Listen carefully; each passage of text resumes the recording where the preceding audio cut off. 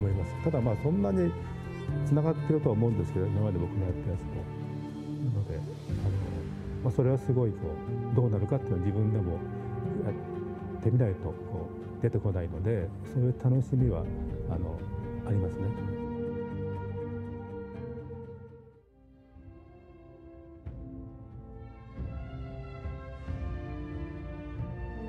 ビッグバンみたいな形で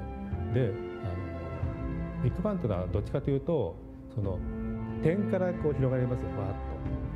その逆で真ん中に集中してくるみたいな、そんなようなイメージで書こうかなと思いました。なのでそこの点というか、そこに集中するのが多分その大会かもしれないし、そこの真ん中にビッグバンの最初が宇宙の始まりみたいなのがそのカップなのかなって気もちょっとするんですけども、それを目指して世界のプレイヤーが戦うっていう、そういう対戦ゲーム、チームプレーというかそういうのがあると思うんです。一人じゃなくてね、それぞれ役割があるかもしれないし、みんなで協力してそれぞれの能力というか役割があると思うんですね。それなんかいろんなことをやるのが勝利につながるというか、1人ではできないけど5人ならなんかこう勝てるみたいなね、そういうことをそれぞれこうでコミュニケーションすごい大事ですよね。個人の能力だけじゃなくて、それをこう生かしてそれぞれがこう戦うというか、一緒にやるチームプレーですよね。もうオリンピックになるかもしれないしね、これから楽しみな世界ですよね。よく考えたらe スポーツっていうのも反射神経とかいろんなものを使ってね、能力をこう発揮して競うわけですよね。だからそれはそれでこれからどんどん増えていくのかなとは思います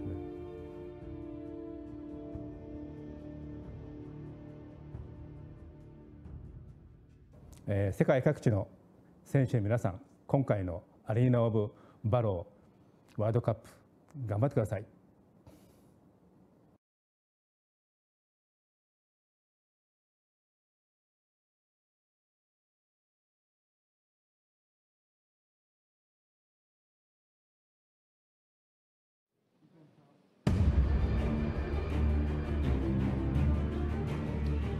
The biggest tournament we've ever seen for the biggest mobile game in the world, playing for the biggest prize pool in mobile esports history, and something that no amount of money can buy. To be the first ever, never forgotten world champion.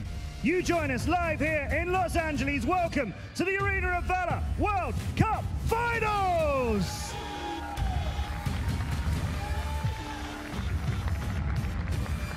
We scoured the world to find the best Arena of Valor players on the battlefield. We looked everywhere. We invited teams to compete in so many contests to get to this stage. 12 regions and countries joined us in Los Angeles last week to fight through our groups. Some teams were knocked out then. We had quarterfinals where 4 more teams left us. 4 teams made it to this stage yesterday, and China were the next to fall. 3 teams remain. One of them will go down in history as the best Arena of Valor team in the world, be our first ever world champions, and get this sweet trophy to take as well. Who's it going to be? We will find out today. Allow me to introduce to you the 3 teams with the eye on the prize, starting with Korea!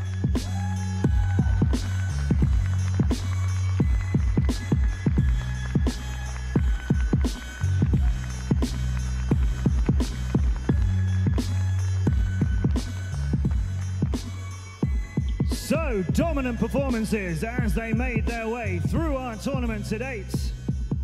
We'll have a chat with their captain, Jadak. Big showing from Korea in our groups and in our quarters, and yesterday swept Chinese Taipei aside. They're going to have to do that again, though, to make it to our finals. Are they confident that they can win this whole thing? 이거로 다 이길 수 있는 자신감 있나요? 네, 당연히 오늘은 다 이길 수 있고 딱 7승만 하고 딱 집에 가겠습니다. Of course, I am very confident. We are very confident that we will be able to win it all today. We are just going to get 7 wins and go home. 7 wins is what you're going to need. Ladies and gentlemen, they are Korea. Next to our stage, a team who surprised many people when they lost the first game of the semi-finals in a very one-sided performance to Korea, but they came back, they fought, and they knocked out China to remain with us. Please welcome Chinese Taipei!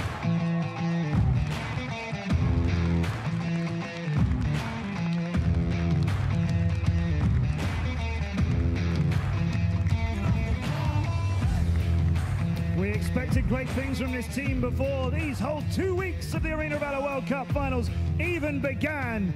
We are pleased to see them with us on our final day. Uzong, congratulations for making it to this stage. You had a difficult game against Korea yesterday. What are they going to do today to make it to the grand final? 你们今天有做什么样的改变？要再次要打败韩国吗？可能要让你们失望了，就是我们才是笑到最后的那一个。We are going to disappoint all of you because we are going to be the ones who will be laughing till the last. There it is! It is fight day. That's what we want to hear. Good luck, Chinese Taipei. Fighting to the last. Well, if they do, then they will be into our grand final that wraps things up today. And their opponents have already been decided for that grand final. They won their place through the winners bracket final yesterday. Please welcome our first grand finalists, Thailand!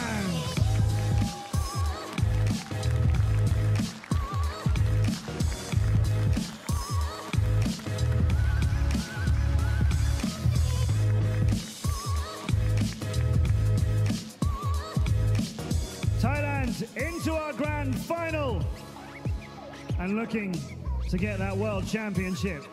Shari, you came into this tournament as the #1 seed for the whole thing, having won the boot camp. You showed an amazing performance against everybody yesterday. They must be feeling very confident that trophy is theirs. ก็เขาบอกว่าวันนี้ครับเรามาที่แบบตั้งแต่แรกเนี่ยชนะมาโดยตลอดเลยแปลว่าเราค่อนข้างน่าจะค่อนข้างมั่นใจใช่ไหมที่จะแบบเอาถ้วยรางวัลกลับบ้านไปรอบนี้ ก็น่าจะแชมป์อยู่แล้วแค่นั้นแหละ So yeah, he said the championship is definitely ours. Any words of advice for the teams who are going to fight you, Thailand? Any word for the teams who are going to come up against you? มีอะไรอยากจะฝากบอกทีมที่จะขึ้นมาแข่งกับเราไหม ก็จริงๆไม่ต้องเสียใจนะครับเพราะว่ารางวัลที่2ก็เยอะอยู่แล้ว So they don't need to feel sorry because of the second place prize is quite high also. He's right. And he expects whoever they face to come second. Ladies and gentlemen, Thailand!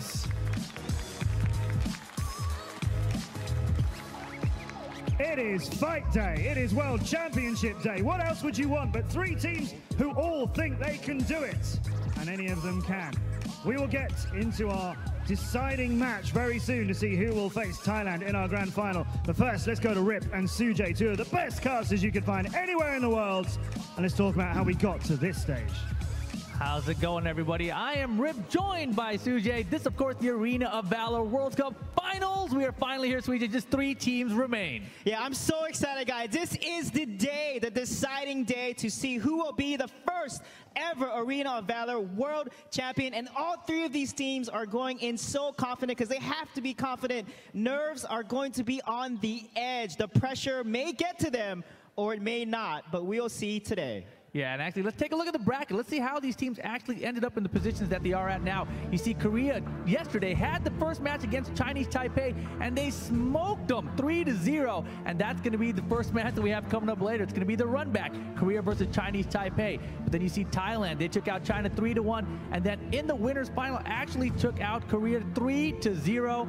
Unprecedented. Yeah, it was amazing to see Korea dominate Chinese Taipei, but we saw signs of life from Chinese Taipei versus China. They made it through the losers bracket to the losers final against Korea, and it is a rematch. This is their chance at redemption against Korea, who basically disrespected them on the world stage, and they want that revenge today. Yeah, exactly. You know, it was just such an uncharacteristic match for Chinese Taipei yesterday. They looked like they just were not playing like themselves. Yeah, definitely not. And like they said in the video, they have Korea figure out if they can basically put pressure on Korea's laning phase, they can make a dent in the Korean strategy. But we saw Korea, their teamwork, their synergy, their surgical precision is a lot to handle for Chinese Taipei. Exactly, and here you see this is Team Korea. They were playing so good, and man, so much on the line here. Of course, this now is the elimination bracket. So one of these teams is going to go home with much less money. Yeah, this is do or die. The team that loses will go home, and the one that wins will face Thailand in the grand finals. A lot more, not so much is on the line for them that they cannot think of that win even more now, because they have to push through and they have to succeed. Yeah, and of course, Chinese Taipei, yesterday when they went up against Korea, like I just mentioned, they were not playing like themselves. However, when they went up against China later, they really pulled it back together, and they really got on Neil's back, and Neil was doing so much work for them. So the question now is going to be, can they pull through? Can all their superstar players, not just Star, all the superstar players there, Star, Benny, Neil, can they all come together to put it together and take out Korea. Yeah, the key is how many deaths, how much over-eagerness is Chinese Taipei going to have? Because they have an average of 3 deaths, Benny and Neil, to their name. And Korea has been playing so much more careful and cautious, taking fights that they know they can win. So Chinese Taipei, they have to learn from yesterday for them to make a difference today. Exactly. And let's throw it on down to Matt. I do believe it's time to get into our first matchup. Yes, Rip. Yes, it is. Live to you from the TCL Chinese Theater in Hollywood. The Arena of Valor World Cup Finals Day is upon us. It is our decider match. The loser of this game is 3rd in this tournament, and the winner will go to that World Championship final. The first team coming onto our stage. Massive performances from them against every team they played in this entire tournament to date, except when they faced the finalists who are already there in the shape of Thailand. Will they face them again?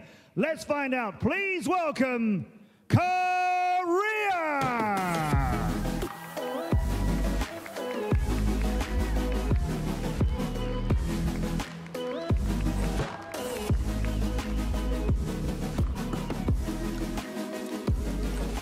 The Korean team, Chaser, Rush, Hux, Sun, and their captain, Jack. Ladies and gentlemen, Korea! And their opponents who fell to Korea, as Rip and Sujay were just saying, in our opening game of these finals yesterday, then showed up with an amazing performance that sent China packing. What have they got? Let's find out now. Please welcome Chinese Taipei!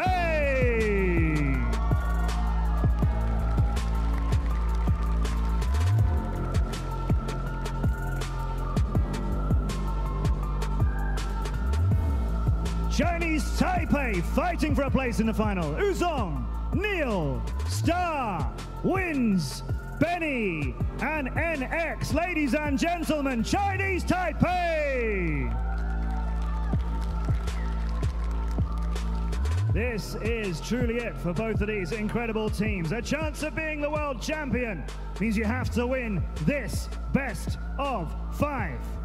Rip and Sujay, let's go back to you and let's find out who will face Thailand for the World Championship title. Of course, it's going to be a crazy set incoming. I'm so curious to see how these teams have prepared for one another. Yeah, I'm so excited, guys, about this match. It is a rematch, a chance of redemption for Chinese Taipei. Maybe if they can get Jack to pull out his fan, then Chinese Taipei has a chance of winning. They got to put that pressure on, so I can't wait for this match to get started. They should maybe sabotage the fan. Just throw it away, smash on it or something. Let's take a look. I do believe we have a little feature that shows what these teams have been thinking about one another.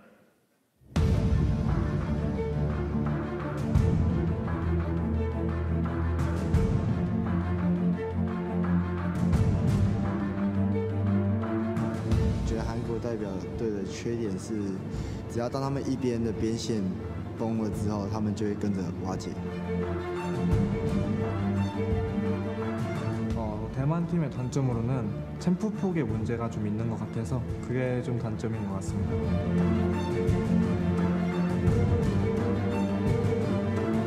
他们虽然给了我们压力，但是他们没有持续的进攻。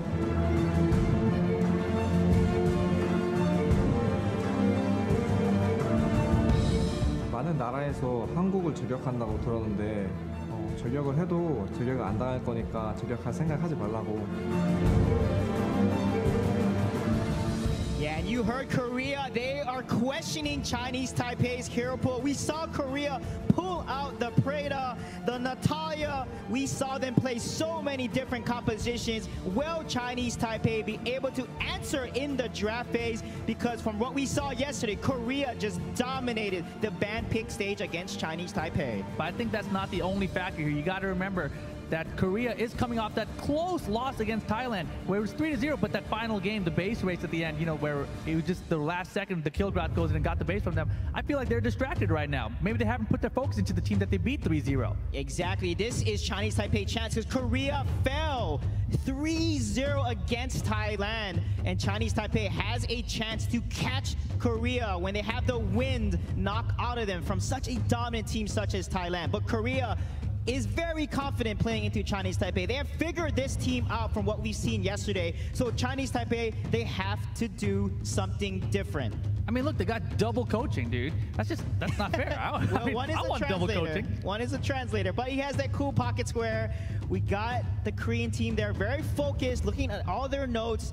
The key that I love about Korea is their band draft stage is so intentional. They know exactly what to pick, and their scud play has been amazing. So Chinese Taipei, they have to make sure they don't fall into that Lindis first pick again and playing it into a Violet and getting decimated. And Neil and Benny having the most deaths on their team yesterday, that's something that they also need to figure out when it comes to team fights. Exactly. Yesterday when these two teams met, Neil had Lindis every single game, while they gave Rush on Korea's side Violet every single game. And that was kind of the key because, you know, we saw Neil later on in the day using Violet to great effect. Yeah, if you look at Korea's stats against Chinese Taipei, every single member of that team averaged about 1 death or less.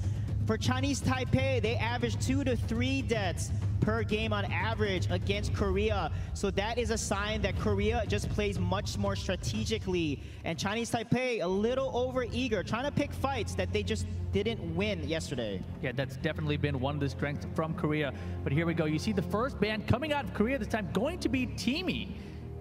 Yeah, the good news, Omen being banned here. The good news is Chinese Taipei is on the red side. When they played the blue side yesterday, they lost 4 out of 6 match games on the blue side. So red is giving me some hope for Chinese Taipei here. It's pretty funny because they're ruining our stats for blue side always winning. Yeah, exactly. But you see the Grak, the Teamy ban, the RM, the Superman should come out as well. Zenio is also a priority ban. We saw Chinese Taipei ban consistently Omen, Zenio, Teamy, and also Rourke against China. But I feel like that target ban here for Chinese Taipei needs to be one directed at one of the members of Korea.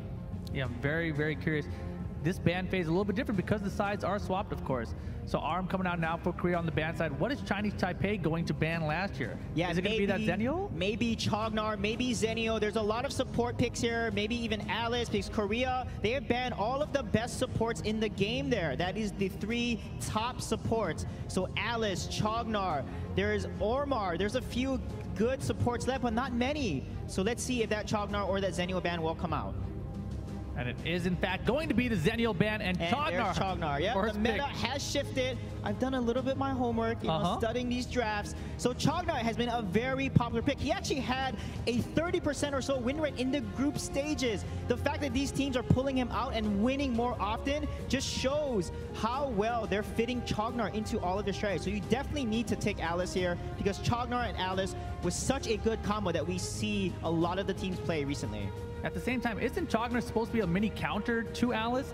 So picking an Alice into a Chognar is kind of weird, right? Yeah, but Alice late game is still better late game support than Chognar. Although Chognar does have that counter, he does have that buff recently in the patch where his Chaos Protection is a 1-second counter CC.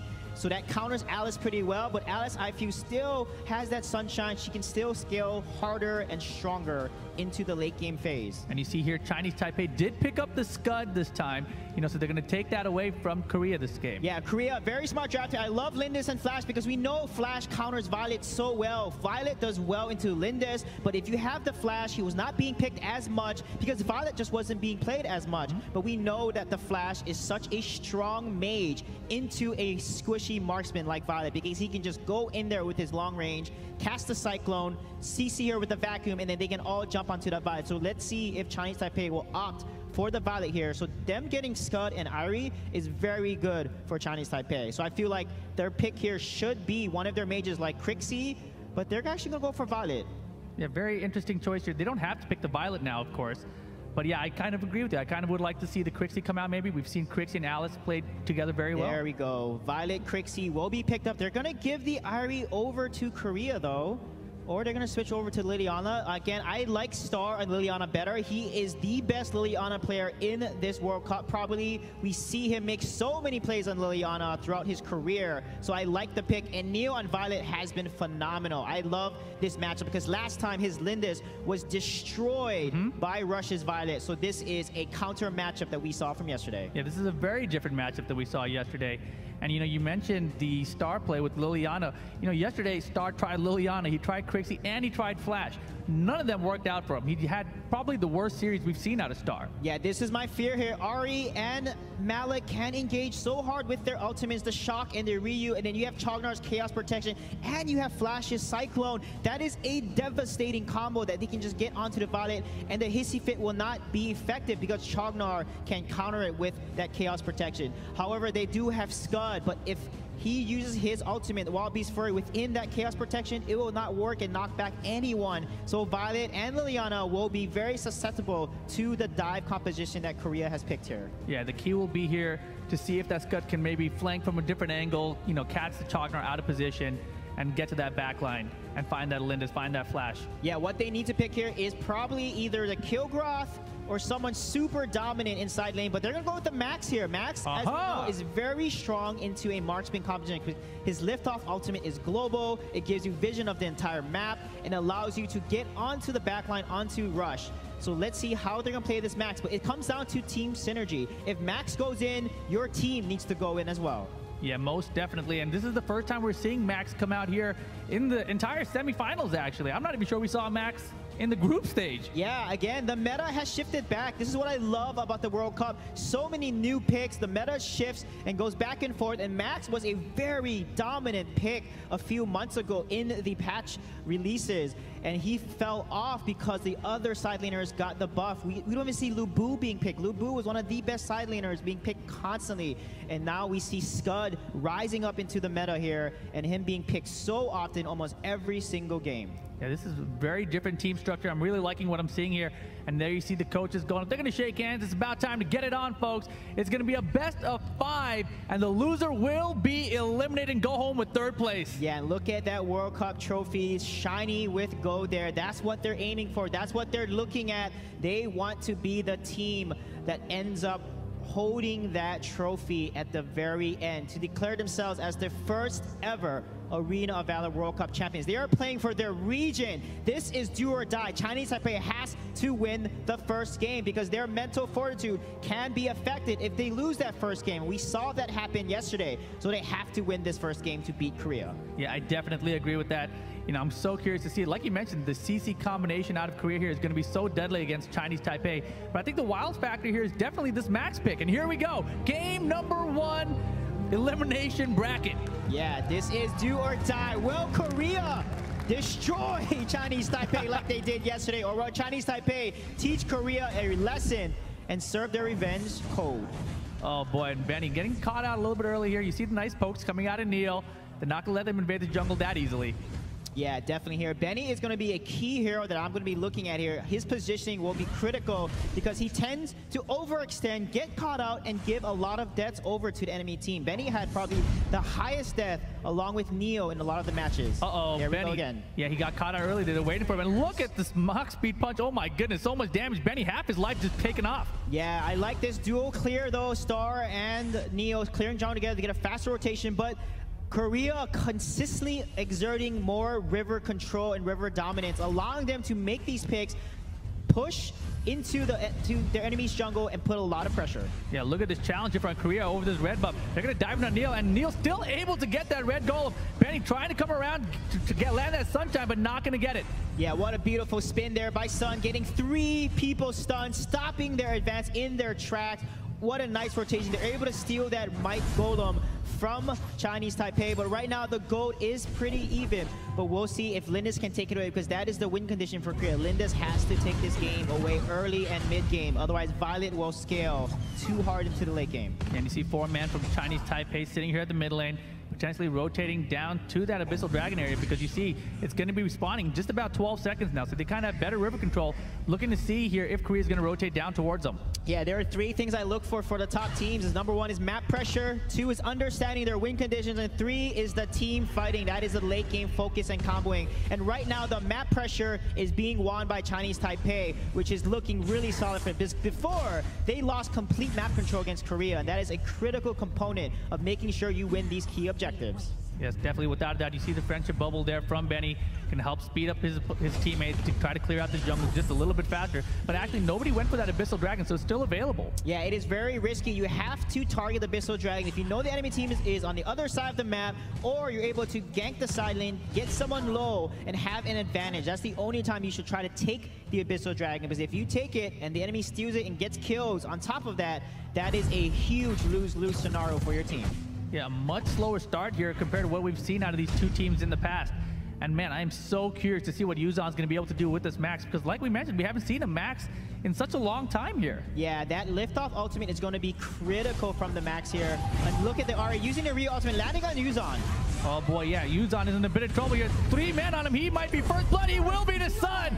And now Neil and Benny trying to get some damage out, but not enough to matter. 1-0 in favor of Korea. Yeah, this is something I called yesterday. Yuzon, you are getting caught out every single time. Korea is predicting your aggression. You're constantly pushing the lane when you should not be if your team is across the other side of the map. He needs to watch out because Korea is taking advantage of Yuzon. They know that Chinese Taipei's win condition as a team is for Yuzon to get ahead, to push his lane, and they're constantly punishing him every single time. Exactly. Yesterday we saw it. They shut down Yuzon, they shut down Benny, and they shut down Star. And even Neil as well. So this time they're focusing on Yuzon again.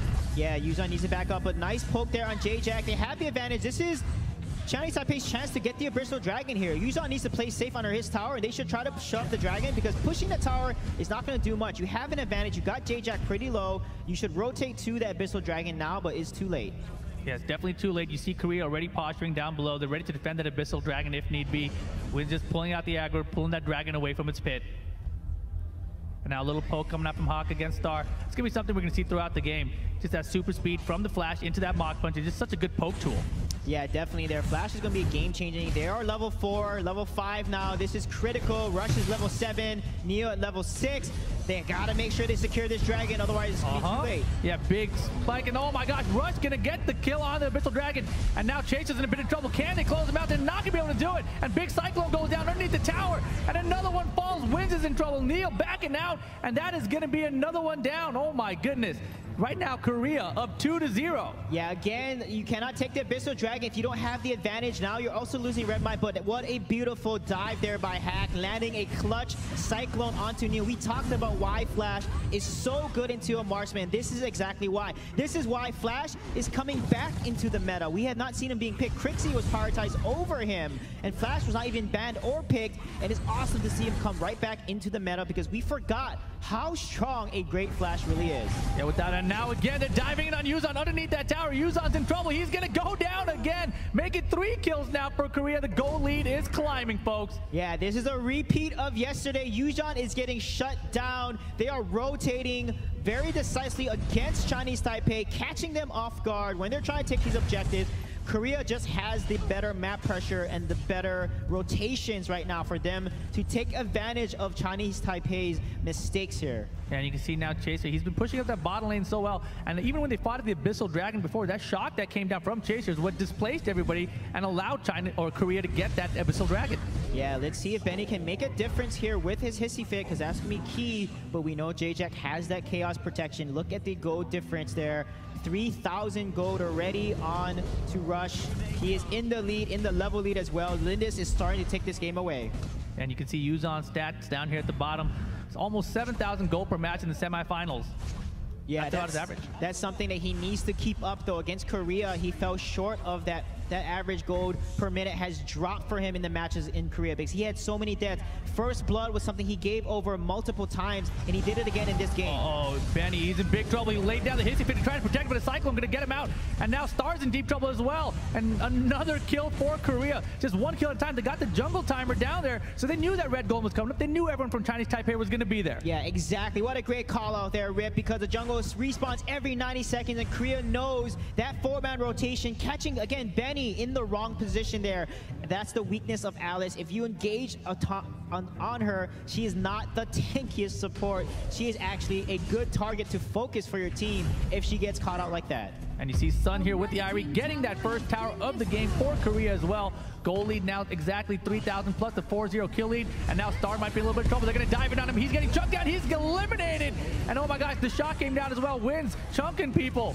Yeah, Wins, they're going in there as Scud, but he's not able to secure a kill. That is what Scud needs to do. The team needed to follow up. Wins had such a good engage, getting rushed so low. The rest of the team needed to focus the Lindis and kill rush, and they could have won that fight, but instead they let Scud go in by himself, and Korea was able to focus him because once Scud goes in, he can't really go out. They have to follow up. Chinese Taipei, you have to focus as a team. Your team fighting needs to be solid for you to beat Korea. Yeah, and because of that team fight, you saw it there on your screen. Another tower lost for Chinese Taipei, so now Korea up 2 towers and 6 kills. This is a terrible start for Chinese Taipei. Yeah, they still have a chance to come back though. Violet can scale into the late game here. It is 8 minutes, only 2 Abyssal Dragons taken by Korea. It is about a 5k gold lead for Korea.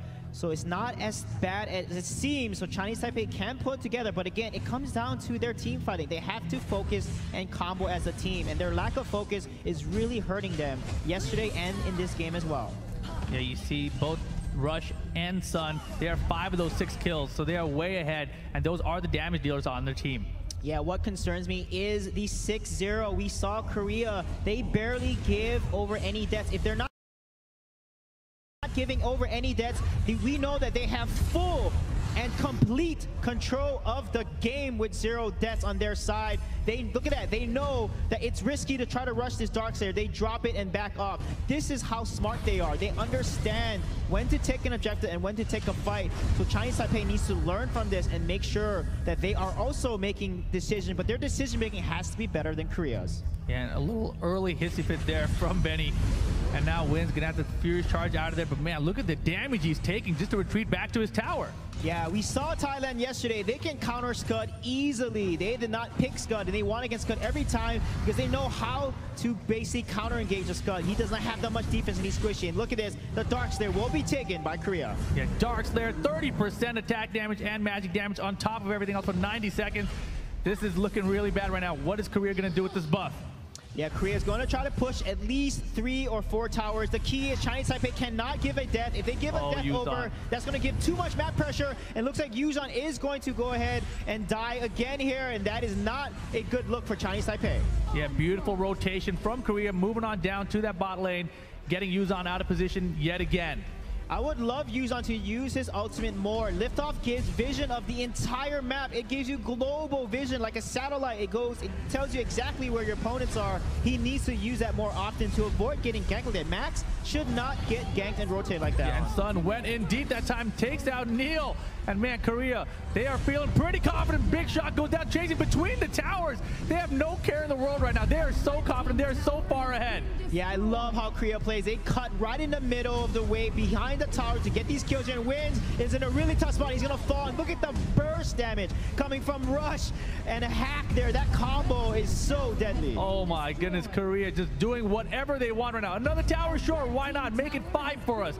30k gold to 22.8 right now at this the 10-minute mark. Yeah, hey, 5 towers for a Darkslayer, that's not bad at all. But Chinese Taipei did get 1 kill. Oh man, they can celebrate that at least. Yeah, and here goes the first high ground tower as well. Everything just falling apart for Chinese Taipei. Yeah, we have not seen Max make any difference here. This is why I would love that Kilgrothen said Max has not done anything with this ultimate. His liftoff has not been a game changer. He just used it here, so he needs to fly across the map now. Yep, he's going to do that. And he's going to fly to Look at the safety. Damage. She tried to shadow dash with him just to get him dead before he even got out of there. Yeah, he unfortunately had to use it defensively and get out there. You want to use that ult aggressively on the offense, but they're so behind, you just can't. Level 14, level 15 versus level 11s and 12s. Chinese Taipei, they are looking pretty rough now. You can see the expression on Yuzhan's face. It's like yesterday, they're starting to lose hope a little bit. They're not communicating as much, and they have to make sure they get back into this game. Yeah, I mean, it's going to be very difficult in this game, but it's not impossible. We've seen Thailand make crazy comebacks against Korea themselves multiple games in a row. Yeah, they got to get J-Jack to pull that fan out. I think that's the only way to beat Korea here. That's the only way to upset Korea. Make them sweat, make them pressure, make them make mistakes like Thailand did. And that's what Chinese Taipei need to do. They were so confident going into the matchup yesterday that they thought they had Korea figured out, and it looks like they still do not. Yeah, I mean, it's pretty hard to make J-Jack sweat. He's the Chogner out there. He's got that chaos protection with the fan, you know, he keeps everything cool. Yeah, let's see. Hack is so fed too. Look at his build. He has 6 assists. He has Hecates. He has his Orb of Magi. He is going to do so much burst damage when he finishes his 3rd tier 3 item. That is going to be a big damage source for Korea. Yeah, and now with this high ground tower, you see the super minions starting to come in, and all the other towers, all the tier 2 towers have been eliminated. So just 2 high ground towers remain for Chinese Taipei, and Korea taking the time here, just eliminating the wave out of every single lane so they can continue pressure. Yeah, the good news is they have pretty good wave clear. They have the Scud, they have the Leon, they have the Violet, can clear out the waves really quick, but they can need to make sure they don't die under this tower here. Oh, Hawk going in, trying to clean it up. Sun trying to clean it up. No one wins, able to get out of there. Just keep clearing the waves and turtling here. Get rid of that wave. There we go. Violet and Alice and Liliana are really good as a team to clear out the waves. They gotta just hold on to those 2 high ground towers and keep clearing the wave just like they are. They cannot die though. If they die, Korea is gonna use that as an advantage to get additional kills and end the game.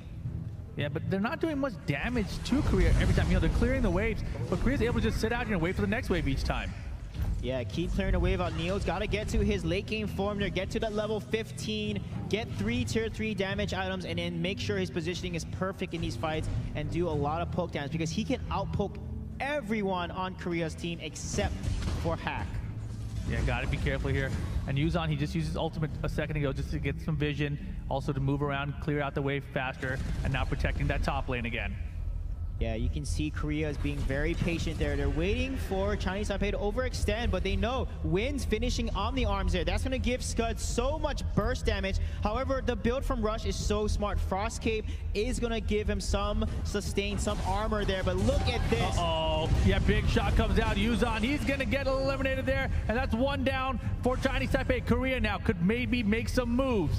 4v5. Again, Yuzan in a bad position. Wrong place, wrong time, my friend. Yeah, a little poke there from Hawk. See him always poking with that flash, and they're just taking a little hit at a time on that tower. Another 25 seconds before Yuzan even respawns. Yeah, they're going to come in early here, but wow, look at this damage on. Oh my God, the big cyclone. Hawk just taking everyone out. He gets 2 of them underneath the towers, and finally Wind's able to close it out.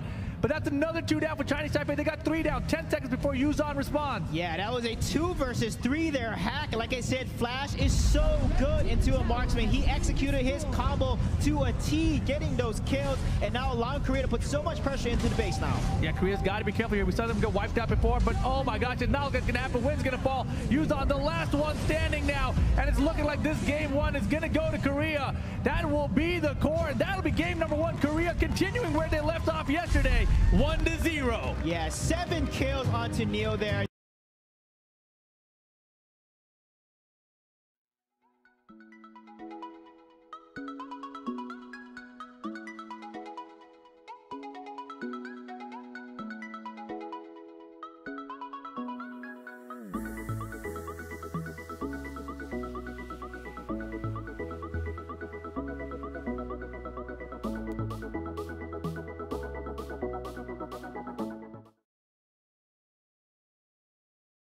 Do not ban that Omen, ban something else. Take off Scud or something. Ban the Chognar. Make sure you take Omen as a first pick. Don't ban against yourself. Let's see what they do. And they banned the Omen. Man, are you just trying to help them out? You got to change up your strategy. What didn't work yesterday and what didn't work today probably won't work again another try. That's such an interesting choice. They're banning the Omen when you have the potential to first pick. Imagine. Yeah, and when they first picked Omen, that was the decisive game that they won against China. What are you guys doing? Give Yuzan Omen. Why ban away the best side laner? Force Korea to ban him so you can pick the Grak. Like, get yourself in a good position and give Yuzan the hero that he can carry on, because the heroes that he has been playing has not been working out into Korea's composition. Yeah, instead, this time they get the Chognar as first pick to take that away from Korea. Chognar, a good pick. We'll see Korea. They're probably going to take the Alice here because, again, if you give Alice Chognar to Chinese Taipei, that's a really, really strong combination. So let's create. They have to take Scud here. They're definitely going to take Scud. I would love to see Chinese Taipei do what Thailand did against them and basically counter against that Scud pick and pick heroes that can burst him down and basically destroy him when he tries to dive into their carries. We've definitely seen Korea come out with a strategy to try to focus on Yuzon, right? So what is a good side laner to kind of survive, you know, when you get jumped on by 2 or 3 heroes at the same time? And look at that, such a smart pick there, the flash. I would love to see them honestly pick Crixie. We know Crixie works really well in that. I like the Scud pick here. We know Wind has a pretty strong Scud. I would definitely pick up the Scud. I wouldn't pick Lindis here. Try to take the other side laner like Irie, really strong side laner there, or even Kilgroth. Put Yuzon on a hero that is super strong in side lane that he can carry on. So I'd love to see an Irie being picked up. Don't pick that Malik. And wait, Korea might pick Malik though, Malik Alice, but honestly, I think Irie is better. You need to give Yuzon a hero he can carry on, because Max has not worked. Malik hasn't really worked for Chinese Taipei either. And they have Chognar, so they don't have to worry about the Alice Malik combo. They have Chognar. Pick up that Irie here, because that is basically reverse picking what they fell to in the first game. I don't like the Crixie pick here. There's no reason to pick Crixie right now. Yeah, Crixie has really seemed to fallen off since the quarterfinals, right? We saw a lot of Crixie come out there, but then since the semifinals, Crixie really has not been very effective. Yeah, Crixie has a high win rate too, until we reach the semifinals and the finals here. So let's see how Crixie will play. They should pick up with Crixie here. They can't really pick a dive comp. They could pick up Rourke into the Alice because you have Chognar, so it might work. But they have to win the early game. We know that Chinese Taipei's early game is actually weaker than Korea's. So rather than play a composition that scales better into the late game, Irie will probably be picked up here, or they might go for the Malik. We'll see what they're gonna pick up. But I think Irie makes a lot of sense for Korea. They play Irie so well, so much engage and disengage with her spin and her Ryu ultimate. So flexible as a hero. Love that Irie is seeing so much more play, and boom, Irie will be picked up here. That's why Chinese Taipei should have picked up that Irie right there. Irie plus the flash combo to get to your backline sounds just deadly. I don't even want to imagine what's going to happen here to Chinese Taipei. Who are they going to pick up here? Okay, so Mina could serve as good protection. If Irie and all them go in, Mina can use that dart to him, but Irie has Ryu. It removes control effects on her, and that is something that can counter the Mina, actually. So they got to make sure they protect Neo Slim, and Neo has an amazing Slims, actually. So I'm really happy with this pick. I think his Slims is probably better than his Violet.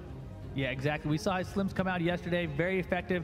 But really, you know, none of these are going to matter. I mean, you saw last game, the score was like 15-2 in kills, right? So they've got to make opportunities where they can get those kills for that Slims.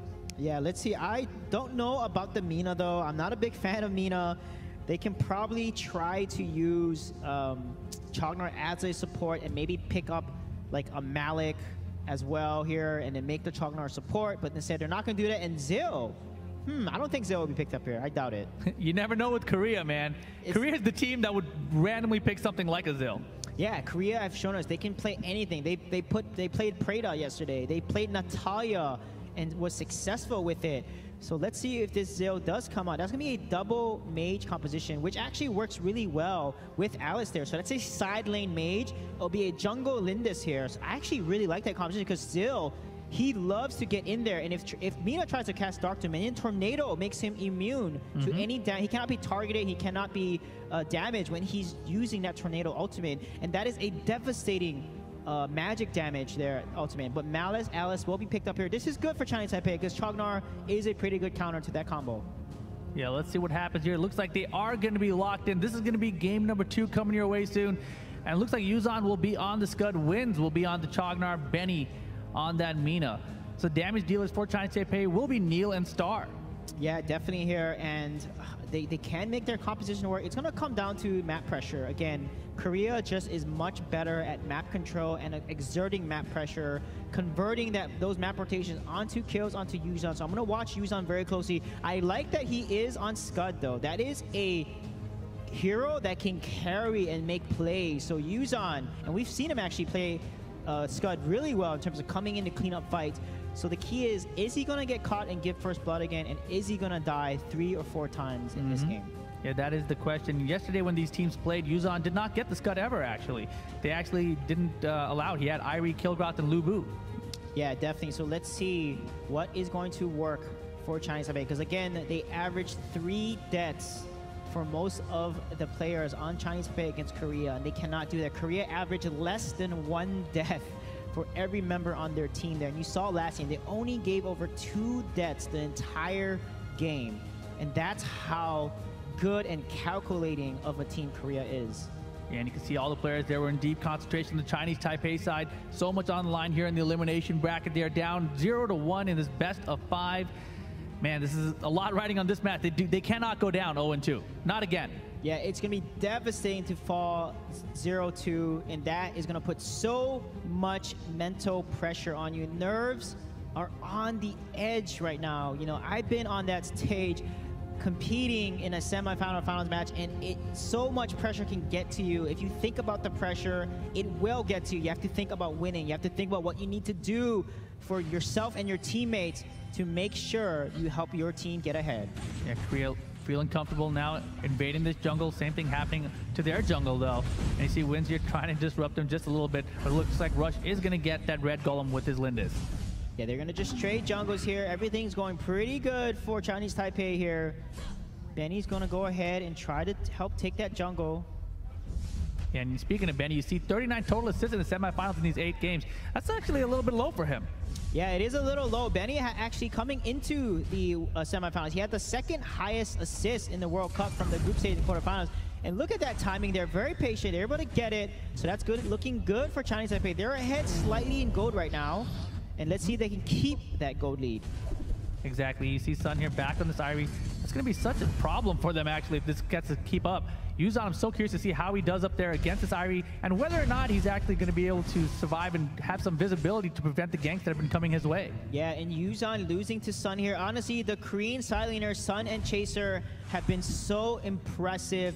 They're the ones that told us side laners matter, and Chaser and Sun have definitely showed how great they are. Look at, they win the side lane, they take the Vision Seagull. That's going to potentially help Sun get ahead of Yuzan, and that's not what Yuzan wants. Now look at Benny here chasing after J-Jack. Just misses the dead site though. He had Neil and Star ready in the back, put some damage down on him if it happened. Oh, beautiful Nature's Wrath though. J-Jack might be in a little bit of trouble, but Haki's ready there to defend as well, and they're gonna have to retreat. Yeah, that was a huge misplay actually. A nice engage by Chinese Taipei, but Neo missed the flying spear. Star landed the Nature's Wrath, got that knock up, but the flying spear just whiffed on the right. If he landed that, then Alice would have been dead for sure. That's something they have to make sure they do not make a mistake, especially in the mid to late game team fights. Yeah, we mentioned, you know, yesterday had a slow start for Neil, but at the end of the day, he did much better. So hopefully Neil can put it back together. They are going to go for this Abyssal Dragon here, though. You see Chaser has eyes on it. J-Jack and Rush coming down to try to contest here. And that Abyssal Dragon's moving over, and Neil is going to get it. Here comes the Moonfall. They're going in on Rush and on Chaser. Rush is very low, but able to escape out. Win's now going to get turned on. And oh, he's in big trouble. That'll be first blood for Chaser.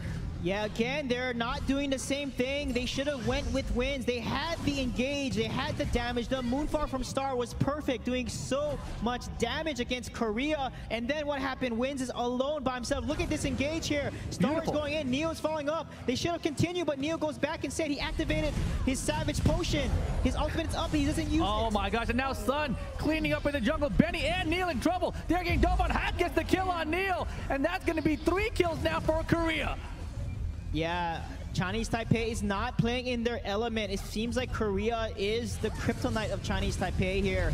They're not making the best decisions, and they have to make sure they remain calm and focus on whatever your teammates are doing. One team needs to do one thing, or else they will continue to fall. Yeah, Korea is low here, but they are going to push on this top tower.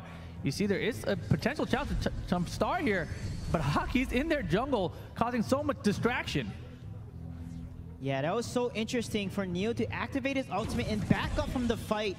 You cannot do that. Once you activate your ultimate, you need to use it to its full potential. Savage Potion on Slims is what makes him so powerful. It increases his attack speed. He starts doing damage that is at 4% of their target's maximum HP. It is such a strong ultimate that when focused on the right target, and everyone is focused as well, it will destroy that target, and that's what they need to do. They need to focus as a team. Yeah, and Star there with the misplay on the Mischief on the Spirit Sentinel even. They are definitely not in their element right now. Oh, got to be careful here. Big cleave. Here comes Hack with the damage as well. The Starfall or the Moonfall for Star, but big shock landing on Neil in the backline. Beautiful stuff. And Chaser gets Neil out of the picture. And now Benny in trouble. Gonna fall as well to Rush. Man, Korea, so smart. And Chaser, he's always the one disrupting them. Yeah, you see the focus from Korea there. They knew that they wanted to get onto Neo. Everyone focused him, and then Chaser lands a beautiful shock ultimate right on top of Neo. He had nowhere to run. He already used his leap of vitality. He had nowhere to really hide. No flicker on him. He has punished, and Neo was basically deleted by Chaser. Again, Chaser making such a difference on Team Korea. Exactly. He may not be the player with the most kills on the team, but he's always the one making the hugest decisions that help out the team get the victories. Yeah, right now, Korea is getting a slow and silent. It's the same story as game 1 and like the games yesterday. 5-0. No kills from Chinese Taipei. Kills matter. Kills is a mental thing. If you're not getting any kills against your opponents, you just feel like you're being choked and completely outclassed, outplayed. So getting kills matter because it shows that you're focusing as a team, you're doing something, you're getting the kills onto your opponents, because not getting any kills, it feels like you're not playing very well. Yeah, and right now, at least Yuzan, he hasn't died a whole lot. That's a plus side for Chinese Taipei. You know, he was able to escape the gank on him that time up top. And you see he's got some help up here. There's 3 people actually rotating from Chinese Taipei on the top half of the map. You see J-Jack and Rush now trying to go in on Star. Star gets caught by the Sunshine and the hits, but he's so low but not able to get the kill. Korea now going to turn on Benny, and Benny, what are you doing out there, buddy? Rush with another kill. Yeah, Benny sacrificed his life to save his teammate, his dear Star, able to barely come out alive there. And I don't know why Benny continued to engage. He should have just jumped in there and just get out once he cast a Dark Dominion and just used and just try to get out of that situation instead of just continuing to aggress. But that was a 3 versus 1 onto him. Yeah, that was a rough situation. But coming out of it, Chinese Taipei did get a kill. So, and now they also have a tower. So goal lead, only about a 1.5K goal lead for Korea at the moment. Yeah, wow, look at the damage. Oh my God, Yuzan, you were in the wrong place, buddy. Yuzan, why did you go back in? You were literally 7% health. I think he saw the Spirit Sentinel and thought it was another hero coming at him, so he ran away from it. Yeah, that was not the best decision there. They need to back. Every time they're losing, they're giving these deaths over. Korea is suffocating, stealing the jungle, denying their jungle. You can see Korea not really taking their own jungle. They're basically living in Chinese Taipei jungle.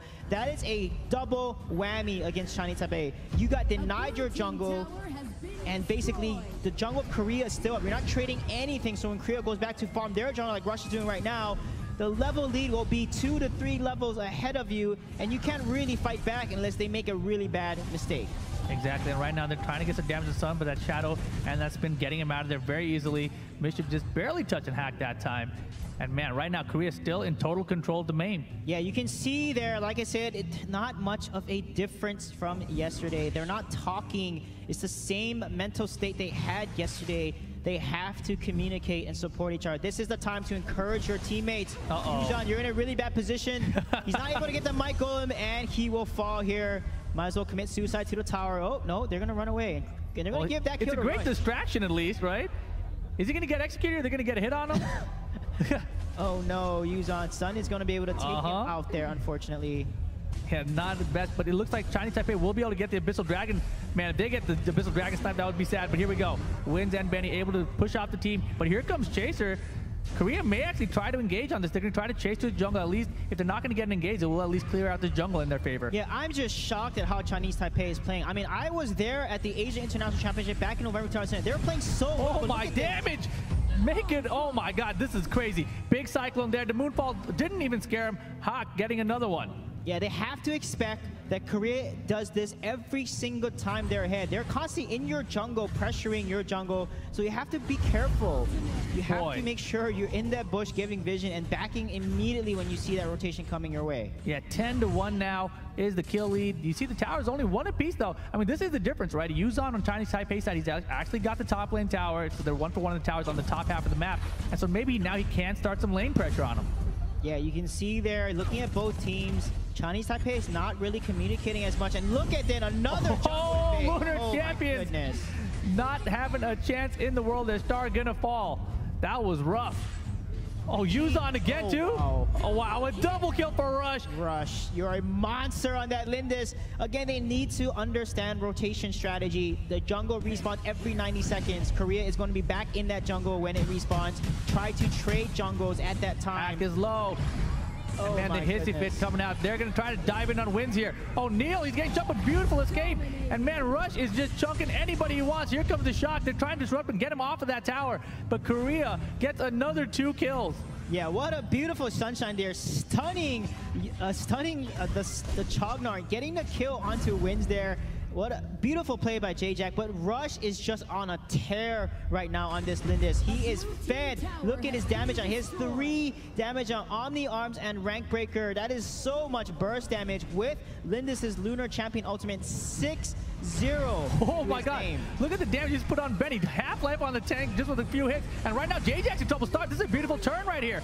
But oh my gosh, Sun's going to be in trouble too. Chinese Taipei finally gets some kills, but a big shot comes out. And the cleave to follow it up, and another one falls to Chinese Taipei, and Star barely surviving. That was a good fight for Chinese Taipei there. 2 for 2 is great when you are behind. They need to keep up that focus. You saw the entire team focus on one target, and Neo activating his ultimate, Savage Potion. Every time he gets a kill and assist, it extends the duration of his ultimate by 3 full seconds. That is how you play Slims. You just keep going aggressive, and they need to keep fighting like that to be able to win these next fights. Yeah, speaking of aggression, you see Rush right now. He's got like 6 kills and 0 deaths, so he is chilling right now. And now it looks like Korea is going to turn on its Abyssal Dragon.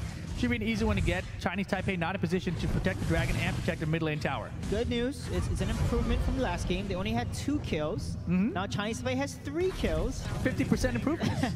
But 15 kills on the side of Korea. They are actually getting even more kills this game than last game. Yeah, 25% worse. It's not a good look right now. But at the same time, Korea, you know, things can fall apart for them. And as I see Neil and Stark come together here, they're starting to get some kills. I got to believe that's building some confidence in them. Yeah, it is definitely building some confidence. They just need to win a few fights there. Getting a few kills is good for them. They have to communicate. Look at Neil there. He's very focused. He's got to make sure his positioning is perfect. There we go. He's really good with Slims. He understands exactly where his enemy opponent. Look at the hasty fit coming down. Goodness. And the Cyclone followed up. And the shock. And Benny, can you make it out? Not going to happen. Neil's going to fall as well. Star in trouble. Yuzon coming in late for the disrupt, but he's going to fall as well. A double for Hawk. And now they're not done yet. Star's going to go down one more time. One more down, but finally they get one from Korea. But that's going to be the mid lane tower, potentially the tier 2 tower as well. Korea running through this for a 4-for-1 trade. Man, they needed wins in that fight there. That was the exact combo I was talking about during draft. Alice Hissy Fit, Malik Shock, and then Hack coming in with the Flash Cyclone. That 3 stun combo was just disgusting to watch. Easily won the fight there, getting 4 kills. Chinese Taipei needs to understand their win conditions. Point number 2 I made, right? Understand the win condition of your enemy team and don't play into it. Wins needed to be there with the Chokner ultimate to save Neo, but he was not, and as a result, such a decisive engage and great combo by Korea. Yeah, that was absolutely beautiful. And now Korea with that Darkslayer buff as well, gonna look to close out the game very soon here. Korea might as well name their team the Wombo Combo team because they're so good at team combos. It's insane how well they're playing. Yeah, that was beautiful stuff. And now Chinese Taipei, they're all working together at least. They're rotating together, trying to get a pick. We see Yuzon, he's starting to split up. He's going to have to rotate back up top, try to defend that tower. And look at the damage. Irie has Monto Raw. She has the Spear of Long Genius. She has Omni Arms as well. Flash almost going to finish his 4th tier 3 damage item. That guy is going to do so much burst. Definitely watch out for Hack. Yeah, he's already bursting down wins before that item. So it's going to be very deadly. Here we go. This is the next high ground tower push from Korea. You see Irie down the middle, causing a huge distraction at least. And they're going to try to go in on this Irie, but she's got that Shadow Dash. Not going to be easy to catch her. Yeah, and look at that. The pressure, the rotation, the movements of Korea are so good. Chaser standing right in front there as Malik because he's so tanky when he gets his barrier up. Perfect positioning here. Look at how they're playing. That hissy fit landed on top of everyone just to get him out of there. And now everyone in a little bit of a panic. Here comes the minion wave at the top high ground tower. Meanwhile, at the bottom high ground tower, they got pressure as well. Yuzon, is he going to survive? Not going to make it. Hawk goes in for the kill. Neil gets the pickup as well, though. And that'll be the high ground tower. Can they turn things around here? 3 down for Chinese Taipei. Yeah. It's only Wins and Neil to defend here. 4 up, and the big shot to try to push out Neil even further. He's trying to run. He's trying to defend, but he's not going to be able to do it. He's going to go down, and the triple kill on Hawk. And that'll be the core. And that'll be game number 2 in just a moment. A game number 2 for Korea. Man, Korea is on.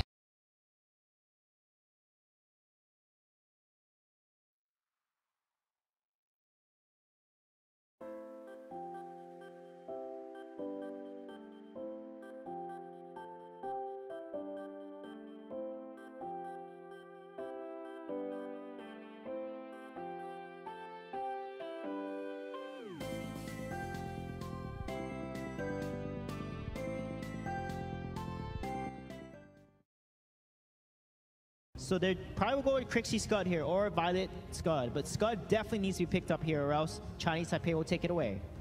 Oh, they're going to go with Violet Crixie and going to give the Scud to Chinese Taipei. Yeah, Korea may be a little overconfident now that they have the Zenial. They can play a little bit more squishy, bring out that angelic splendor, save the day. Yeah, this is looking good for Chinese Taipei. They can actually go a dive composition here because if they pick up a Scud and pick up an Assassin, they're going to go with Lindis. We saw yesterday how Neo's Lindis just was not very effective into Rush's Violet. Yes, that was every game. So I do like the Irie. I feel like they should went full dive comp and just snowball that game because right now they have Alice, they have Chognar, they have so much CC, so much dive potential here. And if they pick up Malik, they have to pick a mage, unfortunately. They have to pick up a mage. Malik is open there for Korea. Korea can pick up the Malik. No, they're going to pick up the Scud instead because they left it open. Yeah, very interesting draft coming out here for the potential final game of the series. Korea up 2-0 right now in this best of 5. And of course, the winner of this gonna go to the grand finals. The winner of the series is guaranteed at least $100,000 for their team. Yeah, that is massive. That's basically 20 grand per player. Malik will be picked up instead. This will now leave Chinese Taipei to probably pick up the Liliana. Again, with Flash being banned, there's no really strong mage counter into the Violet. Violet will just tear up, you know, a lot of the mages in the meta. Liliana would probably make the most sense unless they want to throw us off and play Preda. You literally called it out as they hovered it? That's not fair. Preda is good here because I like what Preda can do. If you know, Malik and them try to engage, Preda can use the poison gas bomb to push people away and it activate the Disciple of the Plague, the ultimate that he has, and then that will bring both of his abilities off the cooldown and use both abilities again, allowing him to use basically 5 abilities in one combo. If Star can pull that off with his team combo, they can win this game. But we saw them, they have not been comboing very well, so they have to fix that between them. Otherwise, they will fall to Korea. Well, this is their last chance. They're pulling out all the stops here. The Preda comes out 4-star in this potential final game here in the elimination bracket. Chinese Taipei going with the Irie, the Lindis, Preta, Chognar, and Alice. Yeah, the good thing about Preda is when you dive into a Preda competition, Preda is so good at casting the Plague Spectre and forcing the enemy team to back away and zone them completely out. It is a huge zoning tool. So I'm looking at Star here because of that Preda being that off-meta pick. He has to be the difference maker. And Yuzan, he needs to get fed. He needs to stop getting caught out and dying. That's what I'm looking for. He needs to minimize the amount of deaths that he's giving and make sure he gets really fed on Irie. The key is if his team has the other side of the map rotating to the other side, he needs to be careful because Korea will probably be rotating to him to counter that rotation. Yeah, and on the Korea side, you see they've got Mina back on support. They got Malik, Crixie, Violet, and Zenial as well. Boy, Zenial and Mina, that could be so annoying. Yeah, that could be very annoying indeed. Zenial has the Malice, Malik has that Shock Ultimate, Mina has Dark Dominion, and that Death Stitch can pull you right back into the heat of the fight. Crixie has Nature's Wrath. Korea has a solid combo as well. Both teams have really good combos. But again, the Chognar on wins, he has to be in the right place at the right time. Otherwise, Chognar is basically not doing much against the Malik here. He has to be in the right moment to help his team. Well, this is potential series point for Korea.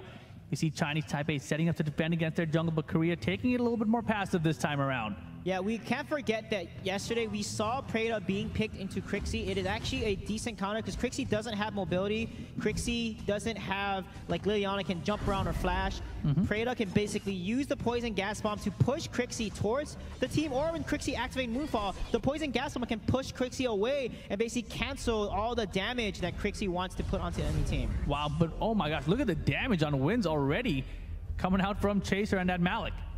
Yeah, that's why you cannot get close to him. Malik is a special melee character because his range as a melee hero is very far as melee, which means that you have to make sure you understand the limits of his melee attacks and keep your distance, especially when his blade is enchanted because it does true damage. You cannot get hit. As a tank, that true damage will just slice through all the defense that you have. Yeah, you see J-Jack here looking for potential pick with that Death Scepter. And Hawk, they're ready to follow up with some damage. But again, very passive start from both teams. Korea playing very slow here. Yeah, I am just worried about the combo Korea is going to do. It's going to be fun to watch. Zenio, Malik, oh my goodness, Crixie, Mina, that's a nasty combo. We see, and then Korea is like the combo master of a team. They can execute their win conditions so well in these fights. So Chinese Taipei, they need to watch their positioning. Positioning is going to be absolutely critical. Yeah, and you can see even at this top lane of the stage, I mean, right now, Korea's already got the gold lead, a couple hundred gold lead, and you see Korea trying to rotate down here, trying to find a pick, not going to get it. Yeah, every time they're giving the Spirit Sentinel completely over to Korea. Or actually, no, sorry, no, Chinese Taipei actually got it this time. That's the first time they've gotten it first, so that's a good sign for Chinese Taipei. Yeah, but Korea now trying to position, get this Abyssal Dragon. Chinese Taipei in a good position here to engage on him. Yeah, this is looking really good for Chinese Taipei. This is their chance here. Yeah, good chance, but looks like Korea, they're not just going to leave their Abyssal Dragon. Like, you know what? We're aggroed enough. Oh, now it's not. It's just going to reset Korea now. is so smart. If that was Chinese Taipei, they would still try to rush the dragon, probably lose it and give up deaths. Korea, they know they potentially might lose that dragon and the fight. They back off completely. That's how smart Korea is. They don't take fights they know they cannot win most of the time. Yeah, Chinese Taipei, I feel like they're trying to play that way, right? They're trying to be a little bit more cautious, but sometimes overly cautious. When they have these opportunities to go in, they were so cautious that they didn't commit to it. And right now, you see Star, so far the Preta pick, doing all right. You know, he hasn't lost any health so far. He's been out zoning with that Plague Spectre, as you mentioned. Clear not the wave with it. Yeah, it's good for Preta. Preta's pretty weak in the early game, so Preta is a monster when he is able to scale into the late game, doing so much burst damage, especially with that boomstick build. He's going to do so much zoning damage, so a lot of AoE damage. All his abilities are AoE. He also will do a lot of damage when he activates his ultimate, Disciple of the Plague. It will give him a lot of auto attack damage. Oh, Benny might be down, and that's going to do it. Rush gets first blood. Beautiful stuff on that Violet. Benny, you got to be careful with your positioning. Every time he's getting caught out and getting the kill there. That happened yesterday. They need to work on their positioning because Korea is punishing them every single time. Yeah, now this should be a free Abyssal Dragon for Korea. Goal lead going to spike up here. Yep, there it is. Almost 1,000 goal lead now in favor of Korea at the 3.5-minute mark. Yeah, Chinese Taipei, this is your chance. This is the last game, guys. You have to recover from this here. You have to win this game to stay alive, or your hopes of the World Cup will be gone. Yeah, Neil got to be careful here. Rush is coming in at him. Oh my gosh, barely dodging it. But oh my gosh, the grenade's going to hit him too. And right now, Rush, can you close out Neil? He's got Hack to try to help him out. But here comes Chinese Taipei behind him, and Neil is going to go down. Yuzan way too late. Rush in trouble here. Can they stop him? Oh, the Angelic Splendor to save the day. Yuzan is going to fall as well, it looks like. And that's a double kill for Rush. Man, Sun making such a difference with that Angelic Splendor, saving the life of Rush there. But honestly, Neil did such a good job in that bush, giving his team enough time to rotate and help him try to win that fight. But unfortunately, Korea was able to outplay them with that Zenio Angelic Splendor. Beautiful play by Sun there. Yeah, absolutely. That's what happens when you leave that Zenio on the board, right? Especially when you're on the red side. And now Sun, you know, he's pushing up the lane completely on the top side. And down here, you see Korea being aggressive in the jungle again. Yeah, they're constantly invading the jungle. Chinese Taipei, they need to be able to respond to these rotations. So aggressive, constantly trying to deny jungle. If Korea continues to do this, they're going to put Chinese Taipei in such a rough spot again. Ooh, win. Oh, get over here. Oh my God, beautiful death step. He's going to try to get out with that chaos protection. The Moonfall is unable to kill him. I was actually afraid for him because he didn't activate his chaos protection soon enough. But look at this. Chinese Taipei is going to get a kill on Sun potentially here. This is huge for them. And they're going to be able to push the turret, but there's no wave, unfortunately. Nice job, Chinese and Taipei. J-Jack, he found the entrapment. And now the Lunar Champion's coming out. The next trap a little bit too close, though. Unable to catch the kill on that one. That's exactly what they need to do. They need to play aggressive just like this. A wave is coming from top. They have to trade the tower here. Oh no, they're not going to try to trade top tower. They're going to go to mid lane here instead. And I think that's a big mistake. Hopefully Yuzan can get that top tower. Beautiful damage coming out here on Rush. Thanks to it. But here comes the Moonfall behind it. And the shock to fall. And Benny's going to fall. And the Moonfall's still up now. Can they get a kill? They do get one as well. And now, look at that. 2 down for Chinese Taipei. Yeah, it is a bad time to die because your jungle is still up. They're going to take just one creep from the jungle. And Yuzan pushing his lane. He's getting fed though, so that's good. Irie is level 8. So with him getting fed, he's going to be able to hopefully carry into the late game. But that was such an interesting rotation there by Chinese Taipei. They should have just rushed the top tower, then rotate as an entire team through the jungle and then to mid lane. And then basically take the jungle farm and help you get back into the game. But look, they're behind 2K gold right now, and that's not what Chinese Taipei wants. They cannot be this behind because it's going to turn from 2 to 3 to 4 and more. Exactly, and you see Korea, their rotations have just been so on point. You know, they get a couple kills, they immediately invade the jungle, take as much creep as they can, and then come back to lane again. Yeah, the key is Zenio. I mean, honestly, Zenio can be countered. Although Angelic Spinner has made such a big difference, Yuzhan can literally stun him out of his Angelic Spinner. He can cancel that ultimate. If Yuzhan does that, he can basically minimize the impact that Zenio can make across the map there. And that's the key. He has a spin stun, and he also has his ultimate that can stun Zenio and stop Zenio from casting his Angelic Spinner to go across the map and change the tide of these fights. Yeah, and you see Korea, man, they're just pushing up this mid lane. They're keeping vision by staying in the brush over there. You saw that was J-Jack with the Mina. And look at that, Plague Scepter not going to hit anything except for just trying to clear out the wave, but that tower's going down anyway. Look at that, they're giving up tower, giving up more of the jungle slowly, one by one. They are taking more and more, and all of a sudden you're going to be down to your high ground tower and choked out. Look at that, now it's a 3K gold lead for Korea. Oh boy. We'll go in here. Yeah, big Moonfall again, and every single time it comes out, you just see Chinese Taipei retreating. It's doing so much damage to them. And look, they're trying to push the tower. They're going to get a tier 2 here, perhaps. They've got a little bit of minions, but oh my gosh, Sun is putting so much damage on Neil. Yuzhan trying to defend him here. Yuzhan may fall as well. Oh my goodness, Sun, 2-on-1, I don't care. Yeah, unfortunately, Yuzhan was tanking a lot of the tower rates. He used his Ryu ultimate to get that barrier, to get that shield, but he has to hit heroes for him to get more of a barrier. And as a result, they're not able to take that tower, and they lose 3 towers. They don't create anything. They lose a tier 1, tier 2 mid, and a tier 2 Dragon side tower as well. That is not looking good for Chinese Taipei here. Yeah, beautiful turn there. They try to make a play, send 2 people to the top side of the map, potentially try to push that tower with Sun with that impressive defense there. And now Korea going to rotate down and get this dragon as well. Yeah, that's going to be 3 Abyssal Dragons stacked here. The stakes could not be higher for Chinese Taipei. You guys got to make it back here. This is your last chance. This is your last hope. Is to win this game and get a reverse sweep. Otherwise, you'll be out of the chance of running for that World Cup Exactly. trophy. And now, right now, Rush, he is 4-0. He is such a threat. Zenial, the other kills on the Korea side with 2. And you can see here, they push up the mid lane. Chinese Taipei looking for a gank in that brush, not going to find one. Korea just rotating up, potentially setting up for something else. Either Spirit Sentinel, top lane tower, Slayer's there as well. They're just going to take the Sentinel and rotate up. Yeah, they're going to try to get to this jungle here, waiting for a jungle to respawn. But look at this tower is going to fall. Chinese Taipei need to respawn. They need to get a kill here. Yeah, they're trying. Rush is in a tough spot. They need to jump on him, but they're not going to be able to get onto him. Oh my god, the Moonfall is going to take out Benny. Here comes the shock to follow him with the combo. Wins in trouble. He's going to fall in. Oh my goodness, 3 down already almost. Can they get wins? Yes, they can. And then make it 4. Goodness. What a crazy fight there. Neo basically made a mistake there. He ran into the Moonfall as Lindis. You cannot do that. And then basically Hack and Rush were able to easily focus him down and literally blow him up. That was not a good fight for Chinese Taipei. And now you can see Korea, they got a high ground tower. This is looking really bad. Yuzhan, there's no way he's going to be able to defend against all 5 members of Korea. But Benny now with the respawn, Yuzhan going to fall though right behind. That's practically an ace. And in fact, that'll be an ace in the series because Korea going to take it 3-0. Ladies and gentlemen, we have our second grand finals team here. They'll be facing Thailand in an epic rematch. Team Korea showing us how dominant they are over Chinese Taipei. That is 6-0 over Chinese Taipei. Congratulations, Team Korea. They will move on to the grand finals of the Arena of Valor World Cup. Absolutely astonishing performance from Korea there. Last night, you know, I was in the player hotel and we saw them in the lobby. We came in really late and they were all grouped up in one little conference room there and just hammering out all the details of how they were going to plan out their day. And so far, so good. Yeah, what a run though for Chinese Taipei. Unfortunately, they suffered defeat at the same opponents yesterday in the semifinal stages there. Decisive 3-0 yet again.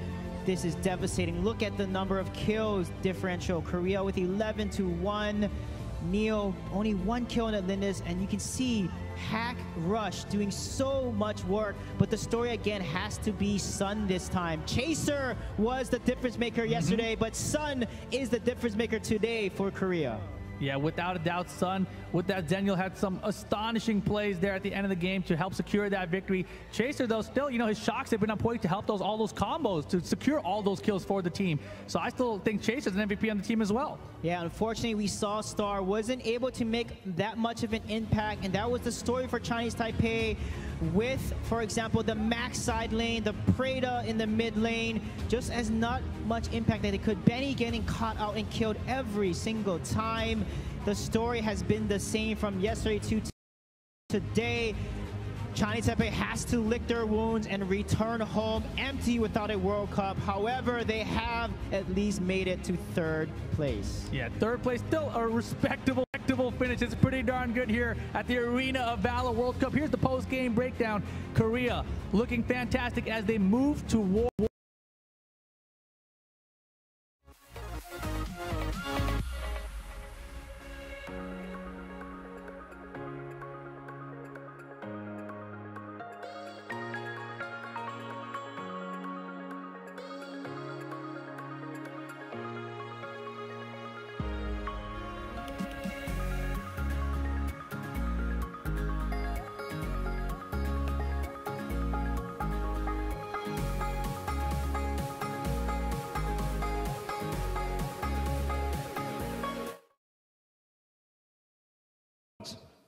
I have the pleasure of welcoming those two teams for you now. First to this stage, a team who've shown us amazing performances, swept their way to this stage and indeed to this final, but a big challenge for them. They have shown how much they're enjoying this. They have shown what hard work can do. Let's see if they can be the champions. Please welcome our first finalist. They are Korea!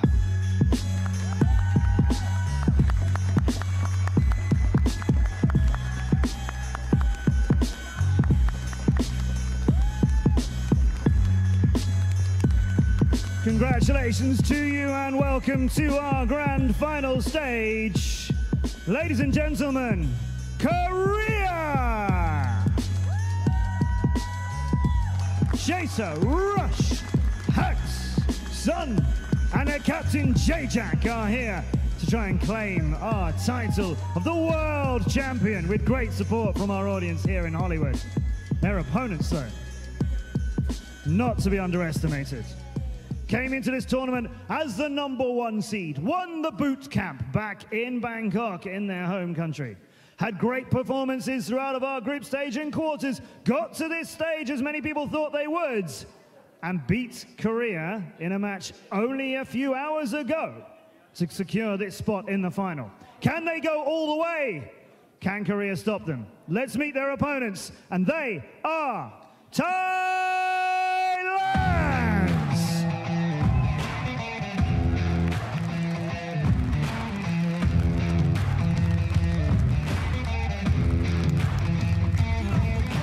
Congratulations to you. Welcome to the World Championship final. The Thailand team of Shari, Jamco, Mimax, Red, Moss, and 007X. Ladies and gentlemen, Thailand! The best teams in the world. Exactly what you want from a world championship, but who's got it? Who can take it all the way? Who can deal with the pressure of being here and lift that trophy at the end? It is a best of 7 grand final to determine the world champion between Thailand and Korea. Good luck to both teams. Good luck to our casters. You've got a lot of fun to take us through. They are TJ and Opal, 2 more of the best you could ever find for the Arena of Valor World Championship. Thank you, Matt, and welcome, ladies and gentlemen, to our final match here at the TCL Chinese Theater in Hollywood. I'm Opal, joined by TJ for one last bout.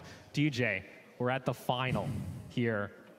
2 weeks ago, 12 teams came to Los Angeles, representing only 10 regions. Over those 2 weeks, we've cut it down to just 2. And obviously, both teams deserve every accolade we can give them, but only one can be the world champion. And I'm going all in on Korea. Yeah, you heard them. They were feeling confident during that interview on the stage before, but of course, TJ, we got to know what the players are truly thinking. What are their thoughts heading into the final match of the World Cup?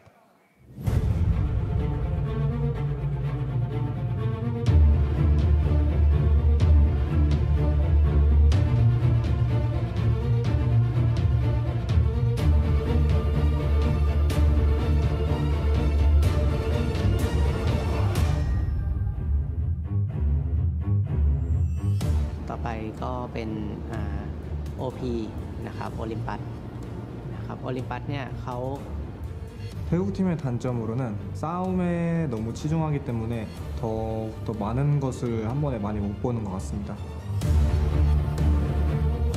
เราก็ฝึกฝนพยายามเต็มที่ครับเพื่อไม่ให้ผิดหวัง 저희 팀의 강점은 단합력이 좋은 것 같습니다.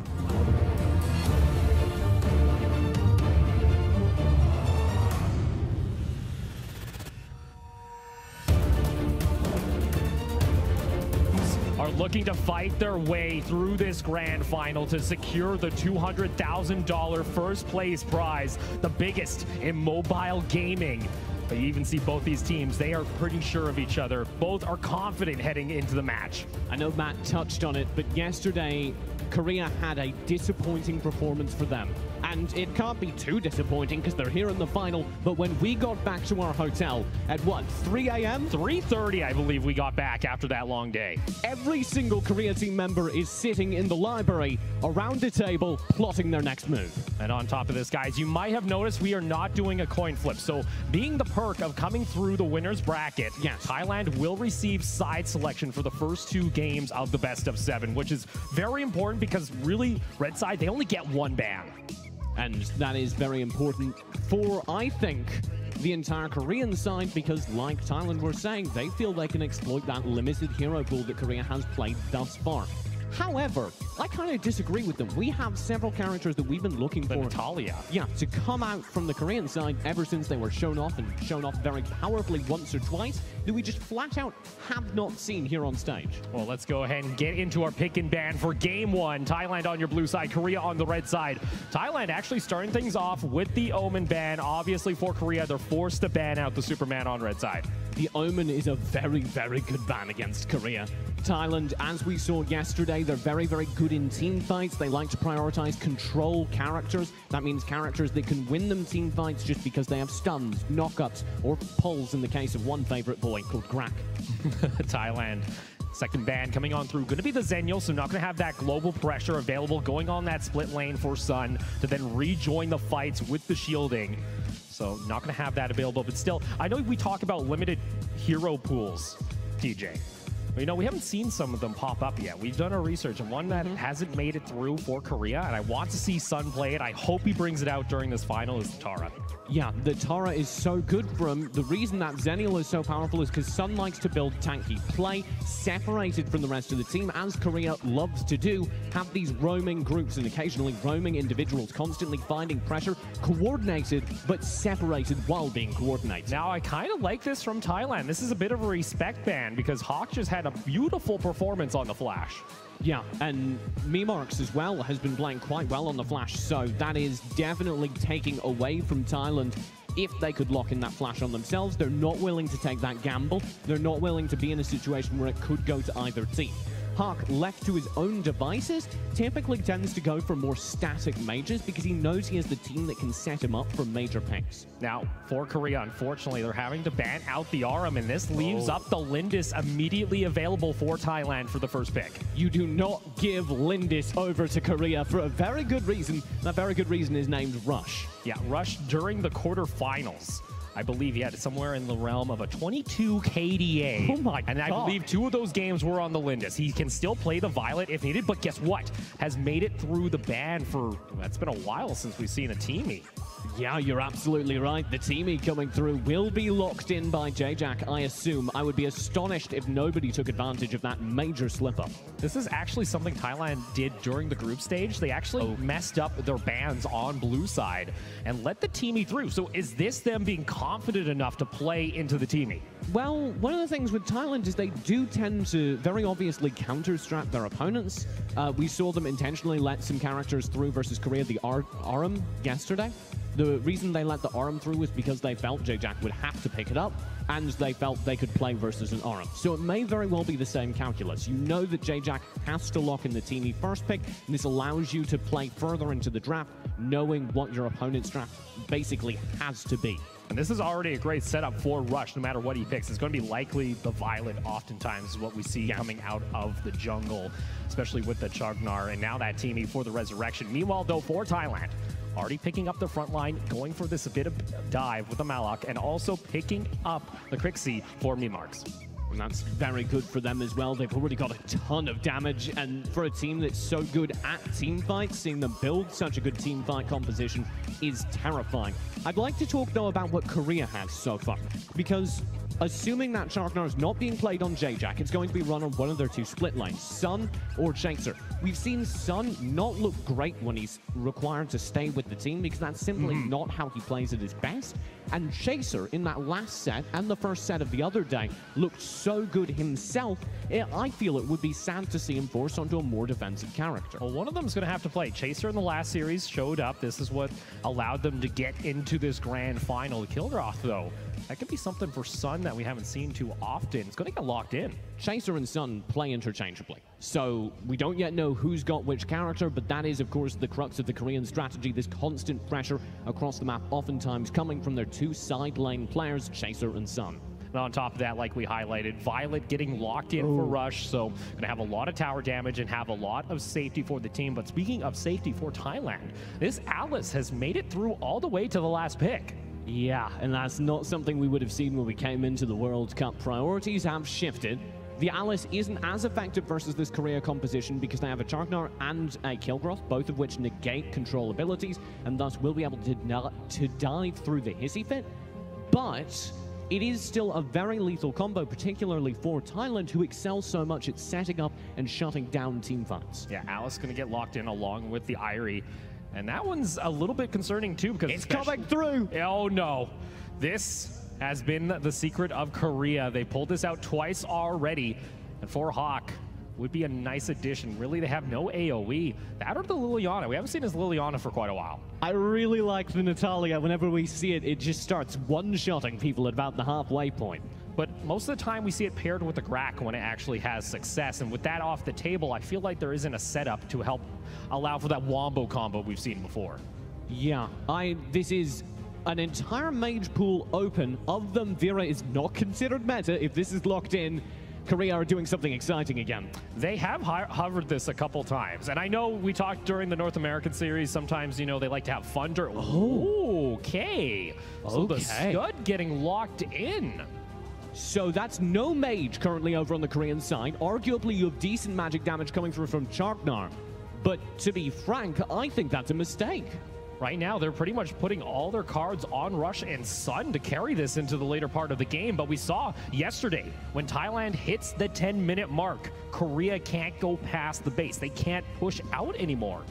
Sorry, I'm more perplexed than ever because it appears that Hawk, their mid player, is currently running the teamie, typically support.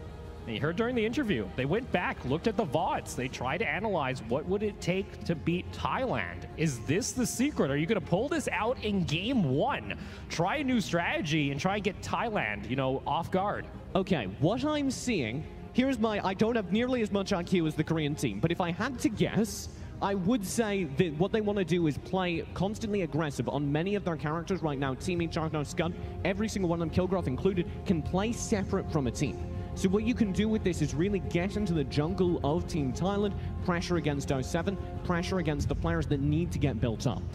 My only concern with that, though, TJ, is when Korea tried that strategy yesterday, Thailand were actually able to hold the guard when it came to the river. They were able to push back Korea during the invades, because that was one of their highlights. We often expected Thailand to fall purely based off Korea's jungle pressure, because they go in, invade onto 007, and he kind of looks weak when he's, targeted early.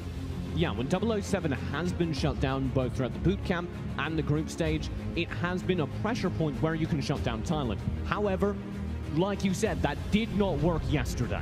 Well, you guys saw it, the trophy these players are going for. It's game one between Thailand and Korea.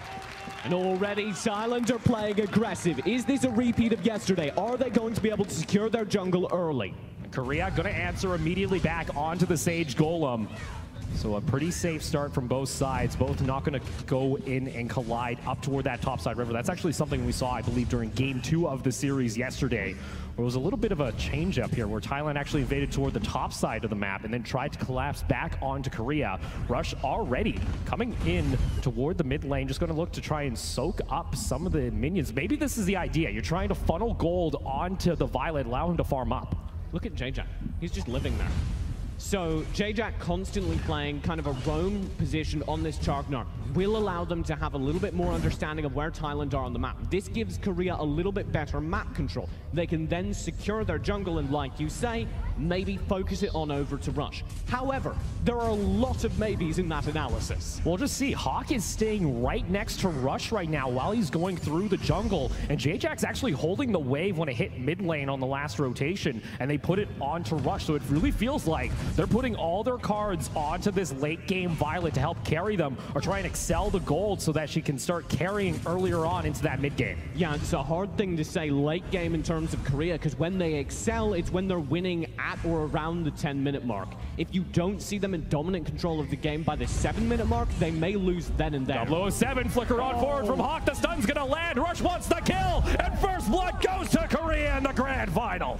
J-Jack will narrowly get out, but Hawk wants more. He'll poke further forward, stun up with the Pooty Poots, and then retreat. I'm liking this though. Hawk adjusting his play style, going to the support style of role, going for the roams. Let's take another look at 007, how he got caught. You could see the stun from the team. He opens things up. J-Jack's there to take the brunt of the damage from the other 2 Thailand team members, and then the rest of the team, notably Rush's early damage comes through. This is something though that we did see in the series yesterday. Oftentimes Korea would find an early kill or two, get themselves 1,000 to a 2,000 gold lead, but then it would start to fall apart. So far on the right foot, but they got to keep the pressure going.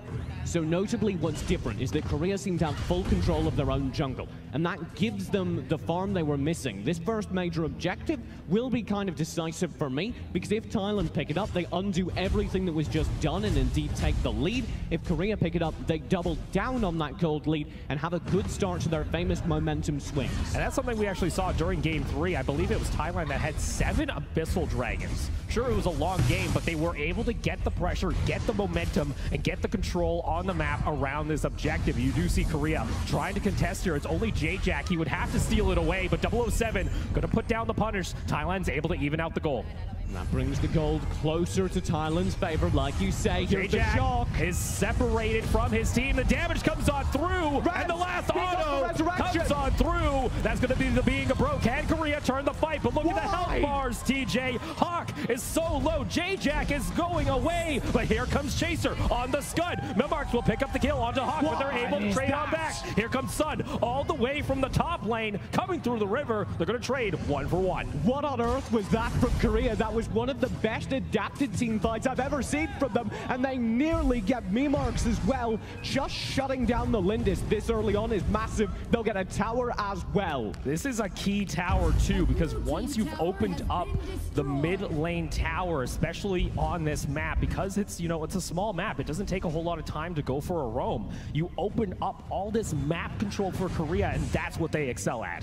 And that's what Korea need to, or rather Thailand need to start worrying about from Korea, is the fact that now Korea has the beginnings of map control. They'll start doing this, bullying out even your small jungle camps. And that's why J-Jack switching over to this Chaknar is working a little bit better than I expected, because it gives them an extra man with a little bit of HP who can stand around in the jungle, roam aggressively. And you can actually just have this trio go as a unit for these invades. If you're able to catch out this Lin to slow down 007 and his scaling, it shuts down Thailand. Still see him though playing safer toward the bot side of the map, has fallen 2 times. He's been the main target for Korea, and I like the target selection coming out during the fights. I have a game I play. It's called 7 Minutes. Are Korea winning or not?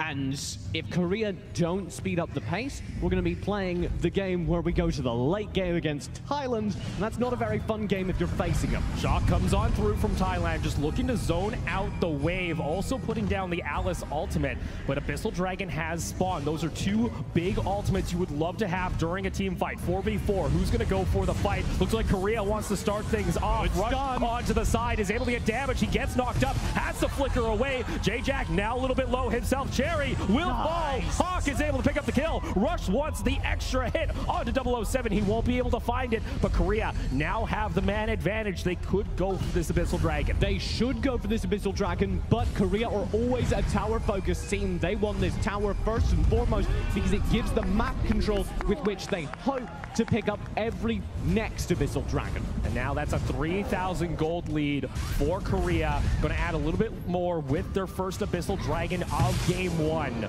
So far, so good, it would seem, adapting to the playstyle of Thailand. 007 is playing aggro in response, and this is the right answer from Thailand. If they're starting to feel comfortable in their own jungle, do what worked yesterday. Gain control, start starving out the gold from key members like Rush, and maybe get your characters a little bit out ahead, particularly 007 and Memarks. Yeah, for Rush, though. Over toward the side, going to go ahead and pick up his Might Golem. Sudden sitting right now at 4K. Been slowly farming up. He tried to come on down for a fight, wasn't able to find an assist, but this Kilgraf is slowly going to start scaling, and that split lane pressure is usually key for Korea. Remix wants to go for the fight as he gets put on down by Moss as just a safety precaution. They do not want to go for a fight against Korea. No, and I wouldn't either if I was this far behind from Thailand. They play best well past the 10-minute mark, and I said 7 minutes. Are Korea winning? They're continuing to push forward and indeed threaten these towers. That's now the 3rd tower of the game. All outer towers are taken. J-Jack over toward the side, has to be careful. Is able to escape through the river, but that is going to be a man effectively down for Korea. That's going to force them to have to back off toward the top side. Okay. Korea, in the past, a few times, maybe a few too many times, has been burned by Dark Slayer control. I don't want to call anything out, but watch how Thailand play around this Slayer and how Korea sometimes expose themselves to these major objectives getting stolen away simply because they put far more priority over on towers. For me, that's the most likely way Thailand gets back in this game. Well, you even saw there, you had the Kilgroth, you had the Violet. On top of that, the teamie also around that Dark Slayer. They could have actually started it up, but Thailand was a little too far away, and even then they didn't have the vision, they didn't have the knowledge that was happening. Hawk has to be a little bit careful here. That's going to be Al's ultimate going on down. Being a bro is going to be popped. He's going to have the resurrection. Moonfall coming on through. Shock not going to fully commit. And 007 has to be careful. That was a lot of damage coming on down, even in a 3v4. Make it a 5v3. Chaser now onto the side flank. This is what we have prided him on, for his Scud play. Korea, though, gonna back off. Meanwhile, Sun is just chipping away in the top lane, and that's what he does. Thailand are playing a very dangerous game. Should even one of them fall, Korea will feel confident enough to get that Dark Slayer, the nail in the coffin.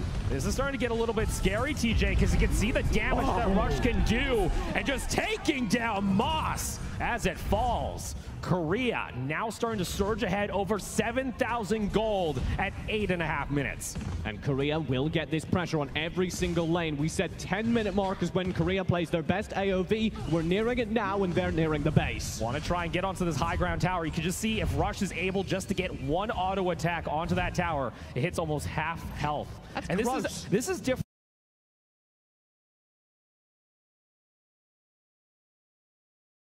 Try and get onto this high ground tower. You can just see if Rush is able just to get one auto attack onto that tower, it hits almost half health. That's and gross. this is different.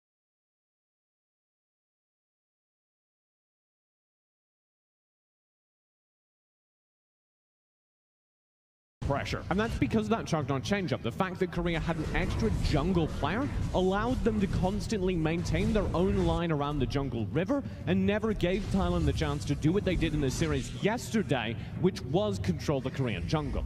Yeah, and it was long series yesterday during our finals. You can see there Cherry was farming up a storm with the gold, 10.5K, but still has to go against Korea, which right now are pretty much sitting at that advantage here in game one of the grand final.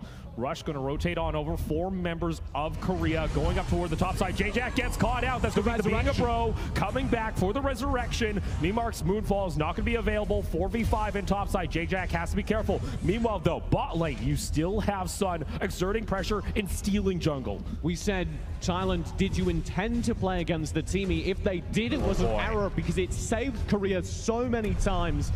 I don't think they're going for Darkslayer. I think they're just poking, trying to force a commit from Thailand, but it does beg the question. You had the opportunity, you had the time there to pick up Slayer. Any of these times when Korea has managed to find 1 or 2 kills, they should have coupled it through to it.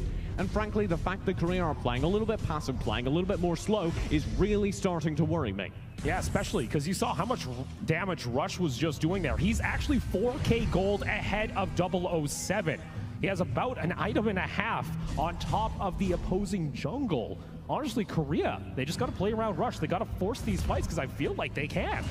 I feel like they should be forcing these fights. Sun is doing so. Yeah, you see Sun down there. Remix has to get out of there, but it's going to be not enough as he gets taken on down. Mimarks came on over to the side with the Moonfall, but it wasn't enough. Chaser up toward the top side, pushing in the minions. It's going to be a 5v4. Shock is just going to be laid down to clear out the way, but Cherry will fall. Rush will pick up the kill. And now, Korea, this is where I start begging, please turn this into a Darkslayer. I know you have Wave, and they're so tempted to go for it, but you have a Lindis against you as well as a Crixie. This is a very good clear. They're just going to go for the dive, TJ. Memark's going down extremely low. Chaser picked up the kill. Minions start to full on through, and the grand final's going to start off with a victory for Korea. Beautifully done. You never want me to leave. Hold out your hands, hold out your hands. I'll make you wanna believe everything that we dreamed of. Korea gonna go ahead. Do they have a mage? They don't have a mage yet, TJ. They're going for the Scud and the Alice once again here for Thailand. Now looking for their final picks. What do you want to try and round out this comp with? I feel like 007, he could go on something like the Slims to try and force plays. I want to see Thailand go for a big damage mage to round out this composition because you have a lot of control in the Superman. You can push people back into big AoE ults like Moonfall. Yeah, honestly, there isn't a whole lot of dive coming out from Korea, to be honest. There isn't a front line yet. Static mage, just like I was saying, not quite Crixie. Praetor, though, it operates in much the same way. If you can group up your opponents with the Superman, you can knock them down with a Praetor. Well, Crixie is still available, but the Praetor is going to be the answer here for Thailand, as that's going to round out their composition for Korea. Still no mage being picked up. It worked in the first game. Oh, surely not. No. Oh, surely not. Not in the grand finals. It did work once during the group stage, TJ, so it's not out of the question, but I would still question it greatly. It did work. Oh From my. They're checking out talents. Oh, this is going through. Okay, let me explain the Omega, which is a sentence I didn't think I'd say today. The reason you pick Omega here for Korea is because your one hope is to end this game so quickly the Superman is never relevant. If you can do that, you win before you have to really deal with them. The way you do that is you pick frontline characters that can burn through a tower. Yes. Omega with Disrupt would do that. Do it, son. I want to see this Tara. We've been talking about it all series long, all playoffs, the entire tournament. And we finally get to see it in game 2 of our grand final. Okay, I was just adjusting to the Omega, but that's good because my gag reflex has reset. Now we have a Tara, and Sun is very good on the Tara, and it also works versus the Superman. Decent mobility. The Colossal Smash will allow her to dive onto the Superman with a slow. Most importantly, though, Sun's Tara, particularly, can build up a ton of HP. It's going to be very hard for even the Superman, until we get to the late game, to burn through it. We see their coach is going to go ahead, shake hands. Our compositions are locked in for game 2, Korea. were able to pick up game 1, but now the question is this bluff going to come back and hurt them? After letting the Superman through the draft, Thailand now have it at their disposal. This would be, if Cherry loses on Superman here, this would be the first time we've seen a Superman lose a game in the Arena of Valor World Cup. And there's a reason why he's 100% pick or ban. Teams are scared of this pick. Just the mobility, the ability to dive in and also still be tanky. Honestly, when we talk about Superman, usually we can check mark almost every role in the game because he can fulfill it. The crowd here is ready for game 2. TJ, are you? Yes! I am so ready. Cherry of the Superman, it is your turn to take this team, Thailand, to tie up the set. Korea, if you want to answer, it needs to be either lightning fast or brutally effective in the opponent's jungle the entire game. The only way you make this happen is if you're able to stop that Superman from ever getting farmed. Well, trophies on the stage. We're going to go ahead, load on in for game 2 between Thailand and Korea. Korea with the advantage, 1-0 in the series. Already, look at how split Thailand are playing across the map. They're taking advantage of the fact that they can push through this top side and really leverage the Superman to zoom across the map and rejoin them should things get dangerous. And maybe even target Sun immediately, because Sun on this Tara, if he is left alone, like you mentioned, will scale, will become unkillable. And already a successful invade coming out from Thailand, Korea will answer.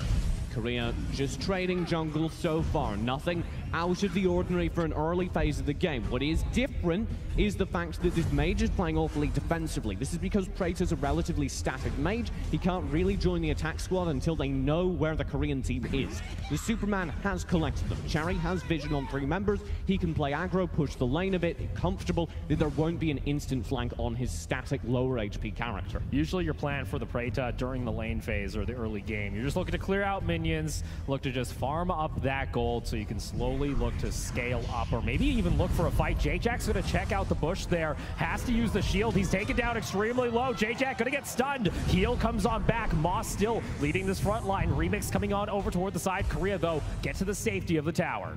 Korea successfully able to back off. That was the one fight without the Team E ultimate.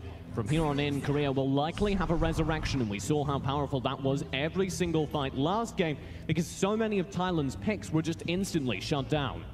Saw Cherry down there with the Superman. We'll have to wait and see how much of an impact he can make. Chaser so far doing so well into the matchup. Remix will be playing carefully because they know they want the Spirit Sentinel. J-Jack's nearby as well. Sun's rotating down. Yeah, you see, though, down onto the mini-map toward that Abyssal Dragon. It's going to be started up here by Korea, already prioritizing the objective. Want to try and get the gold funneling in onto Rush. That's odd for Korea. Normally, they're very, very focused on tower control. This is definitely a game plan that is shifted according to the draft phase. Korea want to get their gold out ahead early so that Superman isn't quite so terrifying in the mid-game. Yeah, there's been a big shift, TJ. Superman is being played in our grand final. You're not wrong. I'm not wrong when I say this was not expected. I am, though, very happy that we will get to see Sun on the Tara. I want to see him become that late-game monster. I know, TJ, we talked about it briefly during yesterday's match, how it can be a little bit out of control, can become unkillable during the late game. Yeah, we've been hyping up Sun, and I sure hope he gets to show off his Tara build, because it would be silly if he didn't. When he gets to the late game, if this game goes long, you can expect to see him easily taking 1v3s and maybe not winning them with damage, but definitely staying alive throughout them. That's because Tara specializes in regenerative abilities. He constantly has the ability to regain HP. And on top of that, it kind of acts as a safety net here for Korea, because if the game does go long, they will be able to try and answer back with Sun on the split lane. You did see the stats, though, there for the Superman. 100% pick or ban has been in every single draft so far during the tournament, though it's starting to get beat around here by Chaser. Is going to keep getting knocked out. Broke. Sorry. Deep breath. When you're able to play a good Superman, it's all on the resets. If you can constantly get back into flight mode like Cherry just did, you get a little taste of why it's so dangerous to play against in late. You're just pushed around. Remix has to be careful there. Try to go toe-to-toe with Sun up toward the top side of the map, but has to back off. You see Korea, though, looking to position themselves. J-Jack actually putting down the ultimate. The fact there actually hasn't been a kill yet this game, TJ, is a little surprising for me. Korea normally would have pressured the tower by now. They're definitely playing much slower. I see right now for Remix sitting at a pretty nice KDA stand on the Kilgroth, but he has to perform well here, and he has to go toe-to-toe with Sun. Look at Thailand, though. looking for this Abyssal Dragon. Moss is just looking to try no. and scout it out. Korea has an idea that this is happening. Rush already level 7. The Abyssal Dragon going to be backed off here by Thailand. Sun and Remix still with their eternal duel in the top lane. Sun's going to start burning through damage here if he can get his regen up in time. Sun, there it is. Remix, gotta be careful, gets back underneath the tower, but this is pretty much the story that we're gonna see until that Kilgroth gets to the very late game. Still though, Korea positioning themselves toward this Abyssal Dragon. You see Thailand, they want to try and find something on the map, but they have slowly been losing out on farm. Look at the goal total already from Korea. That's 2,000 without taking a single objective minus the Abyssal Dragon. This is, dare I say, a very Chinese style of play. Very, very defensive farm for Korea. They want to get their gold up very high before they feel safe taking any of these team fights. And it's not silly, it's very smart considering their opposition. Chaser gets back down toward this outer tier tower. Look at top side though. Korea might be looking for a play, trying to dive on toward the top side of the map. Remix has to back off completely, and first tower of game 2 goes to Korea. Pressure will shift now towards the mid lane. Korea got that uncontested and they want more. Thailand will play aggro now, but look at the flag. Chaser gets onto the backside. Minmarks has to be careful on that Preta. Tries to get some damage back and he gets rushed. He rolled actually into that one in mid lane. Has to be careful with his positioning. Hawk though doesn't want to stop there. Wants to go for the play. Gets on top of 007. Korea invading into the jungle. Cherry hasn't been able to get his build up, but now he's got a flag. That's going to be the being a pro pop there, but it times out. First blood goes to Thailand. Beautifully done by Thailand to eke their way back into the series. They are still, however, at a gold deficit. Sun toward that mid lane, trying to bring attention away from the tower. 1 minion stands. Sun has to be careful, has the regen ticking, so we'll be able to get back up toward that top lane. Cherry, be a bit careful there on the Superman. Chaser, what are you doing? Chaser, he's just going to try and go for him. Gets him underneath the second tier tower. But that's going to allow Chaser to get some damage here onto the bot lane first tier. Not just some damage, half its HP. Moss and Minmarks need to shut this down. Now that's actually 3 members of Thailand. What does Korea answer for? Chaser's going to fall. Second kill of the game goes to Thailand. But you see, Korea position themselves into that mid lane. But they got to make something happen here because they're going to lose this first tier tower in bot. They're going to push mid during this time. They want to answer back, but Cherry's holding strong. Of the Superman can hold off a push from 3 members. Also has support. And Thailand now starting to eke their way back into this gold lead of Korea. Also going to go ahead and pick up their first Abyssal Dragon. In your hubris, Korea, have you accidentally allowed the Superman through and Thailand back into this grand final? Have to see. Thailand going to go ahead, pick up the Abyssal Dragon. Now the gold within 1,000. Have slowly worked their way back so far. Still a pretty calm game. 7.5 minutes, only 2 kills, but you can still see the damage from Minmarks. If Korea is not careful with their positioning, and Sun now is starting to struggle in this matchup.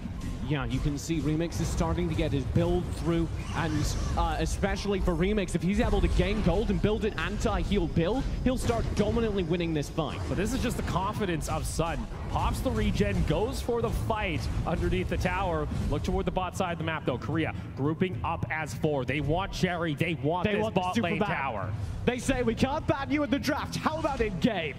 Well, instead, fortunately, Korea not going to keep on the pressure. Waiting for this minion wave has given Thailand time to try and react. Flying Spare connects onto Rush. He's stunned up, but there's no follow-up just yet. Minmarks over toward the side, tries to get some damage, is able to chunk down J-Jack. Korea, though, looking for a disengage. Do they want to try and go for the re-engage? Look at this. Sun now in toward the mid lane. They're trying to pressure the side lanes. So this has become a game of team fights, and for Korea, I think that's devastating. They need to get this game back to a point where they're able to control the map and farm because of it. As long as we're in team fight territory, Thailand reigns supreme. Gets caught out by the Flying Spare. Hawk's gonna go down with the Being a Bro activated. Will be able to flicker out of harm's way. But Thailand, that's a big ultimate to get down. Cherry has to be careful, is able to save himself into toward the jungle. But look at this, Korea looking to knock down this mid lane tower. Still can't get past Minmarks though. But they're taking more control of the jungle. They're trying to gain control control of this Abyssal Dragon, maintain the gold lead they currently so narrowly hold on to on the Korean side. That's going to be the second tower of the game going in favor for Korea. Still, though, dead even on the gold totals. It's just 2 kills for Thailand, and we're starting to hit close to that 10-minute mark, TJ. It's starting to get concerning for Korea. I said, are Korea winning at 7 minutes? The answer this time is no, and that makes this a very even game indeed. Looking for the push here. Rush will knock down that tower mid lane. They got themselves every outer tier tower against Thailand. Sun still on that tower up toward the top side. Remix has to be careful, or is he going to go for He knows so much. He sees knowledge.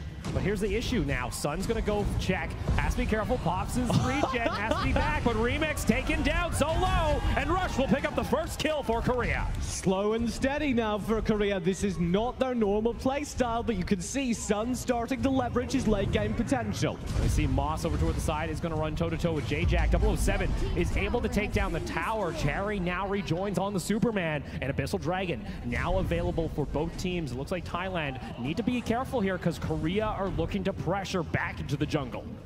And they've got a lot of control around this Abyssal. The only thing missing was that Abyssal Dragon. The second they had full control, it was because Thailand were backing up. Now Thailand are back aggressive because they know Abyssal is up for grabs. Flying Spear's not going to connect. Cherry just dives in onto Korea. Over toward the side. That's actually going to be the Alice ultimate already used by J-Jack, looking to zone back Thailand. It's a major ultimate to be used this early on, and it means Korea will have to again reset, again play passive. And I feel every time they do this, Thailand gains significant ground. That gold lead is only 2,000. Still, though, pressure toward this Dragon. Cherry just jumping on top of Hawk. Hawk will be able to push himself back in toward the mid lane. Abyssal Dragon started up once again by Thailand. Really want to try and isolate this objective. J-Jack pops the Alice ultimate. Cherry gets taken down to half health. Is able to escape. Chaser also looking to push back Moss. Still nobody wanting to pull the trigger just yet on a full team fight. Thailand were ready for that split take the fight and get the Abyssal at the same time. Korea said that we think we can work that out in favor, and as a result, neither team actually felt comfortable, and they both back up. This, though, I do feel favors Korea because even now they are slowly and steadily gaining control of the map. You can see they're down to the high ground in top lane. Moss has to be careful. He's got multiple members of Korea pushing on in. Hawk gets taken down to half health, has to back off. Flying Spear connects onto Rush. That's no DPS coming out from Korea. Remix on toward the front line. Sun, though, tanking up the damage, is going to be able to go back up toward that top lane and regen. Sun is gross. Every single team fight, he drops so low, he presses the button, and well, he resets. His ultimate Steel Focus gives him so much HP, and well, it's given Korea enough control of the map to take this Abyssal Dragon. And finally, after fighting over this Abyssal Dragon for the last 3 minutes, Korea are able to secure themselves almost a 5,000 gold lead. The only issue here, TJ, is I'm not seeing structures being taken with this advantage. No, Thailand are actually losing, or Thailand are actually gaining map control at this point. Here's the mid lane push. Yeah, you see Hawks there, down to half health. Moss has to be careful, has to use his ultimate to get rid of the CC. Still see Hawk looking for that front side. 007 gets taken down by Chaser as he dives into Thailand. Again, Chaser showing up. He was not here versus Thailand yesterday. He has made his mark on the map, and that's given them such better results already. And you can see already the invade, the pressure coming out from Korea with this 3-man unit of J-Jack, Hawk, and Rush. Toward the bot side, though, Korea have now rotated Sun to try and apply pressure to this lane, try and get that second-tier tower, try and draw Thailand away from the mid half of the map. And Korea have this, once again, global map pressure. Even if it doesn't gain them structures, this new, slower playstyle will grant them control of the major objectives. If Thailand just want to play safe and sound behind their towers, they'll lose the ability to see what's happening around this dark slip. That's why they need to keep their waves pushed. That's why Cherry's so far forward and potentially vulnerable. Yeah, Chaser gonna go toe-to-toe with that Superman, looking to just dive on in. Cherry getting taken down. Look at the rest of Korea. They're looking to shut down the Superman. He's gonna try and bring them on an adventure throughout the map. This is the reason. This is the mobility of the Superman going in between the two towers. But meanwhile, a fight gonna break out. He's gonna sacrifice himself toward the tower. He gets the execution, but that does allow Korea to have the man advantage, and especially if you get rid of that Superman, that is a huge opportunity. Because that Superman dives to the top tower, they don't get quite as much gold, but the Superman is down for the next few moments. Korea take advantage of this and slowly gain control of the map. Yeah, Sun having to deal with Remix in this bot lane. Both now have hit level 15. Darkslayer looks to be the priority here for Korea. Still trying to apply pressure toward this top side of the map. The tower will fall. Moss has to back off. This is a bit different for us, TJ. This is a slow style of play from Korea. Well, it's not fundamentally different because I said Thailand are going to be in trouble, or rather Korea are going to be in trouble if Thailand can successfully take team fights, because Thailand are the better team fighting team. Korea have not had to take a full-on team fight. They keep just winning these skirmishes, out-positioning their opponents, and that's what they do in the 10-minute games, even though they're repeating it here on a slower scale. It's the same strategy. Oh, Remix, he's going for this Abyssal Dragon, has to back off, and Korea will easily pick that one up on top of the Darkslayer, and now he's not getting out. Looking for a fight. Preda just looking to zone back the damage here of Korea. Saw Russian Hawk take a decent chunk there. Korea still positioning themselves. Look up toward the top lane. Cherry looking to apply pressure. Korea want to go for a fight. Memark's actually forced to flicker away there. So if Thailand are able to max level their characters, they'll get to a point where they're comfortable taking team fights again, and I feel that's where Korea will start to struggle. If Thailand go for these full-on 5-on-5 team fights, Korea are going to start losing them, so they need to crack the high ground now. Korea looking to go on in. You see the damage coming out from Rush, focusing only the tower. It's going to survive with a third of its health. Thailand just holding on to dear life of their base, but they lose their final outer tier tower. Now it's just a 3 that remain. 007 gets caught out there. Chaser will find the kill. Memarks has to be off to the north side, but Rush, the crit coming on down. And now the tower is going to be the next target. A quiet game for Korea, but not for their scoreline. This could be the high ground falling. Moss trying to do what he can to save this, but the high ground is going to fall. And in top and in bot, it's just the core that remains. And Korea, they're able to defeat the undefeatable Superman and take game 2.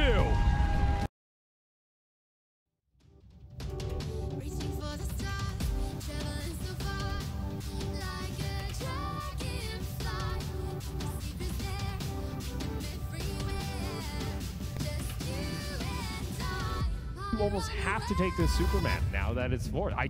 Unless we're going to see Korea, this is such good mind games because they're like, oh, Superman's so important. We're hyping it up here on the desk, and then Korea just shut you down, and the Superman never gets anything. Do you pick it again? I don't know, because I felt like Cherry just wasn't impactful. No. Wow. Okay, so Thailand saying we're not even going to pick up the Superman right away. Instead, getting the Chugnar, getting the Violet. Does Korea get Teamy and Superman in this draft? They should. And an Atlas. They should. This is a little bit disgusting. You see the claps, Korea, they're already saying, hey, this is pretty much game. I don't disagree with them. That's a very, very, very, very, very good draft. The draft evolves. I just don't understand. We saw it yesterday with Chinese Taipei. Were they able to get a superstar lineup? Korea, they took a page out of that and said, hey guys, we want your pick and ban strategy because it's a little OP, and we're about to get Teamy and Superman. I've said this before, I'll say it again. Korea have the most mind game focused drafts. They consistently seem to be able to get into their opponents' heads and force them to do weird things. And I think this is an example of it, because Thailand are pushed to a situation after that last game where they feel they have no choice but to play their own picks, no choice but to play their own meta. And when they do that, when they end up in a situation where they're just trying to play their own style, then they don't feel comfortable picking up characters like Teamy, like Superman, that aren't normally played by them because they're banned, because they're so powerful. Well, that may lead them to a devastating defeat here in Game 3. Game 3, Korea up 2-0 in the best of 7 of the grand final of the World Cup.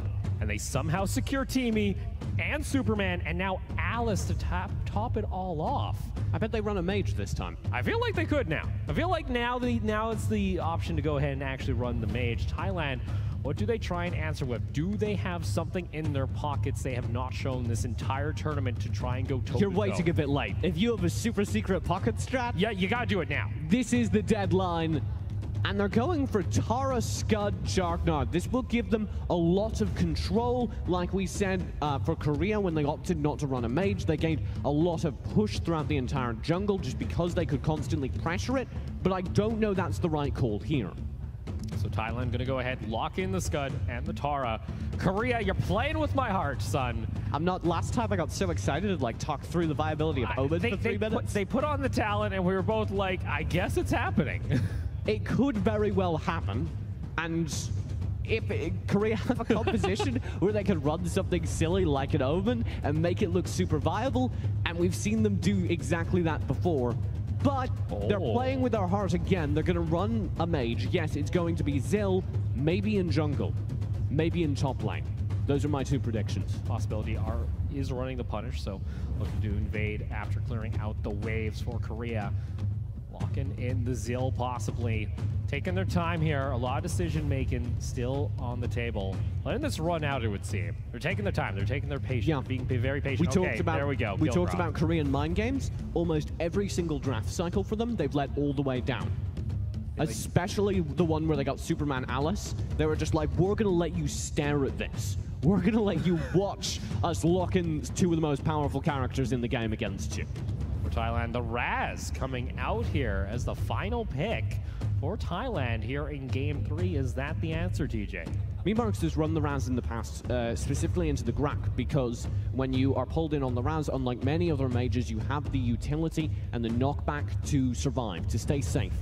Here, I guess you could make an argument that it's a similar situation with how aggressive this composition can play around the Superman, but I don't think it's the best pick. I would have really liked to see them get a little bit more damage because they've got a lot of sustained characters right now. And I think all their damage needs to come from big flanks from Remix and 007. Well, the stage is going to be set here for Game 3. Fist bumps all around for Thailand, still in high spirits as they try and look to fight their way back into the series here in Game 3. But they have a tall mountain to climb when you give over a Teamy and a Superman to Korea, who have adapted, have shown they can play against Thailand after being swept against them in the winners final, looking for vengeance and looking for their shot at the $200,000 prize.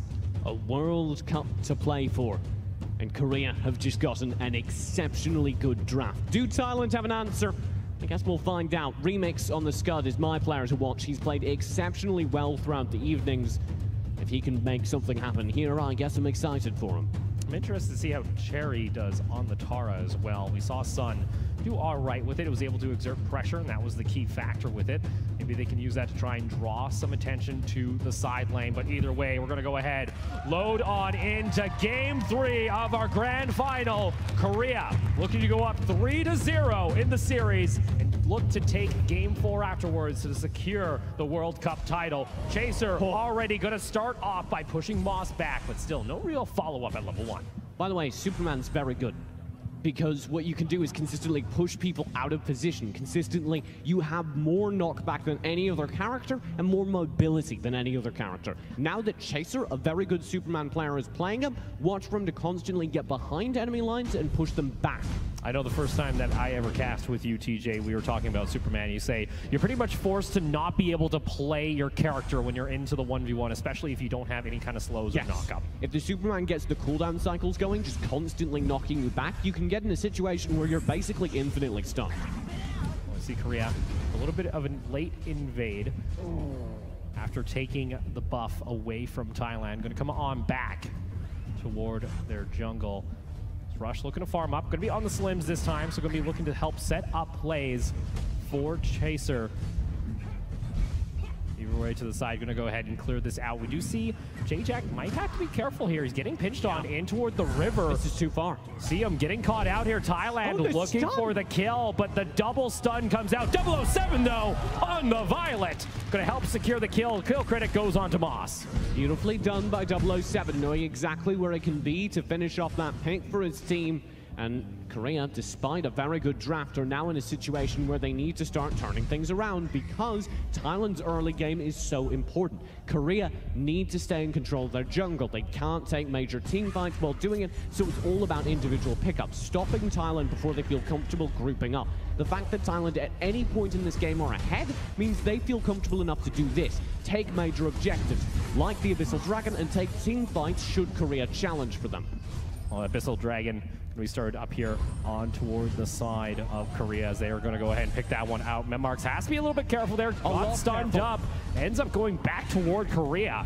Korea, though, are not able to capitalize. Either way, though, Abyssal Dragon was secured here by Thailand. They got themselves the first blood. This is a 1,000 gold lead to start off game 3. Here's the pressure, still aggressive from Thailand. But they got to be worried about Chaser behind them because look at the play. They're going to go ahead, go directly onto Hawk. Doesn't even have his Being a Bro available. Only level 3. Chaser gets caught out and Thailand pick up 2 kills in the Korean jungle. Thailand maintaining this aggression, and that's what I meant when I said they've gotten out ahead, so now they're comfortable taking fights. The answer for Korea has to be what Sun's doing. Find pressure elsewhere, earn back the gold lead so you can play your trademark playstyle. The problem is Korea can only do that while ahead. So now 3 kills for Thailand, starting off game 3 with blood at the 3-minute mark. Already more than what we saw for the first 10 minutes of our second game. Now looking to position themselves. Sun underneath this tower, going to get knocked up. And you can see Thailand, they came here to play. Cherry going for the dive. Here comes J-Jack over toward the side, gets the stun on down. That will keep Sun alive. Very well played by the Kilgroth of Sun. He's so good playing HP regaining characters. Kilgroth, when he pops his Enraged Spear, that's his second ability, gets a ton of lifesteal, and because Sun played that so well, he was getting all that lifesteal while also standing directly underneath the tower. Rush over toward the side, taking a decent chunk of damage here. Chaser, though, still down toward that bot lane, going toe-to-toe, but you can see the pressure coming out from Thailand, going for these objectives, playing for the towers early, trying to get pressure up toward top side, though. You still have a bout going out between Sun and Cherry. Both these characters can absolutely take a long-form fight. That's why Kilgroth versus Tara is so consistently a good battle to watch, because both of them regenerate. Both of them can take very, very steady battles around minion wave. Abyssal Dragon looking to be started up here by Thailand. This will be their second one of the game. So far, so good, it would seem, here in game 3. Now up 2,500 gold. Moss looking for the invade. J-Jack has to be careful. 007 actually on this Violet has been able to farm up pretty aggressively so far in the game. Oh, Chaser caught out on the Superman, and that is the 4th kill going in favor of Thailand. What do you mean? Superman's not powerful? He's easy to shut down. It might be a curse, TJ, because both these teams so far not able to find success. You see Sun there actually going on back to steal away the buff from Cherry, who looked for the invade. Nice response there by Korea on the top side of the map, but the gold lead is starting to grow more and more, and the pressure starting to come on through. You see Rush there, taken down to a quarter of his health. Thailand going for the engage. Hawk is being dragged all over the place. Sure, he'll have the resurrection, but he won't have a place to run either way, as now the mid lane tower also falls. Thailand starting to pick up the pace. 2 kills and the first tower of the game. Thailand are starting to look very good here indeed. Korea don't have the control they normally rely on at all. Let's see this. This would be the second tower of the game, also going in favor of Thailand. Starting to really open up the bot side of the map. Sure, Korea try with Sun to go up toward the top side, trying to invade. But unfortunately, it would just seem that Thailand have the upper hand here. Thailand reset. They fall back to their own jungle. During this time, normally Korea are spread out, playing aggressive, gaining control in these little tight squads. Korea here are playing all defensive, all in this jungle. Hawk wants to go on to that backside. Chaser's able to get behind the team, push them back into Korea. But Thailand, they're still very far ahead at this point, and I don't think you want to be shifting all these carries onto J-Jack. No, I don't think you do either, but it seems to be working when J-Jack's able to hold these towers consistently. I really do like the hissy fits have been so powerful in zoning. Yes, Korea are behind, but there's still those nice little touches that remind you they're a very, very lethal team.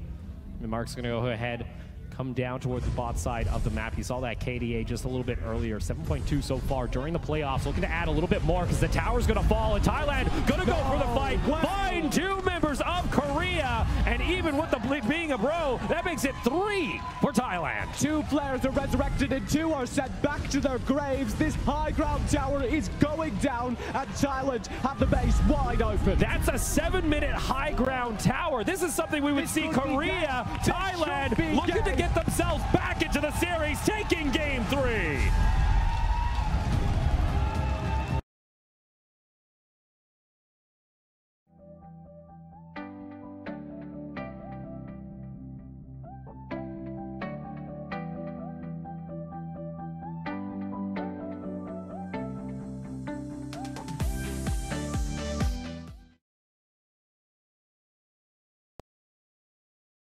But do you trust it? I think they're scarred. I don't think they'll do it, no. After seeing both teams lose on it, it shows that they both have answers. They know where to put the focus. They know how to shut it down. Instead, opting for that Scud possibly. Scud would certainly be a powerful pickup, particularly on Chaser, who has looked so good on it.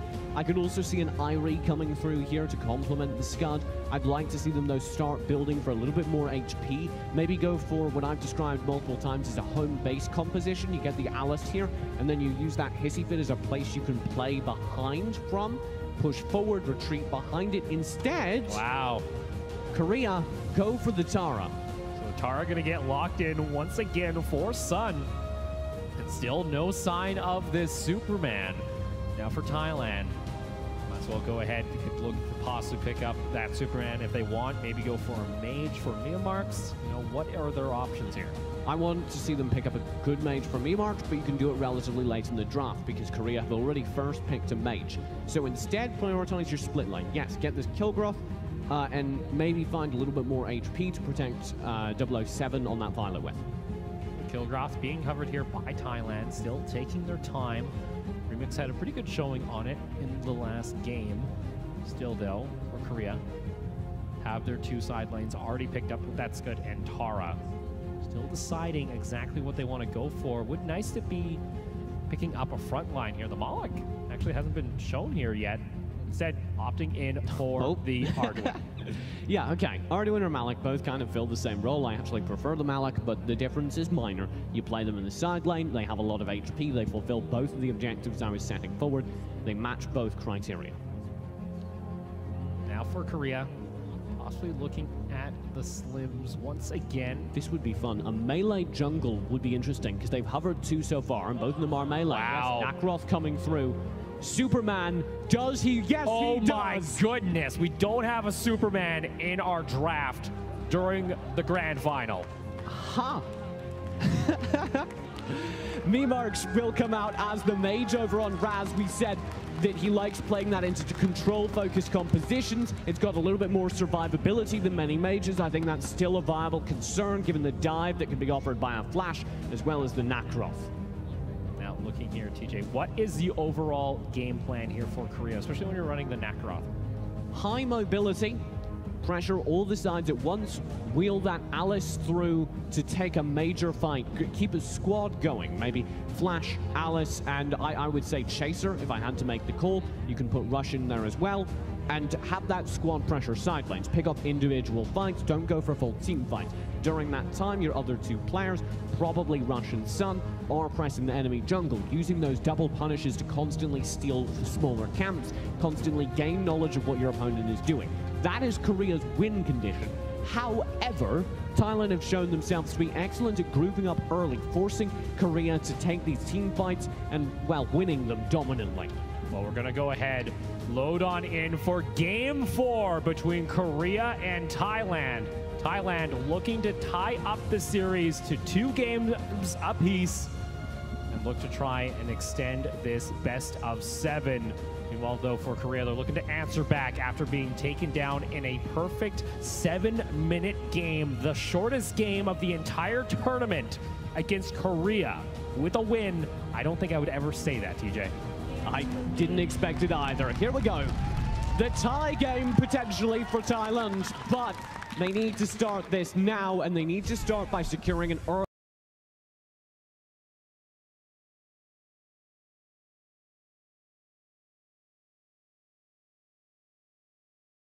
Looking for the kill, though, on to 007. If he can't scale early, he won't be able to do anything, and that's going to be the kill going on to J-Jack. I feel like that might have been the mic golem. That was really close. You saw there 007 already falling in Korea. Pick up first blood. Can't be perfect game here in Game 4. A nice start. Very good for Korea also because it gives them that early lead we've been talking about. Whenever they feel confident roaming and taking isolated fights, that's very important. Watch who gets the killing blow. Oh, totally was. Yeah, but look again, there's going to be a killing kill, and that one's going to be on Hawk. So now 2 kills here for Korea. This was the playstyle I was outlining. Group early, find isolated players with that roaming squad while your side lanes continually push and jungle. Rush gonna go ahead and clear out the Sage Golem. Still 4 members toward the top side of the map for Korea. You got the AWC looking to scout out where 007 is. Maybe set up a trap toward that mid lane. Moss gonna roam on over, just try and clear out, apply a little bit of pressure to help out Mimmarks. 007 gonna show himself in mid lane, and actually the knockup follow on through for Hawk, but he is a flash. He can get out of there pretty easily. The thing with Flash, and we've seen it a couple of times, is if you overstay your welcome, even for a moment, against a team with control abilities, they can burn you down, particularly if this Violet gets killed. Double stun landed there by J-Jack, but Thailand have 4 members around this Abyssal Dragon, so it'll be a nice start here. Sun is over toward the side, could go for the steal. Rush just jumps on in. Korea, though, here comes the knockback, and Thailand answer immediately. Thailand find the Dragon and 2 kills. Sun and Rush were the 2 players with Punish, and they both used them during the dive, but were unable to pick up the Dragon because Thailand instantly focused on killing the invaders. And for me now, the question is, was that a play Korea had to go for? Because they just kind of gave up the 2 kills they got early, gave up an Abyssal Dragon, also now giving up a lot of pressure toward the bot side of the map because you can see that tower slowly going down, a dive coming on through, and Korea are falling left and right, TJ. Sun still has pressure forward. Moss is dangerously low, but he's got Sun can't get the kill. You got Hawk flickering on in with the flash. Cyclone comes back on down. They're going to trade 3 for 2 in favor of Thailand. Mimmarks very nearly shut down Hawk for his insolence. The super speed is easy to read. If you know where he's set out from, or even you can see the trajectory of his path, you just wait, and even the Cyclone, you know the timing, you can put a power surge right where it ends. Good mechanics, but easy play for Mimmarks. Now a 1,500 gold lead to start things off for Thailand. Kills are tied 4-4, but that Abyssal Dragon and the pressure onto that bot lane tower. And that's a little bit dangerous here for Korea because they already can't play safe, it would seem, because Thailand are willing to go for the dives. Thailand are playing very aggressive, specifically to maintain a lead. Right now they have a small gold lead. Oh, yeah, he is, but he's Sun, so he's all right with that. The thing is, though, Korea don't feel comfortable going for full-on team fights. Instead, they're making the right calls. They're still finding pressure for these isolated groups, but it's hard. Still looking for the picks, but guess what? 007 already knocking on toward this tower. First tower of Game 4 goes in favor of Thailand. Rush looking to rotate back up toward the top side of the map, but you see the pressure from Thailand. Sun is looking to take them on a trip, but he's only level 5 here, TJ. Yeah, and you can see how that's hurting him because he doesn't have that regen, and he's going to be very easy to punish if it weren't for these slick moves. Is able to get himself over the wall. Looks like Cherry and 007. They don't even care. You might as well go for the Abyssal Dragon. Sure, Sun. Be happy with your escape. We've got the Abyssal Dragon. We're building a bank, and it's franchising. So look at that. Now extending their goal total to 2,100. Before the 5-minute mark, Thailand are the ones playing aggressive. Let's see, up toward the top side of the map, Korea looking to cut out the wave, maybe looking to go for a play onto Remix. But guess what? Down in bot lane, Thailand are looking just to kill Sun. Once again is able to get out of trouble, but there's a minion still left, and they could go ahead, take this second-tier tower. Hawk tries to come on back. He's able to save the tower. Can he get anything else, though? He won't, but the rest of Korea now rotating on over. Rush is down there, wanting to get on top of 007, has nowhere to run, and he will fall as Hawk is able to pick himself up the kill for Korea. We talked about that ban consistently on the Flash. Hawk, for the first time this set, gets him and proves him to be very powerful indeed. He's just got such good positioning around the geometry of the map. He seems to constantly be able to get in, do damage, and slide out in an unexpected direction. So nice response there from Korea, understanding that Thailand were going a little too aggressive in that bot lane, even though they were almost able to take that second-tier tower. Thailand, though, gonna go ahead, reset, start arming themselves, possibly looking for a top lane here, as you see the Arduin starting to come down the top side lane. Korea have made this game close again, but they don't win close games. When Korea are in control of a game, it is dominant in their favor, and the fact that it's close means that their playstyle of avoiding these team fights until they can guarantee that victory in them is going to start being hard to execute. Oh, Minmark's going down extremely low, goes for the flicker cyclone, and Hawk is able to draw him back on in. 007, he's got nowhere to run, is able to get underneath the tower, but meanwhile, Sun was dove in the top lane. Thailand are able to get a tower, and now Cherry rotates on over. Remix is also there. Rush has to try and get himself out of the pit. Should be able to. Starting to get a little bit low. I believe he'll be fine, though. It's a little bit fun because when you force them to take the fight near the Dark Slayer, you have the chance of that CC saving your life. Just a little fun tactic for staying alive in a tight chase. Korea going for that invade, looking to back off, but they now have lost their second tower of the game. Up on the top side of the map, the only one that's remaining here in mid lane. Starting to get chunked out a little bit low. Just needs one good push, and Thailand can then really open up this map. Thailand, I think, already kind of have really opened up this map. This is the only tier 1 tower remaining. Hawk is the only person who's been finding these fights for Korea, and he's been doing it largely solo. Yes, he's definitely had Rush running interference, but I think it's important to mention that so many of the other players we look for are not delivering yet. The big thing for me, TJ, though, is this Abyssal Dragon control coming out from Thailand. That's going to be the third one of the game. Korea trying to answer back, try and catch out. Remix seems to be the plan. Rush and J-Jack going on forward. Sun's also there, and Korea will be able to pick up the kill. That's what they need to do on Korea. You want to edge your way back into this game, you do so with small kills, isolated picks on lone players. Unfortunately. Yeah, unfortunately, you got an Arduin going on down to that bot lane. Chaser's going to try and stop what he can. Hawk is also there. 3 members of Korea coming on over. They find themselves a kill. Guess what? Thailand, they could get some pressure here on toward that mid lane tower. Sun just waiting in the brush. 007, he's got some reflexes on that Violet. That was insane. Rush also coming on over, looking to have some fun, but decides to back off. 007 with the fancy footwork. That was, I don't want to believe that was reflexes because it makes me feel bad about myself, but very, very quick. Well, Hawk has to be careful. Actually forced to use the Cyclone defensively, trying to get underneath his tower. Memark's not able to pick up the kill, but the tower will fall. Now Thailand with 4 towers underneath their belt here in Game 4. Korea are stuck playing a losing game of whack-a-mole here because Thailand are constantly pressuring with just enough players on all of their towers. And it's interesting because this is normally what Korea look like when they're in control of a game, and it may very well lead to a similar game time, but in favor of Valor.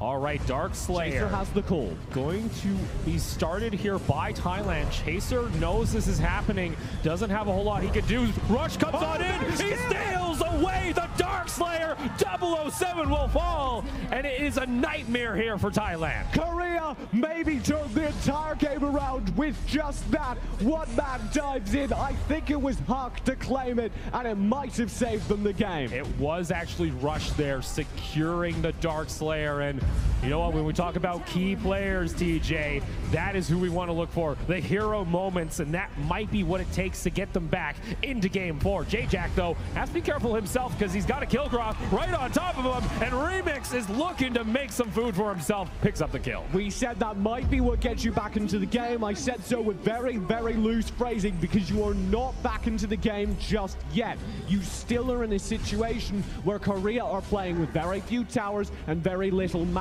control. They need to use this Slayer buff to take a few towers and a lot of gold. Now that is the play. If you go ahead, find yourself the picks, that can allow yourself to go ahead, go for these objectives. But meanwhile, Remix was taking apart the Abyssal Dragon, and Thailand, they're able to answer back.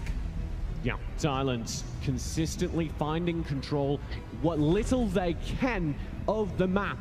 However, now this buff has slain, or now that now this buff has ended, in a few moments, Thailand are going to be able to look to gain control again by standard means. They still have a narrow gold lead. They can push for these team fights, and Korea, I don't think, will feel comfortable taking them just yet. J-Jack gets the stun on down, but Hawk has to back off. There's no follow-up for Korea, it would seem. 007 on this Violet, if he's able to survive these fights, get the damage on down, that is an issue here for Korea.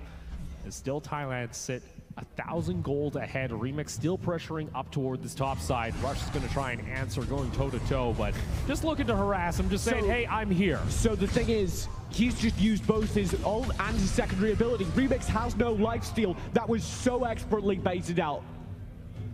Now Remix forced to have to back off. You do see, though, the rest of Thailand in that mid lane. Meanwhile, the Arduin still applying pressure onto the side lane, trying to catch out maybe Chaser here. Chaser knows what's going on. Minions are going to start crashing in onto that high ground tower. Actually, 4 members of Korea are going to try and come down here to answer. If they're not careful, they decide to back off, stay toward this mid lane after they see Thailand. This is one of the first melee jungles we've seen in the entire AWC. And that excites me because Rush is no longer hovering in the back lines playing a brilliant Violet. He's instead diving into the front lines, finding isolated players with melee pressure and on Nakroth knockups.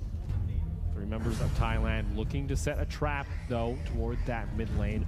Cherry them coming through the jungle now, going to spot out J-Jack. Cherry gets stunned up, has Memarks over toward the side. Still see Rush and Hawk looking for a possible engage. Not on Arduin. Yeah, I was about to say, don't really want to go in onto an Arduin. Cherry just has so much HP, it's not worth taking the fight because there can be the higher damage members waiting in the wings. And that, of course, is why Thailand have Cherry leading the push. Yes, if Cherry gets caught out, it's not all over. We'll see Sun there. He's forced to back off. Going to go ahead and regen back, but can't go toe-to-toe with Remix, it would seem.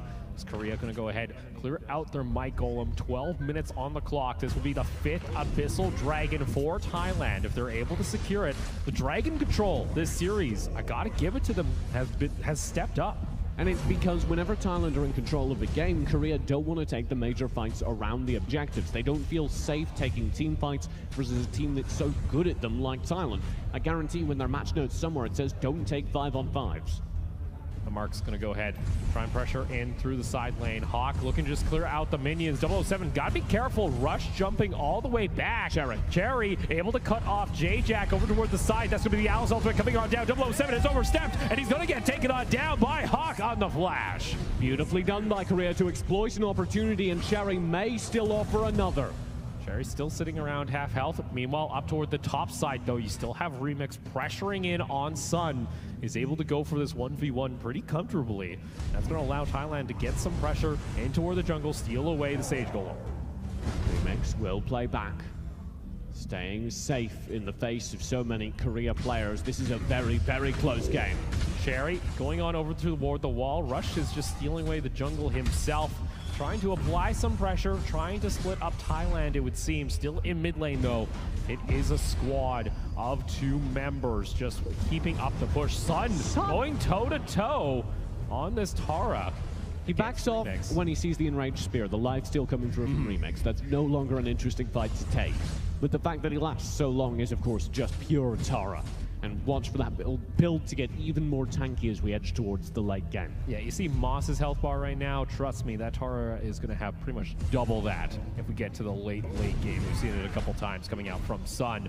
Over toward the side, though, Korea into the north side of the river. Rush goes in for the engage onto 007, but they don't get the kill. Rush will fall, and that is usually the call when Korea needs to leave. But Sun wants to go for a 4v1, and he's just going to sacrifice himself to Thailand. J-Jack gets the safety underneath the tower. Beautifully played by Sun to slow down that take, save the rest of Korea only to fall, and that might be enough to ensure that they don't lose many towers at all. Unfortunately, 16 seconds remain on the Dark Slayer, and for Korea, that's a spot of anxiety. That's going to be Abyssal Dragon resetting for 007, unfortunately, as he has to walk it all the way back to the pit. Wanted to play super effectively, but unfortunately, ended up costing himself some time. Thailand looking to pressure in toward the mid lane once again. Minions coming in through top. If they want to go for this play, they can actually knock down this tower pretty effectively because 007 is here. Korea have all their members back up in a moment, though. This means they can begin to take fights again. The next fight may win the game, though, because this is a Slayer up and both teams with a high ground exposed. J-Jack gets caught out, brought back toward the team, and Memarks gonna go ahead, pick up the kill. Thailand, 4 members still around. Meanwhile, though, Remix is just soloing the Dark Slayer, TJ. He can do this, and I don't think Korea have any idea what is happening right now. You got the Cyclone in mid lane, but guess what? The Darkslayer buff is now theirs. And Thailand are going to feel very comfortable going for this high ground tower after what Korea, we've seen this before, TJ. They have the kill lead, but Thailand have control of the map. They have the gold lead, and they're looking for possibly the core. Sun has to be careful over towards the side. Hawk gets taken down. The flash is no longer there. There's no minions now finally funneling in to mid lane. Rush, though, on the other side of the map is trying to go for the back door. I don't think he has time, but he can make them very nervous. He can force a recall. Is he going to go for it? Rush might have just saved his team because Sun is keeping this game alive. Rush is now onto the base, but he doesn't get the high ground tower. It almost doesn't matter. Oh my God. Wait. Oh, he does with the minions. But he does fall, TJ, and now it is going to be a 3v5. Once Mimarks rejoins the team, Hawk will be available, but they have to hold on for another 35 seconds before Rush is available. Thailand starting to come in on toward the base. The minions are there. The knockup is down. Chaser can't do anything. Sun into the back line, but that's not what you need to do. Hawk in the middle of all three members. They're just delaying the inevitable because minions in top lane, and that's going to be a tied series, 2-2. Beautifully done by Thailand.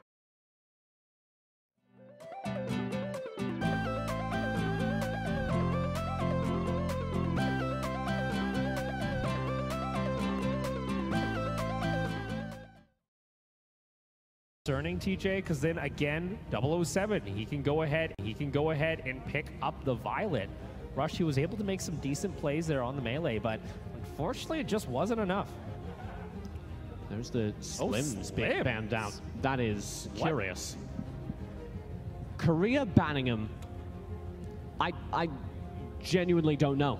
Lindis Slims, that's both marksmen. Lindis at least makes a little bit of sense because he is such a powerful, or because she is such a powerful marksman. Slims is constantly viable as a CC focused marksman. Definitely something Thailand would like to run on 007. This leaves Violet as the only marksman that's considered viable in meta in this game. Teamy going to be the final ban here for Thailand. You got to wonder, maybe for Korea, maybe a mistake there during the ban. They ran a melee jungle last game, so yes, they ban out the Wow. Okay. Okay. Here's what this Oh, no. Oh, okay, first off, oh no, yes. Second off, I want to talk about what Korea's doing. Because now you have a melee jungle. Korea are comfortable doing this. I've never seen 007. I've never seen 007 play a non-marksman in the jungle. Oh, and then take out the Rourke if you want to, too. Yes, that is the one fallback. And with that removed as well, I don't know what Thailand do. However, you saw how quickly that lock-in came in on the Arum. We've said this entire time. We've set it up as you cannot allow Thailand to get the Arum because they'll play so very well on it. Cherry does, and he will. They're so good at using control abilities to set up fights. He'll play it in the split lane and use that uncaged from the Lion Tamer as well as the snare to constantly slow people down, stun them up. Oh, I see you push back from this desk. Okay, Korea with the 3 marksman bans leaves open the Grok, and it's gonna get locked in here for J-Jack. I want to see Natalia Rourke Grok. Give it to me, Korea. This is where we could have pulls into punish, and that is maybe what you want to do because you forced Thailand to do something very silly indeed. Possibly here for Thailand. The pick and ban continues to go back and forth, TJ, during this series. Telenas is viable, not in jungle. True. Whenever we've seen in Telenas, it's played in the bottom lane, at least in the West. Maybe Thailand are used to this strat. It's every day. God, TJ, why don't you know? But I've never seen a Telenas run successfully in jungle. Okay, playing with my heart right now. Because unfortunately, it looks like it's going to be swapped at the last second there. Thailand going to be going ahead, probably locking in the Jugnar and the Scud for their second rotation.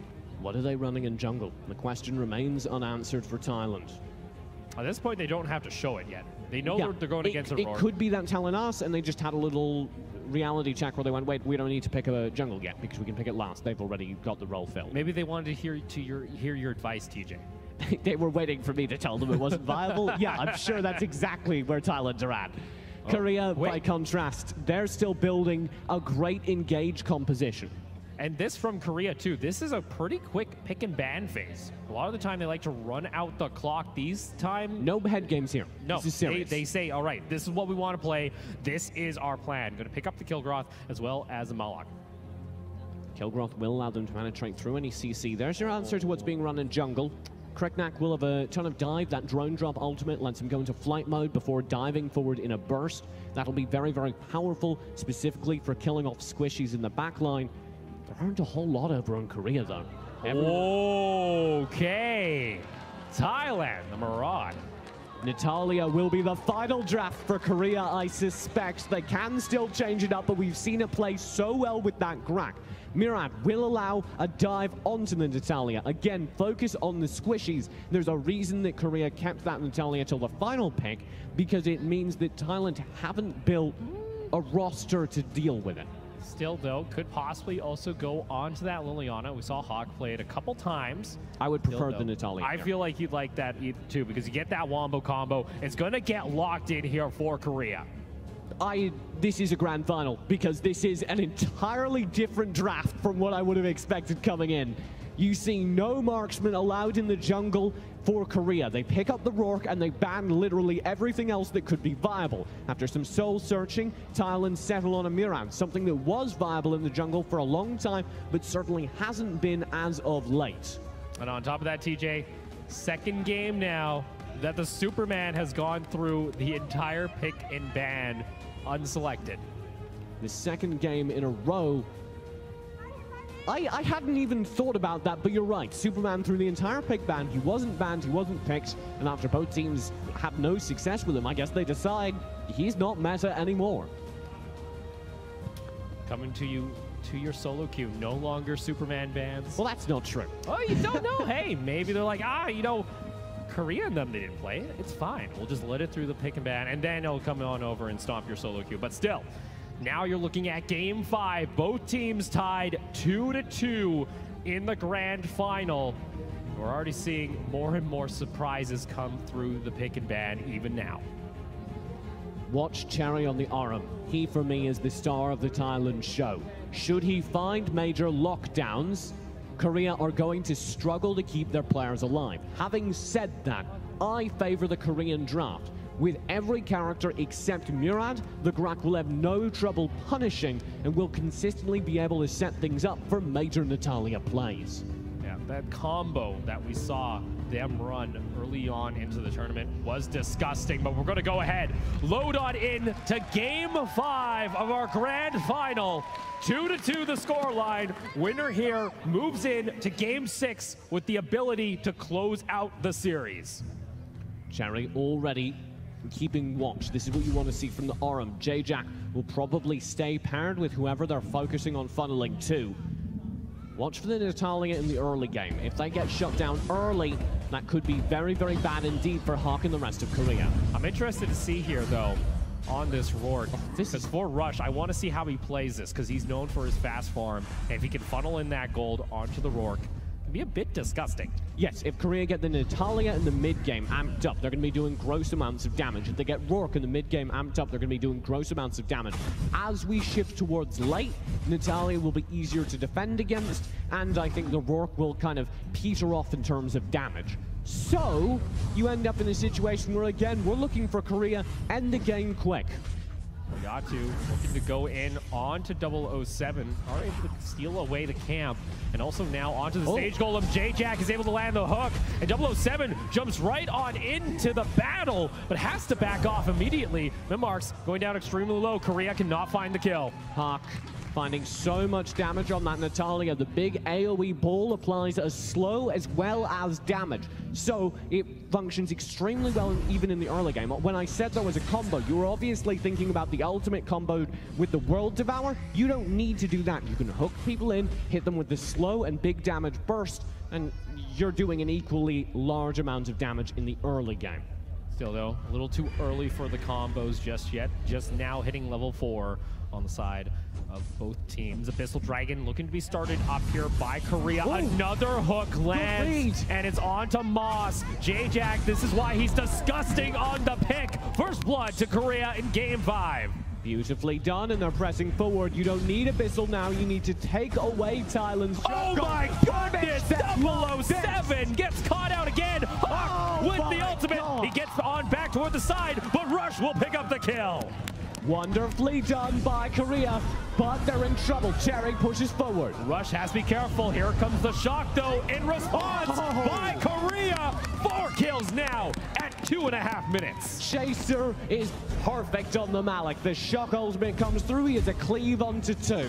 And this is not the start you want from Thailand. And J-Jack, again, we've said this before, it's nasty, the hooks. The lethal ray there from Hawk as well, knowing exactly what can get over that wall and find major damage. First Abyssal of the game does go to Korea. And this is scary if you're Thailand. You're now looking at a 3,000 gold lead for Korea at 3 minutes. If they're able to continue up this pressure, this game's going to explode out of control, TJ. We said, I'm favoring Korea from the draft, and if this draft works for Korea, it's going to be a very, very quick game indeed. Still looking for the pressure. You have 3 members from Thailand coming on over toward that mid lane. Moss and Mimarks looking to stay as a squad. 007 just looking to farm up so he can come back in toward these fights.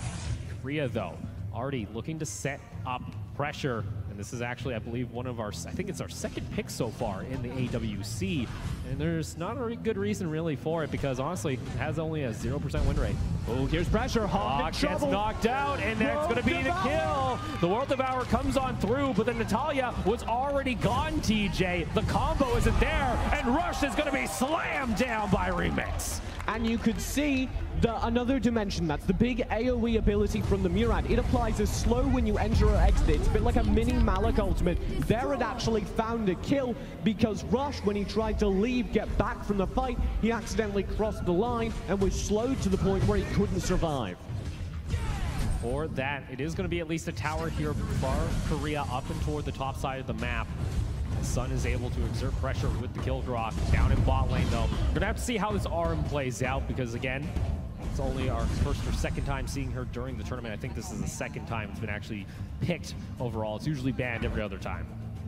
Look at the pressure from Korea, or I think lack thereof. The only pressure is coming from Sun on the kill drop. Everyone else for Korea was just playing safe, resetting in their own jungle.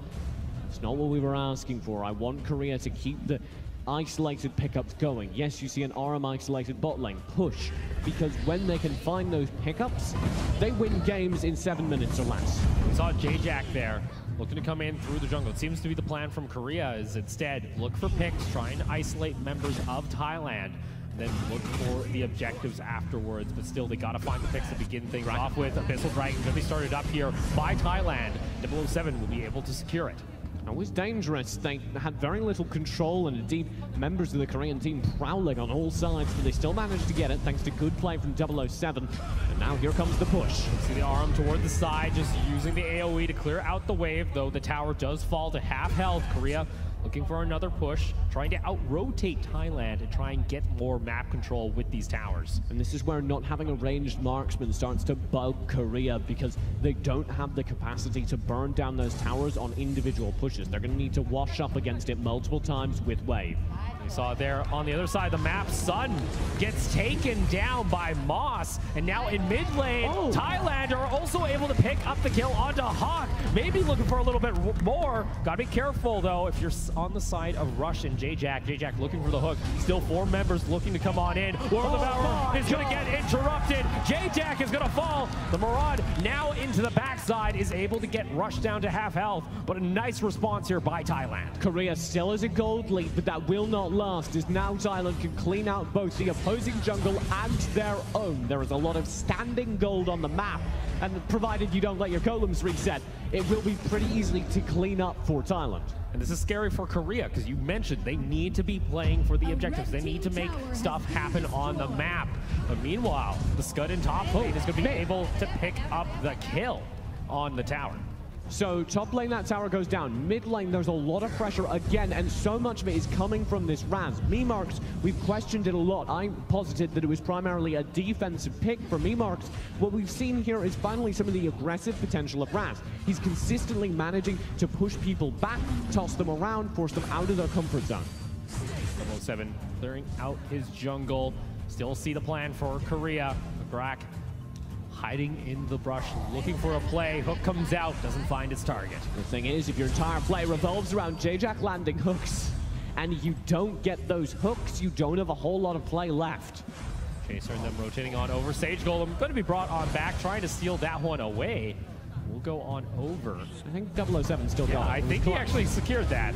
Sun, though, going toe-to-toe down here in the bot lane. This is a tough matchup for him. Oh, Rush almost gets just obliterated. Thailand, they see the opportunity, and Rush gets taken down by Remix, and they pick up the crack. Meanwhile, though, in the mid lane, Hawk gonna get knocked up, dived underneath the tower. Thailand now up 4 kills and take the gold lead after the tower. Memarks, this is brutal. I've yet to see a Raz be this effective, and it's been working outstandingly.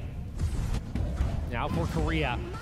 They used to have a gold lead, they used to have the pressure, but Thailand has been able to pick off members. They're starting to play almost the style that Korea wanted to try and do. It's more team fight focused. That's what I've really liked from Thailand. They know their strength. It is these team fights, and they're winning so many of them. During the initial promo reel, we saw Korea mention those team fights, and here they're actually managing to convert them. On top of that is Korea going for these team fights after being chunked a little bit low, because they do get isolated. They get spread out through the jungle, and Thailand see that opportunity. Abyssal Dragon going to be started up here by Thailand. It would require a pretty good steal coming out from Korea. J-Jack, the flicker on over. They go on to Memarks, but he's still pretty healthy at this point. Chaos protection, perfectly timed from Moss to stop that ultimate and reset the fight. There was no way for Korea to continue pushing. It feels like for Thailand, they have the answers here. Cherry going to go toe-to-toe with 3 members of Korea. The hook brings him back underneath the tower, but the rest of Thailand are coming on through. But see the health bars, TJ. It's a trade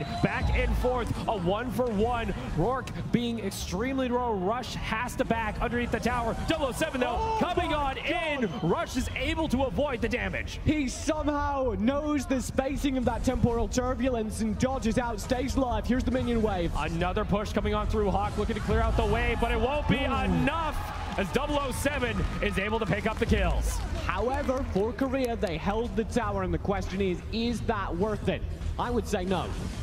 Gonna go ahead, clear back in toward his jungle. We're starting to see Korea disassemble, starting not to be able to hold themselves up, it would seem, after a confident start. Thailand are able to strike back here in Game 5. And looking to just reverse this entire series. Repeatedly, they've managed to guarantee themselves team fights decided by their own initiation. Korea need to start landing more hooks and need to have the map awareness to know that this is happening. You got the kill, Groff. J-Jack north, over toward the side. Sun is coming on over. J-Jack now going to come in for the answer. Thailand are not able to pick up the Dark Slayer. Sun, though, gets taken out toward the side. Knock up onto J-Jack. Now stuck in toward the jungle. Moss will get the kill. And now Thailand have an option. Go for the top tier tower or go for this Dark Slayer. This is Thailand's game to lose. I want to see some towers, then you reset for the Slayer. Rush will hold. Rush trying to hold underneath the tower. You see 007 just jumping on in. Hawk uses his ultimate. Moss is still alive. But the second tier tower is going to fall. Now reset to Slayer. During this time, you've just gotten another kill, another tower, get the Slayer, and you're guaranteed at least 2 more, probably a high ground. This is Thailand's game to lose. No one around the Dark Slayer for Korea. This is going to be a free take by Thailand. And now looking to put down the pressure onto Korea and start opening up the base. Remix will be playing safe in the bot lane, content in the knowledge his allies are getting the Slayer, and this Malik pressure from Chaser cannot last long. Abyssal Dragon is being leashed out here. Korea just staying back. But I don't want to see them turtle so hard that they start looking like other teams that haven't been able to come back after falling down in the deficit. 007. Korea brutally Korea don't specialize in coming back. We've seen them struggle when the games go long. This game is well past its expiration date for Korea. It all comes through to these next few fights. They need to win them decisively. You see 007 just jumping on in. Towers taken down on the other side of the map, but Thailand are still looking for the play. J-Jack's ultimate is down, almost gets taken out, but the high ground tower is now theirs for the taking. Hawk tries to clear out the wave. You got members just throwing themselves onto the minions, but it might not be enough for Korea. They're able to hold the high ground, but they have to back off. J-Jack has not been landing as my, okay, Remix can't be doing this. Rush is able to find the shutdown, get himself some gold. But the tower does fall. A high ground down at the bottom side of the map for Korea. So now Korea, their base has been exposed, especially on toward the bot side of the map, where now Thailand can now exert pressure into the top lane or the mid lane. Sure, you're able to try and catch out Cherry, but is that truly worth it? Because look how long they can stall out this fight. Korea are stuck into a choke point. J-Jack's also gonna fall on down. Sure, Sun is able to run away, but that's another 2 kills for Thailand. You don't stall out Aram. Aram stalls out you. The snare lands. She has infinite lifesteal. There is nothing you can do till it ends, and Thailand arrive to claim their prize. In this case, it looks to be another tower. Looking for this mid lane tier 2. You have the Scud all the way down in bot lane, looking to try and pressure, just clearing out the jungle as Thailand are now siphoning the gold away from Korea. The standing gold on their side of the map, they can't even get a hold of. Hawk has to be careful. And we're gonna go ahead and have our first pause of our grand final. I wonder, I don't know who it's from yet, but I do wonder, because it has to be tech issues at this point. I'm so in awe of how well Thailand have managed to adapt this. Yeah, it looks like it is on the side of Korea. It looks like it might be a comms issue, so we're going to go ahead and get that sorted. You want to be able to communicate with your teammates, TJ, especially during those team fights that obviously you're not wanting to take, but Thailand have just been forcing them. Yeah, I can't quite make out what it is yet. But we have had communications issues earlier today, so totally could be that, and I assume it is. It seems to be resolved as the admins are backing off from the stage. Yeah, it looks like Korea looking to get themselves back into the game. Thailand still sitting pretty calm over on their side of the stage, though. You can see them just going to go ahead, take a quick drink. Korea, though, still looking a little bit nervous. These are pretty somber faces, as it would seem. I can see them from here. We're back in the game. Game 5 back underway, and Thailand are going to be able to take down the second tier tower in mid lane. 007 just over toward the side. Korea looking to try and defend. The pause did not pause the inevitable, it would seem, as Thailand pick up yet another kill. Remix gets taken on down. They are able to trade back the kill, but Rush is almost taken out by 007, is able to get back to safety. We can see the pressure coming yet again from Thailand. Thailand again are on the brink of claiming this game, but they don't quite have enough. Korea will have 3 members to defend this tower. But you see, this is Korea's style when they become desperate. They just look to pile on bodies onto the minion wave. But they can't keep on doing it, because guess what? Minions have now started through the bot lane. The core is exposed. J-Jack gonna get taken on down as V-Marks is gonna pick up, once again, another kill. Korea clearing out waves left and right, but the towers are slowly falling. 4 members to defend for Korea. Here's the push against the high ground. 007 jumping into the base will back off. Sun trying to just jump on in. You see the game plan, TJ, from Korea. It's just keep throwing yourselves at Thailand until something happens. But it seems it's not working out well. They did find enough damage there for a moment. Thailand need to reset, but it is going to be only a moment, because the next wave is through already. One wave falls, another one comes on in, and Thailand just rotate on over to that tower, apply a little bit of damage. And the issue now for Korea is they're getting stuck in the base. They're not picking up any jungle gold on their side of the map if they keep turtling like this. Well, we're nearing the 15-minute mark. This is where the levels are going to start to max out on both sides, and the gold maybe evens out. There have famously been some comebacks mounted from games like this. But it's going to take a while. We're going to need to be here till the 20-minute mark before the gold is maxed out on both sides. So that is the play. It would seem 007 going to go ahead and take back the Abyssal Dragon. The Marks able to dodge away from the hook. And Thailand looking to operate on a 2-2-1 push. Apply pressure from every lane with Moss rotating, it would seem. Still J-Jack in the mid lane, look to clear out the minions. 007 just poking in on some of the damage. They have some decent wave clear on the side of Korea. Thailand, they might just go for the play. Korea need to play this perfectly, and Chaser might be caught out. Gets a decent amount of damage dealt onto him. Chaser's caught out toward the side. Shock gonna come on down. Those are big old try and zone away the side of Thailand. He's gonna have to back off toward his base. Look at Cherry. Look at that health bar. How tanky he has become. Sure, Rourke is able to go out toward the top side of the map, clear back the minion wave, but Thailand, they are not stopping. Yeah, and here's the pressure from the bot lane. Memarks. I'm getting PTSD from a certain Thailand game last time, where we saw a key member just dive into an exposed base against Korea. That may happen again. Look at the push coming on through. Sun is almost taken on down. Has to back off. Hook onto 007. He's able to escape. J-Jack not able to land the World Devourer. The tower will still stand though, TJ, as Korea are able to fight back. 007 though, he takes down Rush. And there is no answer. Yes, that tower still stands, but by a hair's breadth. Anything would blow it over, and the second it does, Korea have 2 lanes of super minions to contend with. You see Minmarks just going for the 1v1 onto Chaser. Shield comes on through. He's going to back off. He has some safety. Look at Sun, though. Has actually snuck his way all the way down towards the bot. This is such a Sun thing to do. It is. He's just trying to exert pressure somewhere on the map, but the issue is if he's shown anywhere, if anything gets vision of him, they're just gonna make the call and go for the base. Yeah, the second he fights minions, they know there's a player missing. And 007 can just walk underneath that tower, like you mentioned. Tap. Give it a quick tap and take that one on down. 2 high ground towers are now taken. And like you mentioned, the Dark Slayer is available for Thailand if they want to try and fully close this game out. I don't know that Korea have the map control to even know. Obviously, they know Dark Slayers. I think right now they're assuming it's being taken. Yes, so they're pushing forward, trying to eke something out, but Thailand are fully aware it's all down to this one fight, and I don't think Korea are going for it. It's only J-Jack that's near, and he can't do anything about this, so Thailand secured once again another Dark Slayer. That was a deep intake of breath for Korea, because this is not looking in your favor. This next team fight needs to be perfect against a Slayer buff with 1 tower remaining. And once you lose this game, TJ, you can't lose anymore. You are on the brink of losing in the grand final. Thailand, after going down 2 games, looking to surge on back, take the game lead and take a hold, bring the hammer into game 6 and look to close it out. 007 looking to go underneath the tower. The Aram is just going to go ahead, try and zone away Korea. Korea, once again, the game plan. Keep throwing yourselves at the minion waves, but you've now lost 2 of these high ground towers. You're going to have to deal with these side lanes soon. Yeah, the super minions are just beginning to arrive, and when they do, Thailand will press in from all sides. Here they go. Looking for the dive underneath. 007 just going to go ahead, clear out the minions. J-Jack not able to land the hook.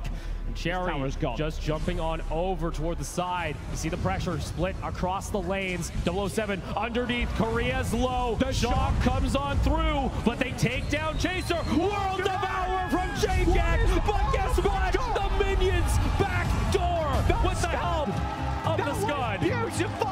Thailand on every single side, just as Korea begins to turn it around. It's all answered back. Beautifully done.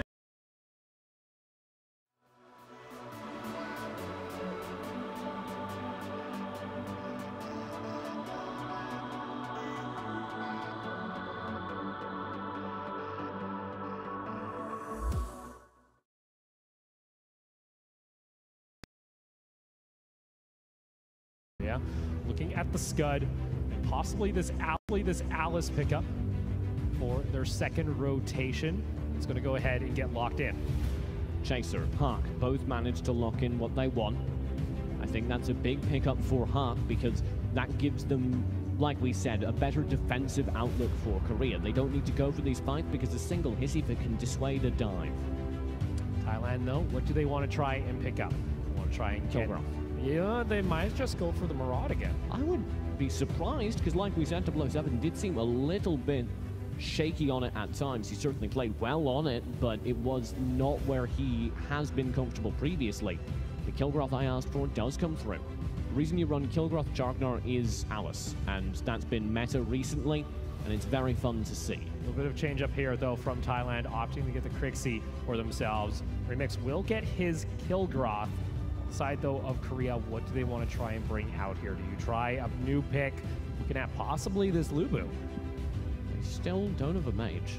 We saw them successfully run without a mage once, but I'd like I said, just play your own game. Go back to default, get a good lane clear mage, it would be a Praetor. Liliana also would work. One of the first times we've seen the Liliana from Hawk in a long time here during the tournament. I think we saw it during group stage in their first series. Haven't seen it for a little bit now. Sun looking at the Tara. Would be a nice pickup once again. Seems a little bit more all-around team comp though for the side of Korea instead of just only funneling it on to Rush. Okay, here's how this composition works. Hissifit sets up the fight. Then you can instantly combo through, using that Liliana to find big damage. Rush hovers in the back of the fight, dumping it out. Sun and Chaser they're going to need to be your two front lines, and that I think is where this Korea team looks to be at their weakest. During a team fight, they lack the HP to really win it, which means they're going to have to do what they do best. This has to be a disengaged game for Korea, not a high kill one, but a slow and steady one, or a fast and brutal one, entirely focused around map control, entirely focused around objectives. So you saw the fist bumps coming out there from Thailand. They're excited. Coaches possibly shaking hands here for the final time, and the possibility of Thailand taking home that trophy here in Game 6. They are one win away for closing out this tournament and taking the 4-2 over Korea. They have to win this game though, or else we go all the way, TJ, to a Game 7. Game 7 would be the best. Would be the best. But you know, for Thailand, they're feeling confident. They have shown themselves to be quite the powerhouse during this series. After dropping the first 2 games, have fought their way back and now are looking to claim the throne. Korea need to find the answer here to Thailand. They've tried it now for 3 games. They only have this final game left before it is all over. We're gonna go ahead, load on in for Game 6 between Korea and Thailand. One thing I'd highlight for Thailand, actually let's highlight several. The danger zone for Korea from Thailand, it all for me is Moss and the Krixie. Moss on the teamie has the potential to resurrect any of the characters they're trying to pick up. We saw this to Korea's benefit when Thailand was trying to play a poke game, pick off individuals. It was oftentimes the teamie with the resurrection that shut down their dreams. Will Moss be able to leverage that here? Well, we're in Game 6. Thailand 3-2 over Korea. Gonna go ahead, start things off with an invade onto the bot side of the map. Rush and J-Jack, of course, gonna answer on back. We're gonna see 007 actually on the slims this time around. Here's the bot lane already. Thailand's playing very aggressive and trying to isolate a player. You can see them really considering the pressure onto that lane. Korea are doing likewise, though. Yeah, we saw that a couple times actually where Sun was punished quite early into the game, and that really hindered Korea because they couldn't really respond anywhere on the map. It felt like Sun sure was taking attention, but honestly, it felt like the rest of the team wasn't trying to pressure other lanes. You already see Remix feeling pretty confident himself in the matchup. Still 3 members of Thailand coming in through that mid lane. Moss can be on the teamie this time around too. And I highlighted that teamie as the major character to watch. I also say, if you're looking for what to shut down, what is the weak point of Thailand, watch this Slims. Because it's not the highest damage marksman in the game by a long shot, and if you're able to punish 007, if you're able to catch him isolated without mobility, you can quite easily find an opening repeatedly for Korea. Mark's just looking to clear out the minions. J-Jack over toward the side, maybe looking for a play. Moss is just going to run directly in with the flicker on forward. 007 landing the flying spear. J-Jack is isolated. Moss sticks on top of him, and first blood goes to Thailand. Sun will have the flank. Rush might have the trade. They do. Hawk comes through with the blinding lights. Hawk is able to trade back a kill. It's a 1-for-1 in the mid lane, but Thailand were able to pick up first blood, find themselves a 500-bit gold lead. You see Sun now trying to go for a 2v1 on the top side of the map. Remix is going to be safe though. Sun going for a 2v1 on Tara is pretty basic. That's what he does. Because I'm about to say, that's like you're lacking. You usually expect a 1v3. You can build the Tara so defensively and so regeneratively that you can occupy resources. And while you're taking 1v3, even if you lose it slowly, the rest of Korea can be pushing elsewhere. Unfortunately, we've seen a Korea that doesn't take advantage of that time because they don't have the map control necessary. see Thailand looking to roam on over. Boss might be caught out. Korea looking to catch them out, and they find 2 members in response after Thailand trying to be a little too aggressive. Cherry's coming on over. He wants to try and focus on to J-Jack, instead opting to just get underneath his tower. And Korea, even moving on forward, 007 though, will be able to pick up the Sage Golem. Abyssal Dragon though, started by Korea. Korea should be able to pick this up uncontested. That is major. Building an early gold lead is how they feel comfortable, confident, and start winning these early trades. But you got to make something else happen, TJ. We've seen this before with Korea. We saw it in Game 4, where they were able to find themselves a kill or 2 early, get a small gold lead, get an Abyssal Dragon. Then Thailand, they just shut them down. They found the team fights. Moss going to try and zone away Sun. Sun already regenning quite a lot there, has his ultimate available, so he'll be able to back off underneath the turret just fine. It's not just about the fights, though, because Sun pushes forward, sees 3 there, he gets that information out, and the rest of Korea can play accordingly. They will have the flank here on this top lane. Want to go for the flank. J-Jack leading the charge, wants to find the stun, is able to land onto 007. That's the main target. Able to get it down. Rush just needs to finish him off with an auto attack, but he gets stunned. But Hawk will find the kill. Remix just survives. But that was beautifully played. The push from Sun gets knowledge of 3 people there. They will now get the tower because they instantly had the flank ready to go. Baited out the resurrection ultimate from Moss and punished it hard. And that is going to be their first tower of the game for Korea. A 1,300 gold lead. They get some pressure toward the top side of the map. Keep the ball rolling. Keep up their momentum, and then they can maybe take this game 6. Rush, Hawk, and J-Jack will now group towards the mid lane. They want to use Rush's damage, amp him up early so that he can melt them. See the pressure coming on through. Rush just going through the jungle, even coming on over with J-Jack, who's already started up the Sage Golem. Gonna go ahead, take that one down. 3 members of Korea stealing away the jungle camps. 007 won't have anything to farm. Nice little invade, gives them a little bit extra gold. And that little bit of extra gold can go a very, very long way, especially on the player it's being focused on, Rush. You can see he's already level 8, leading the field. And that's very important. Get him out ahead, and Korea wins game. J-Jack over toward the side. Has to be a little bit careful if he gets caught out there. Does have the Hissy Fit available if he wants to try and zone back Thailand. They were looking for a play. The Flying Spear actually did land onto J-Jack. Instead, Remix up toward the top lane, and Korea going to start up the Abyssal Dragon once again. Here's the spear for the poke. This is good pressure from Thailand. They regain control. Boss gets taken down. Being a bro is going to be popped. Gets him back. But Chaser with the flanks. This is the greatness we've seen, TJ. They pick up the kill, and Chaser survives. How on earth does he survive? But he does. Korea, though, we're losing members elsewhere on the map. You can see Sun and Chaser both very low. Sun up top. He's got the healing. He'll stay alive for now.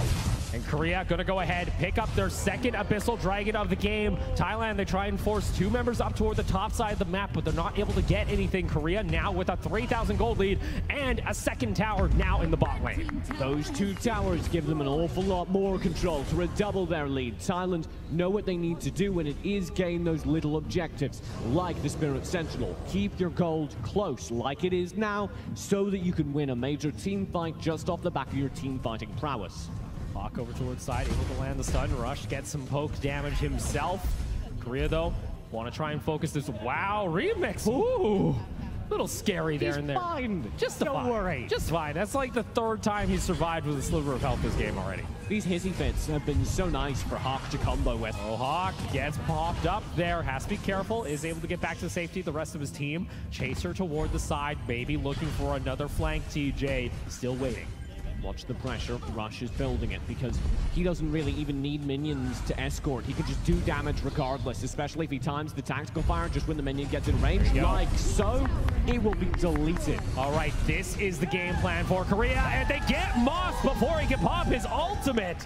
That's the teaming down. That's all the outer tier towers down, and Sun is proxying the wave. Korea, they have stepped another up. tower. This is what we wanted to see here in Game 6 to try and keep their grand hope alive as Rush guns them down. Why is Sun so tanky? I don't actually need that question answered. He's just playing his play style, and Korea seem to have finally reset to their own home game.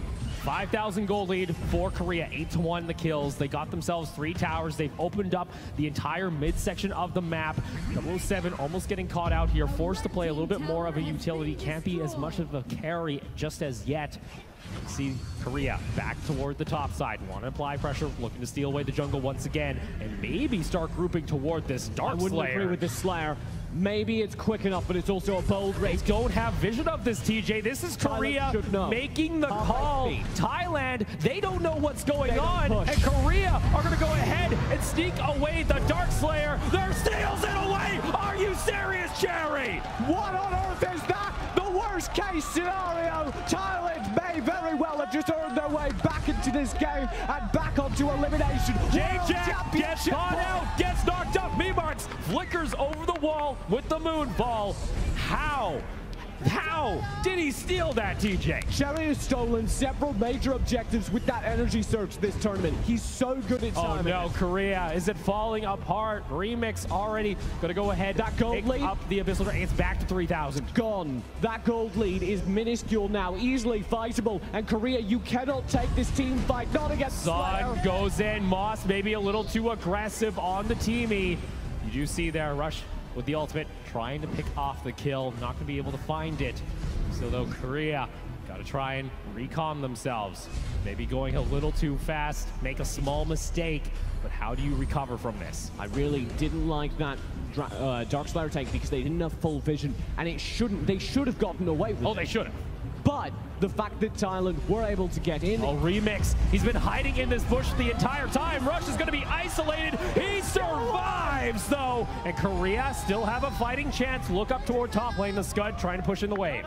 Chaser keeps the pressure going on the other side of the map, forcing Thailand to stay tethered to their base. The fact that Rush survives means that they're still safe because Rush is who they're focusing on building. Gonna go ahead, take the Spirit Sentinel for themselves. You see Thailand, though, grouped up together, acting as a squad. They understand this is where they have won games, going for these team fights. Win the team fights, especially as we get towards the late game. Thailand will begin to pressure for them, and Korea don't have a whole lot they can answer that with because now they're pressing against a high ground, and they just need to take and win a team fight. Sun gonna go toe-to-toe with Remix. Can't do a whole lot at the moment. Just looking to pressure him on back.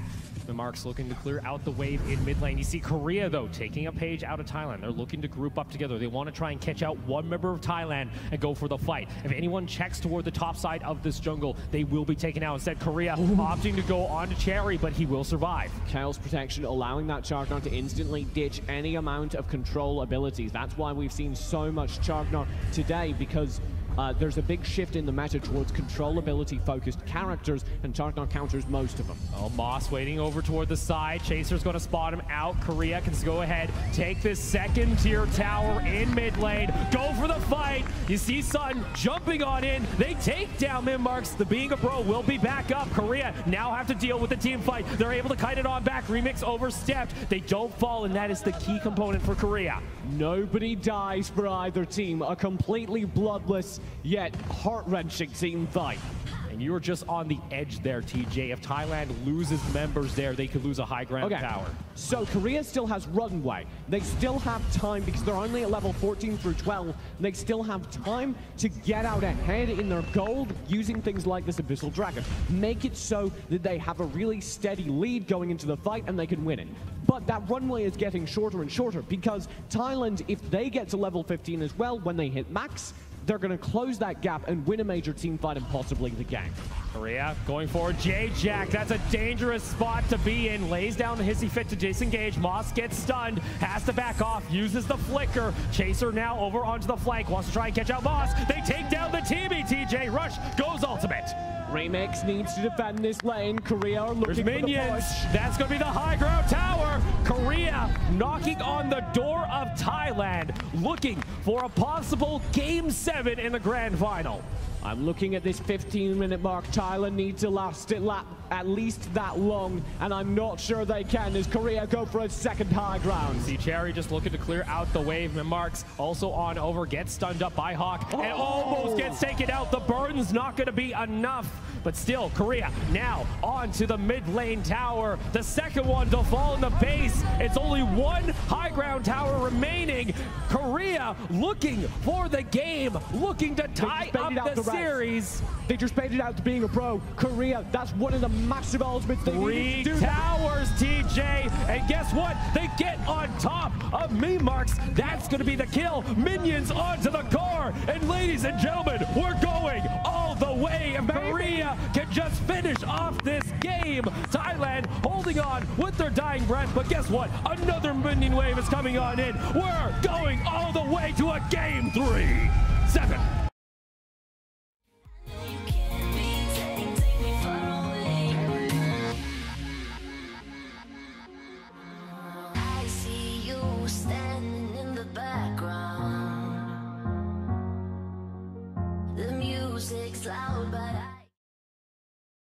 They secure the Tara for defense and the Juggernaut to get through Jae-Jack.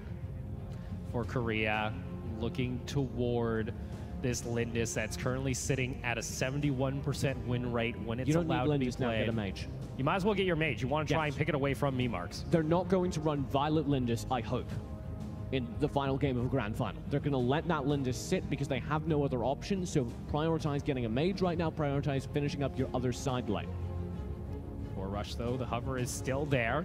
What does Korea want to opt into? Do you want to try and pick up that mage? Like you mentioned, the Liliana did some decent work for Hawk, was able to land a lot of those stuns when needed, was able to follow up with the team fight when it came from Jae-Jack. I like the Kilgroth. Might be opting to get the Kilgroth early for Sun. Kilgroth plus mage makes me happy because, especially if it's the Liliana that's a little bit targeted, the Kilgroth, of course, is the counter to Alice. Rush is going to have his Lindis locked in. Kilgroth going to be followed up here for Korea, for Thailand. What do they want to finish off this composition with? What do they want to take into Game 7 against Korea and Rush's Lindis? Marks gets his choice of mage, and I suspect it will be Liliana. But for me, I want to see what Remix is playing. You have, I assume this will be Juggernaut over on Moss played in the support role. And we've seen consistently it'll probably be Cherry over on the tankier character, the Tara. At that point, you need something else to play lane. And it will be, oh yes, Remix playing one of his deadliest characters, the Irie. The Irie being the hovered here. Preta, other option here for Marks if they wanted to lock it in. That would be odd for me. Thailand do play a very good Preta, but I think they should be looking for a little bit more mobility. The thing about Preta is he requires setup, and they don't have a lot of control to give them that opportunity. I feel like Rush would be happy to go to that mid lane often because he likes to do that with the Lindis, farm up, and then go pretty much drive by mid lane and pick up kills. That's pretty much how he operates on this Lindis. For Sun, though, looking to lock in the mage here for Korea, currently hovering over the Liliana. No, I think that's the right pick. Give yourself a little bit extra dive. And Korea, I favor them coming out of the draft. They get Rush on, I think, his best character. They get Sun with the ability to dive the backline. They get Jae-Jack on Alice. I see Korea as the world champions. Still, though, a game to be played. And still Liliana to get locked in for Korea instead. Taking their time during this pick and ban. Coach just trying to calm down the players. Say, all right, guys, you know what? We're heading into Game 7. This is it. This is what you've played for this entire season. Now locking in that Liliana, your final pick, your final lock-in for the World Cup. Months of preparation, 2 weeks of play here, several in the boot camp. We've narrowed it down to 2 teams and 1 more game. Our final handshake of the World Cup from the coaches as we head in to our final game of our grand final. The composition's locked in, TJ. The story will be told. There is no way around that. Like I said, I favor Korea out of this draft. However, if Thailand are able to play aggressive right off the bat, gain the gold lead, particularly with the Preta, they're going to be able to farm very well in lane because of his good lane clear. That's what I want to see Thailand do. get the lane, get the early advantage. Don't let Korea play that separated playstyle where they're constantly picking off your isolated players. Team set and focus. We're going to be loading on into the game quite shortly. It's been a long tournament so far here from California, here at the TCL Chinese Theater. We are about to crown our first Arena of Valor World Cup champion. Thailand, for me, if there is a turnaround, it is the fact that so many of their characters here are tanky. So many of their characters can survive a burst of damage, a burst of pressure onto them. That's what Korea, we set them up as looking for. If they do look for that, the Chagnar, the Tara, the Irie on Remix, they can all survive that. We're going to go ahead, get into the game. Only one squad will be able to hoist the trophy, TJ, and take home the glory as our champions. Game 7, 3-3, a perfectly balanced grand finals, as they all should be. We're going to go ahead, get on in. Thailand, Korea, 3-3, one game to decide it.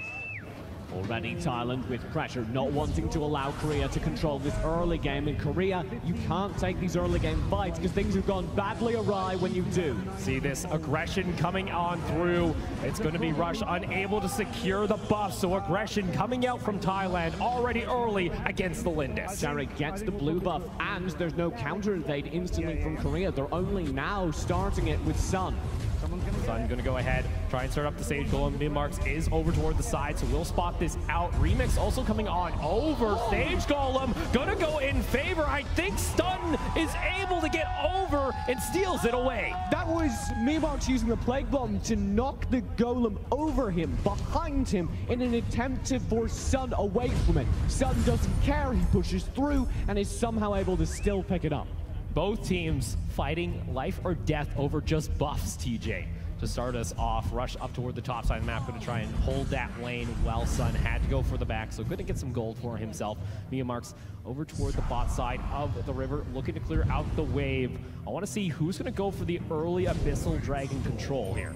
Korea are keeping this gold game close for now. Both jungles have mostly been cleared out, so the initial exchange, we oftentimes say if you're able to get 3+ buffs, you've won the initial exchange, you're going to win the early game.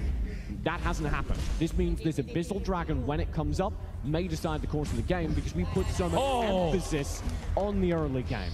Here's the Abyssal. Even a simple monster camp just being taken away by Mid-Marks could be crucial. Abyssal Dragon going to be started up here by Thailand. Korean J-Jack wants to come on down. You have the Lindis, you have the Liliana starting to rotate down the river. That's enough to force them off the Abyssal Dragon to restart it. Chaser on toward the flank on the bot side of the map is able to break open Thailand. They're forced to back off. This is what I wanted from Korea. I don't want them taking early fights. I don't want them giving up the Abyssal. Force it to reset, back off, gain jungle elsewhere.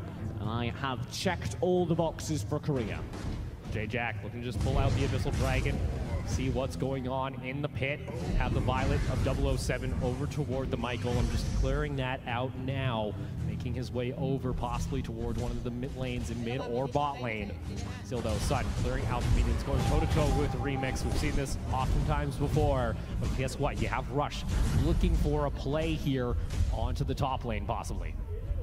Moss will back off from the Abyssal again, resetting it, granting more time. Sun in the top lane, like you say, is just looking to gain pressure, scare the Iron far enough back. They have to play defense with this next major objective fight pops up. This will be a nice rotation actually, because Rush has actually cleared out his jungle, so he'll end onto this Abyssal Dragon in case a fight were to break out. Hawk has to be careful. Moss going toe-to-toe, instead backing off J-Jack, still sticking around the side. Rush is actually rotated back up toward the top lane. TJ looking for the kill, onto Remix. Remix going to pop the ultimate, gets back to safety. That may have sacrificed Abyssal Dragon. They know now that the major damage is elsewhere if 007's looking for the pickup. Yeah, unfortunately, Chaser can't do anything about this. First Abyssal Dragon of Game 7 goes to Thailand.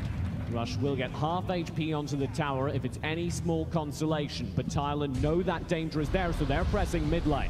Hawk over toward the side, has to be careful. He's able to avoid the damage from the Preta. J-Jack and Rush looking for a play. Top tower. Top tower, though, from Sun is going to be cleaned up here. That's going to bring the gold total back to even. Korea are able to strike for the first tower of the game. A major pickup that brings this game back into reach for Thailand.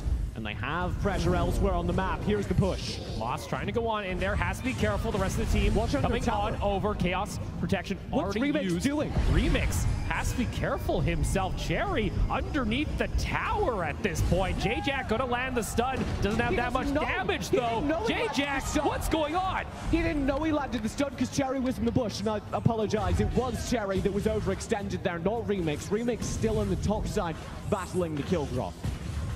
Gonna back off here. Still close to seeing our first blood of Game 7. 5 minutes on the clock. No team striking just yet, but it has been close. Memarks backing toward this mid lane. Gonna go ahead, clear out some more, some of these minions.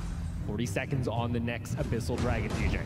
So, to clarify that exchange, you do obviously see your opponent once you apply damage to it. Cherry was in the bush, however, they didn't know that that stun was going to land until it had, which presented limited options for J-Jack, who thought he had much more room to play. When it landed, all of a sudden, he was frighteningly close to Atara.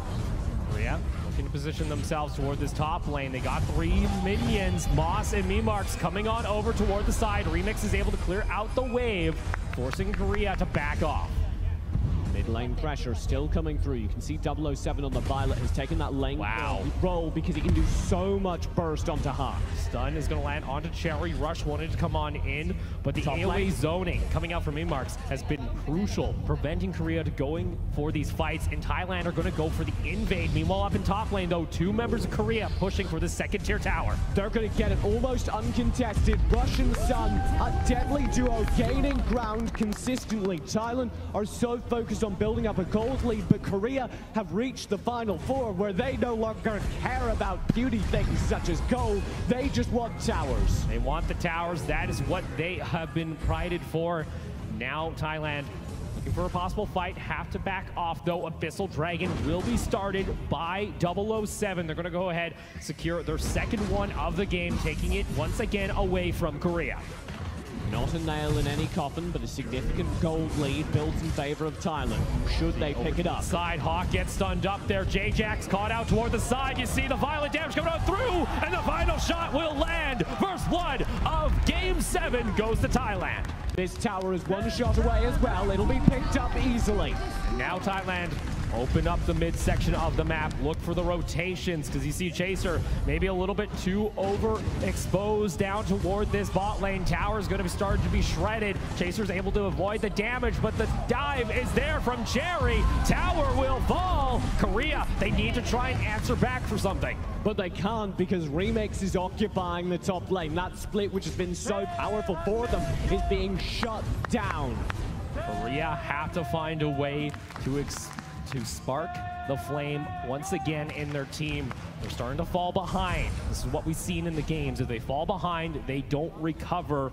Thailand slowly start to take over the map. Korea looking to make a play, looking for a pick onto Thailand. J-Jack, Rush, and Hawk all in mid here. This is unusual for Korea. Yes, they want to stay grouped, but they need this pick more than anything. Watch Cherry. Rush looking for the play. Chaser caught in between. Memarks able to get some damage. 4 members of Thailand in toward this mid lane. Sun having to deal with Remix over toward the side. That's actually going to be Cherry. Yeah, so Cherry was important to that fight because should he lose, it's all over. You see Alice ultimate brought down. No one going for the full commit though, TJ. Still 1 kill only. Cherry toward the top lane, wanted to try and push on back. Instead, going to stay up toward the top side. So what Cherry's just done is entirely changed the dynamic of the game because for the first time, Sun is stifled behind lane. He's not gaining any value from Korea, and that is letting Thailand run rampant over the rest of the map, press further and further forward. In mid lane, Hawk actually took a decent chunk of damage, had to back off, and Thailand can continue to push into the jungle. Use what Korea is good against their opponents with, then push on back. Moss going to go into the mid lane, clear out the wave. Sun still pressuring up toward the top side. The 2 towers are down in that top side for Thailand. Guess what? They don't care. They're just going to go ahead, pick up their 3rd Abyssal Dragon of Game 7. The gold lead tilting in their favor, 2,000 now. Korea want to go ahead and make a play. Sun over behind, going for the flank. Hawk is going to go ahead, flickers on in, lands the stun. They find themselves a kill onto Thailand. Still though, can they pick up anything else? Instead, opting to go in toward the jungle. Do they want to go for this team fight? Rush gets knocked on back, sitting at about half his health. Korea going to go ahead, respect, and back off. Sun will gain a little bit of pressure on the other side though. You can see Korea and this tower focus really beginning to pay off. Gold still pretty close to even, only a 1,400 gold lead. Thailand though, looking to open that up with Cherry. Caught in between the tower as Rush and Sun is both here. On top of that, J-Jack has joined the party. Korea find an overextended member of Thailand. Yet again, now watch Thailand. Remix looks to return, but Sun surely not. Sun gonna go ahead, start this one off, instead backing off, instead resorting to that top lane, applying pressure. Hawk will press further forward in the mid lane. J-Jack joining him. Both of them want to gain some control. You can see this Kilgroth completely split from the other map, and I really like to see that from him, continuing to gain control around the Slayer. Remix though gets caught out there by Rush as he's able to pick up the kill. Now 3 kills in favor of Korea, bring the gold lead ever so slightly back into their favor. Fun fact, Remix and Rush are tied for MVP. That's actually Memarks, sorry, for Thailand and Rush. So the winner here, on top of winning, you know, the World Cup, TJ, also gets the MVP award. Memarks, though, speaking of him, he gets taken down by Korea as they find the pick in the river. The tournament MVP, as well as, of course, the World Cup, decided in this game. Korea want more pressure. They want to gain some jungle, feed it further onto Rush. I said at the beginning of this, his Lindis is terrifying. I fear Thailand and the entire audience here are about to find out why. You see Korea picking up their 4th tower of the game, and finally their first Abyssal Dragon at 11 minutes.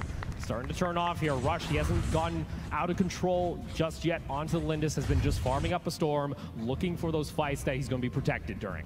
A steady gold lead built now for Korea.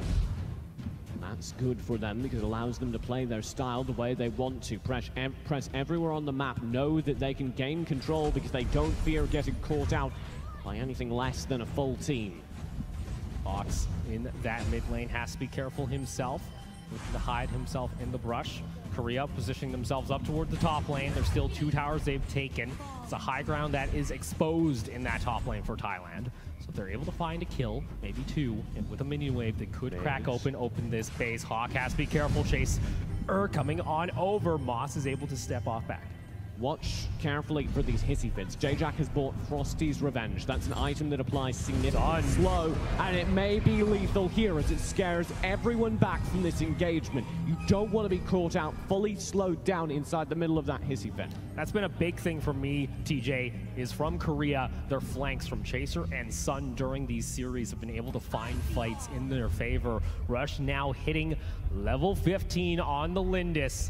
Now Darkslayer becomes a focal point. Yeah, Darkslayer going to be the main focus here. Thailand have 3 members up toward that top side. The Scud has to be careful there for Chaser. They have to back off. The Sun is now taking the Might Golem on the bot side of the map. Remix, though, able to steal it away. And that matters a little bit more than it should, frankly, given how close this game is. Look at the gold, people! It's nearly tied. 33 to 35k. Korea with a slight advantage, and we're nearing a point where that won't even matter. Darkslayer will be positioned from Thailand if they want to go for it, it would seem. Korea still opting to play a little bit safer, waiting for a member of Thailand to overextend, it would seem.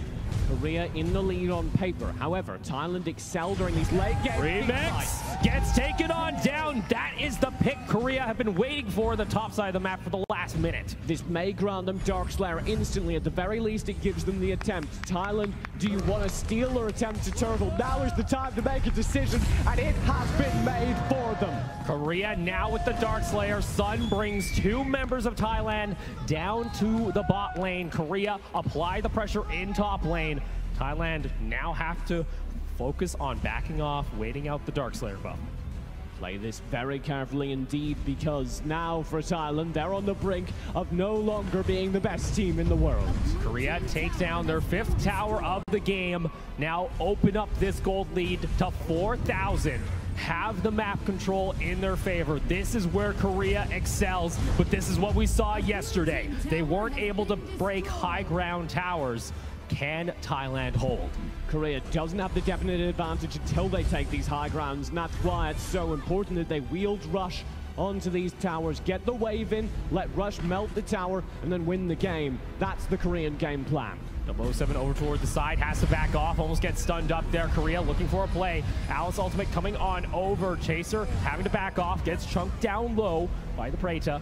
Said backing off. Sun still applying pressure in the side lane. 007 almost gets taken out there. A decent chunk of damage. He's forced to go back to the base. Sun will take the lead.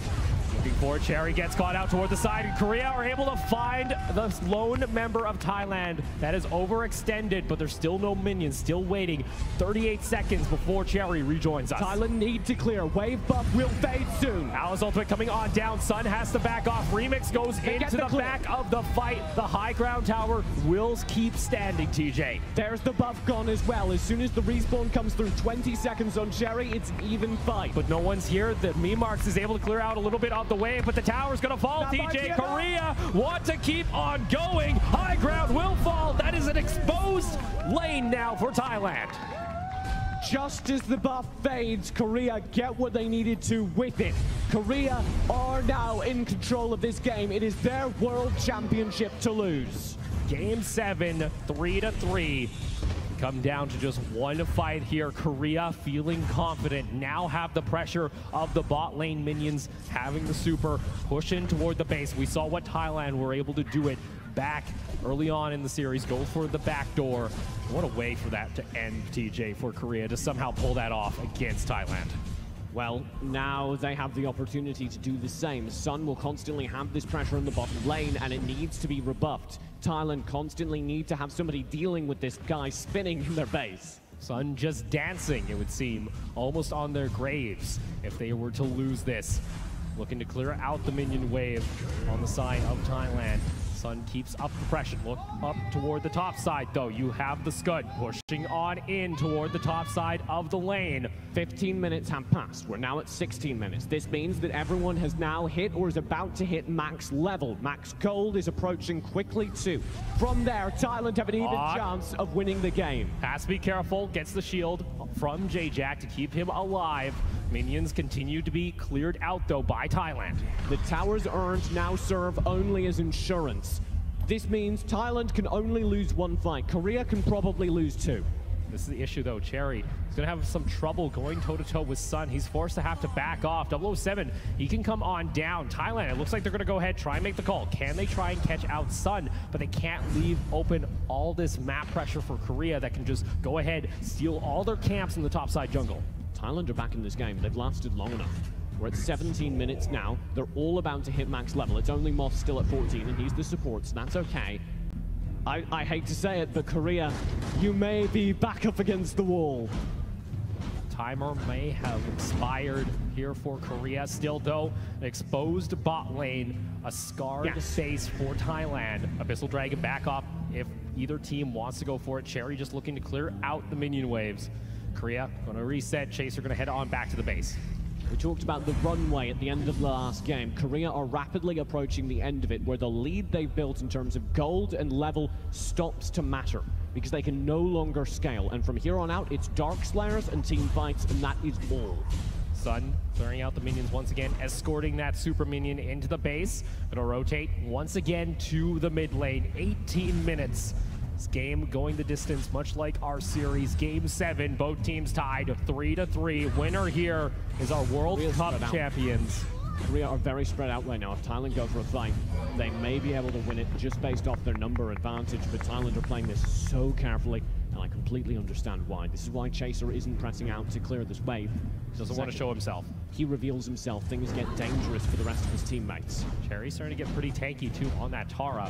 Look at this. We're gonna have a Dark Slayer rejoining in 50 seconds, TJ. Is that the play here for Korea? Wait for this bot lane to push out and then go for the fight? That's why they're getting antsy right now. That's why you saw Sun press a little bit further forward. They want to keep Thailand confined to their base and pick up this Dark Slayer. Thailand are far too smart a team for that to work on, though. They will press out. This is likely the final moments of this World Championship. Moss gonna face check there with the brush. Instead, backing off into the side of the lane. 007 also there too. J-Jack, they want to spring a trap. They want to try and catch out a member of Thailand. They understand. They figured Korea's not anywhere else on the map. We obviously assume they're right there. Moss gets caught out down to half health. Is forced to back off. Korea taking some damage there from me marks. Sun on the flank. Chaser goes for the dive and they pick up the kill. Korea now find two members of Thailand. 007 will also fall. This is the push. They are on the steps of glory, TJ. Now the minions starting to come in onto the base, and Korea are looking to cement themselves in history. Thailand throwing bodies at the minion wave. It doesn't matter. Your World Cup champions are Korea.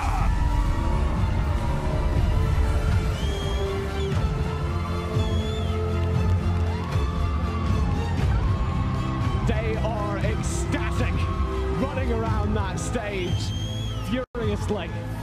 My God, that was the best world final I could have hoped for. We went all the way to Game 7, TJ. Korea, after finding the first two games, you can see the emotion. The team so happy of their victory. They fought to the very end and were able to bring it back on the brink of defeat. On the brink of elimination for 2 games in a row. The amount of pressure they can get to a team at this point is monumental. Teams, though, they understand that was one hell of a series. No matter which way you look at it, these are the 2 best teams in Arena of Valor history, and that is worth something special. Gonna go ahead, get the handshakes ready and going here. Korea still processing it, it would seem. A lot of the players ecstatic, even tears. That shows the amount of emotion, how much these players care about this game. This is the first World Cup champion in the entire world, in the entire history of Arena of Valor. And Korea, well, they've definitely earned it. See highlight plays from all these players. I know, though, these guys are excited. We're gonna go ahead, throw it down to Matt to say a word with our champions. TJ Opal, thank you. Ladies and gentlemen, live here from Los Angeles, put your hands together, please, for Korea!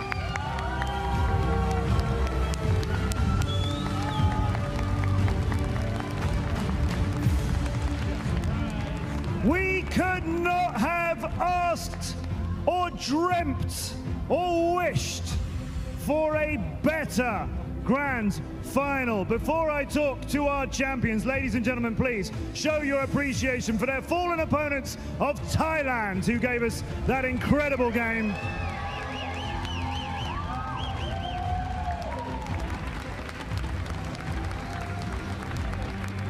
What a contest. Congratulations to you. J-Jack, let's talk about resilience. You had games in this tournament that were some of the most one-sided ones we'd seen, but you lost to Thailand yesterday. You come out here, you take the first 2 games, walked all over them, and then Thailand come back, as we've seen again and again. How did you feel as a team as Thailand started to take rounds away from you? 이게 경기 하나씩 2대0으로 이기고 있었다가 역전 당했을 때 처음에 2대0 할 때까지만 해도 좀 쉽게 가나 싶었는데 그 이후에 3 경기를 내리시면서 정말 힘들었습니다. 하지만 그때 저희 코치님과 사무실 친구들이 잘 보살펴줘서 끝까지 이길 수 있었던 것 같습니다. So when we were winning 2-0, we thought, oh, is it going to be this easy? And then they started coming back, and we were in a very difficult position. But then our coaches and our staff and management came in and gave us some words of encouragement, and it really boosted up our morale, and that's how we were able to win it towards the end. Yeah, a round of applause for everybody who helped this team to that amazing performance. How do you feel right now standing here with this support in front of you? 너무 좋아요. 너무 좋다는 말밖에 할 수가 없을 것 같아요. It's so good right now. I don't think there's any other words that I can say besides that it feels great. And JJ, you're captain of your team. What do you want to say to your comrades who helped you win this title? 이거는 제가 처음 한국 대회에서 했을 때 똑같은 말인데, 친구들아 고생했다. 다음에 RC도 우승하자. So, this is the same thing that I told my friends and comrades when we won in Korea. But guys, you guys worked really hard. You did well. Let's keep going. We expect to see this Korea team keep going. I really hope we do. If we're going to get more contests like that, we will just keep you one moment more from being the champions. As first, ladies and gentlemen, we have to crown our MVP of the entire Arena of Valor World Cup Series. For that, would you please welcome to the stage Winter Zhao, General Manager of Tencent Games Global Publishing.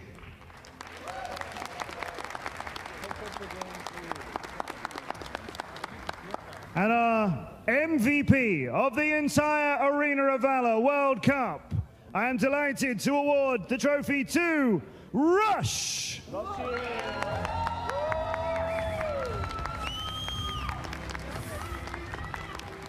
Congratulations, Rush, the MVP.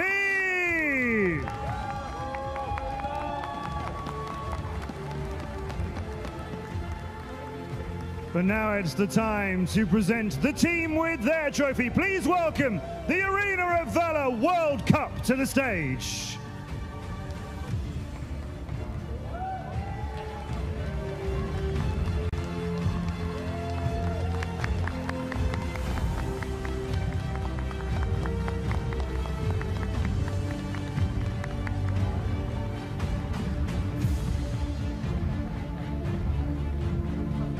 And as the cup makes its way to the stage, please welcome our special guest, Thompson Yi, the Vice President of Tencent Games TV Studios Group.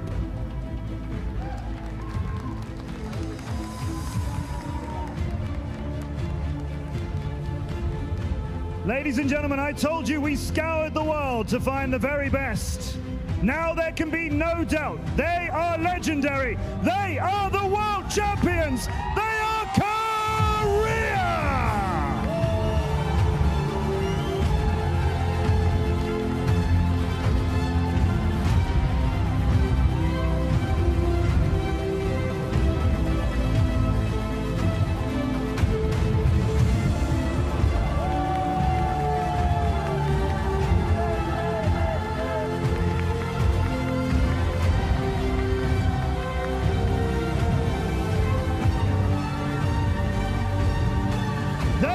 J-Jack, Chaser, Rush, Hack, and Sun. They are the world champions and they are Korea!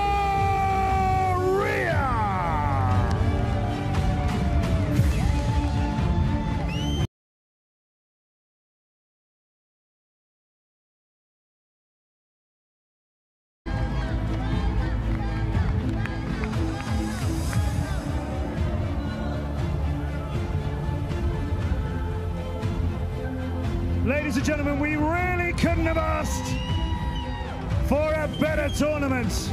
Thank you to everyone who's joined us for the Arena of Valor World Cup.